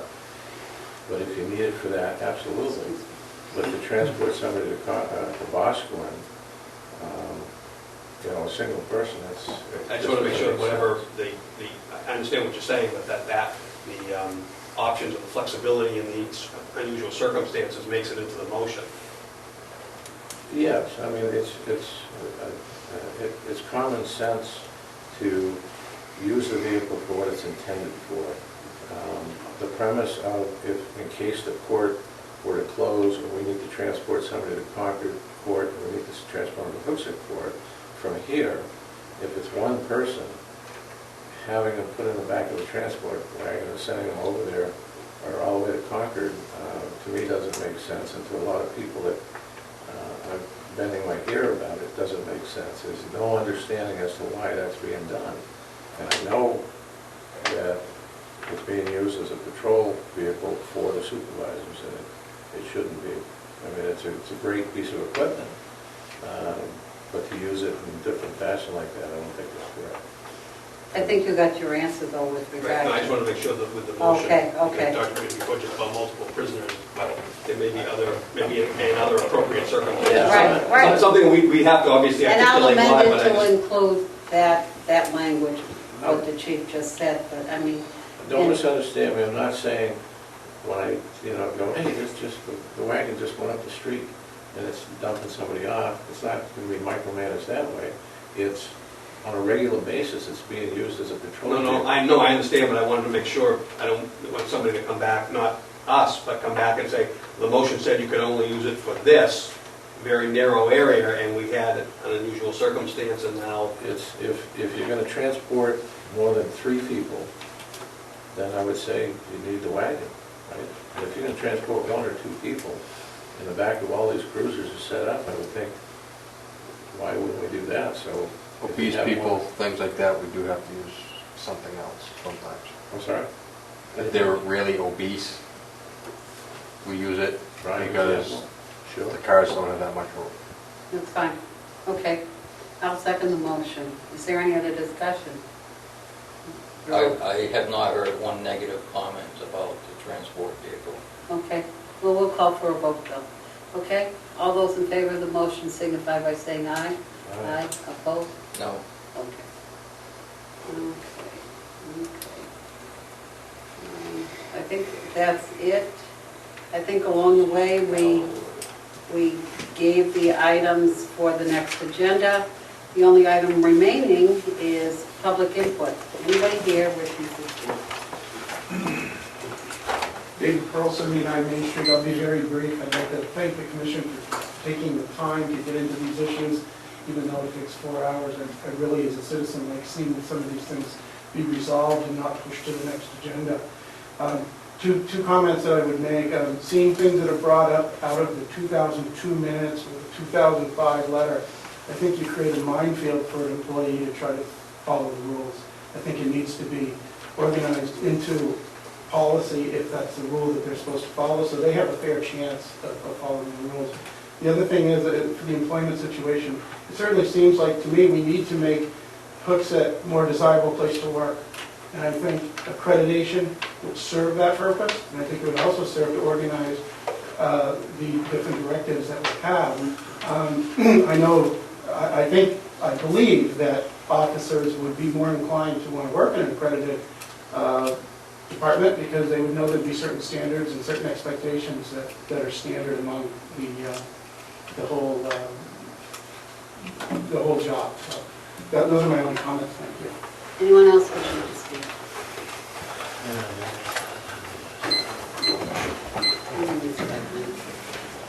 I'll get the rest of his stuff.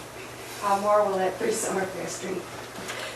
Joanne's rolling around. They're all in Just a question. couple of things. I listened tonight to the discussion about officer staffing, and the one thing I don't hear is that you do have qualified officers. They're in your building right now, and you just can't keep them. And it's something that's not being addressed that I really think needs to be addressed. With that point, I try to keep tabs on how many officers we have and how many are leaving. And I had a discrepancy in my numbers as opposed to what I heard from the chief. I heard him say 10 certified patrol. With the one that's leaving, it would be 9. A total of 21 certified when this current officer leaves. Sworn, not certified. We have one officer that's going to the academy. Right, that was my question, because I count 20 certified. But I said sworn, not certified. Thank you. The last thing I have is actually a concern that I know about, that a lot of the officers had, and actually the officers had filed, the union had filed a grievance, basically complaining about some of the shifts being 1 and 1, basically 1 officer and 1 supervisor. It seems like, in my opinion anyways, in reading this, it seems like it's done in an attempt to retaliate for the budget that the police department got. The officers talk about overtime not being used, overtime shifts that were allotted, taken away. And in one instance, an overtime shift that wasn't given sufficient notice when it was taken away, it was grieved, and we had to pay for that, even though the person didn't work. So it's this type of mismanagement that I think is a real issue for a lot of people. And I don't understand the whole problem with the budget. If we're saying we have 21 people that we're paying for, 21 sworn officers, and we have a budget for 25, you have plenty of money there. You have plenty of money for overtime. This isn't an issue. I'd appreciate it if the commission would look into this grievance. From what I understand, it was brought forward, it was denied by the chief. The next process should be going to the commission. That was forwarded through the chief. It was supposed to go on to the commission. I'm not sure that it's reached you. That was done on July 31st, with the second memorandum, asking that the chief forward that grievance to you or to the commission. I have copies, I could give them to you tonight. They're concerned about their own safety. I don't think it should wait another month. I'm concerned when I read it. And if they took the time to bring this forward, obviously they're concerned. And I think it needs to be looked at immediately. So I appreciate if you would look at it. Thank you.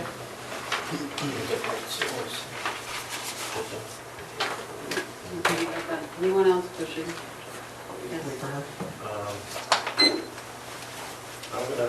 I want to hold off on receiving this, Okay. because it's got to go through. It should go Well, through. if you could at least ask for it, Well, because they we have will. asked. I mean, that's Okay. it.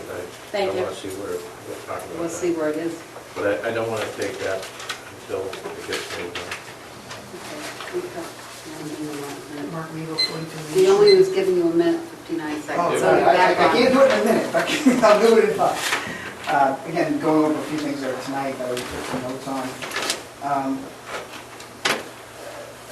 There was I don't know where to start. Some notes here that were saying, Mr. Roy was saying that delay in regards to manifests, delaying things and waiting for something to be approved. It's called commission scrutiny, and that's what this commission is appointed to do. It's not micromanagement. That is the job that is appointed to do. And if he calls it micromanagement, I say go for it. Because micromanagement is what's supposed to be done here of the police department as it's statutorily mandated. I also heard the word paramilitary again tonight, but I wanted to stress that what we're talking about and all that, and I don't know where to start with all of that, but talking about going from level to level, if a patrol officer has a complaint and they have to go through the sergeant, lieutenant, captain, all the way to the chief, I would agree with Commissioner Karolian that too many people know about it. And it doesn't preserve confidentiality, it only promotes gossip. And that's the kind of environment that we have here at this moment, and that's what causes some peripheral problems in this department. There's more levels that should not know about the problem than that currently does. Paramilitary does not preclude respect of the individuals who work here. Paramilitary also are employees who are people, human beings, with personal lives and families that are attached to those people who work here, that are also attached to the work environment here. My other thought was, where does the Human Resource Department Director come in all this? with all due respect to the commission, who's qualified here to handle human resources? And I've said that in other departments, in other meetings as well, so it's not a disparaging comment to anyone here, but I'm very concerned that Liz Dion does not know about anything here. Seems to me the level, if a patrol officer has an issue, and they go to the command, they go to their sergeant, and that can't get resolved there, seems to me they should be able to go to Liz Dion. And I also agree that they should go to you as well, but certainly Liz Dion, who's certainly qualified to handle these kind of things, should be involved in that. Finally, I was stunned and appalled by the stubborn advocacy against the rights of a citizen and employees by Mr. Roy's demeanor tonight, detached demeanor, and his body language. He seems disinterested, and he needs to get in the game. I watched, he didn't talk for almost an hour and a half.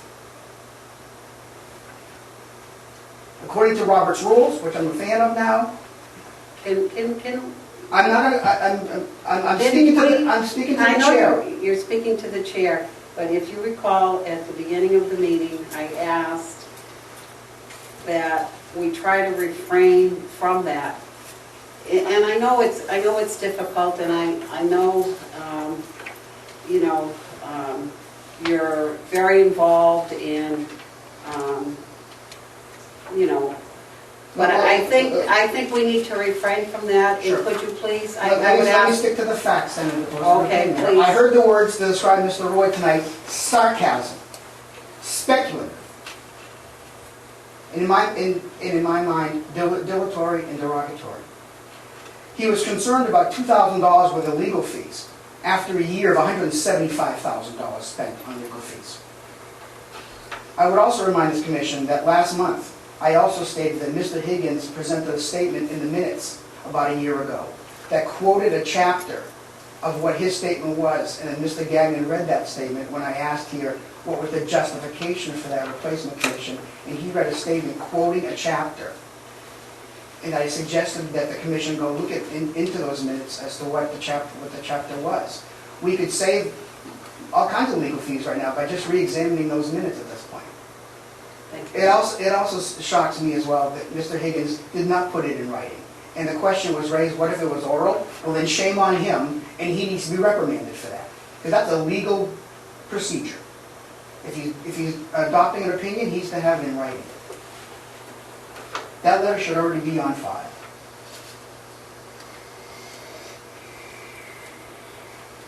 Thank you very much.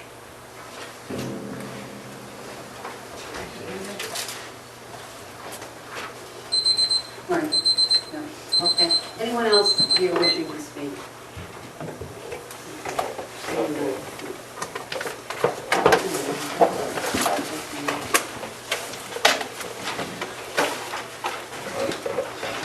Make a motion to go into non-public, all 3 hours. Yeah, RSA 91A, 3, 2, A.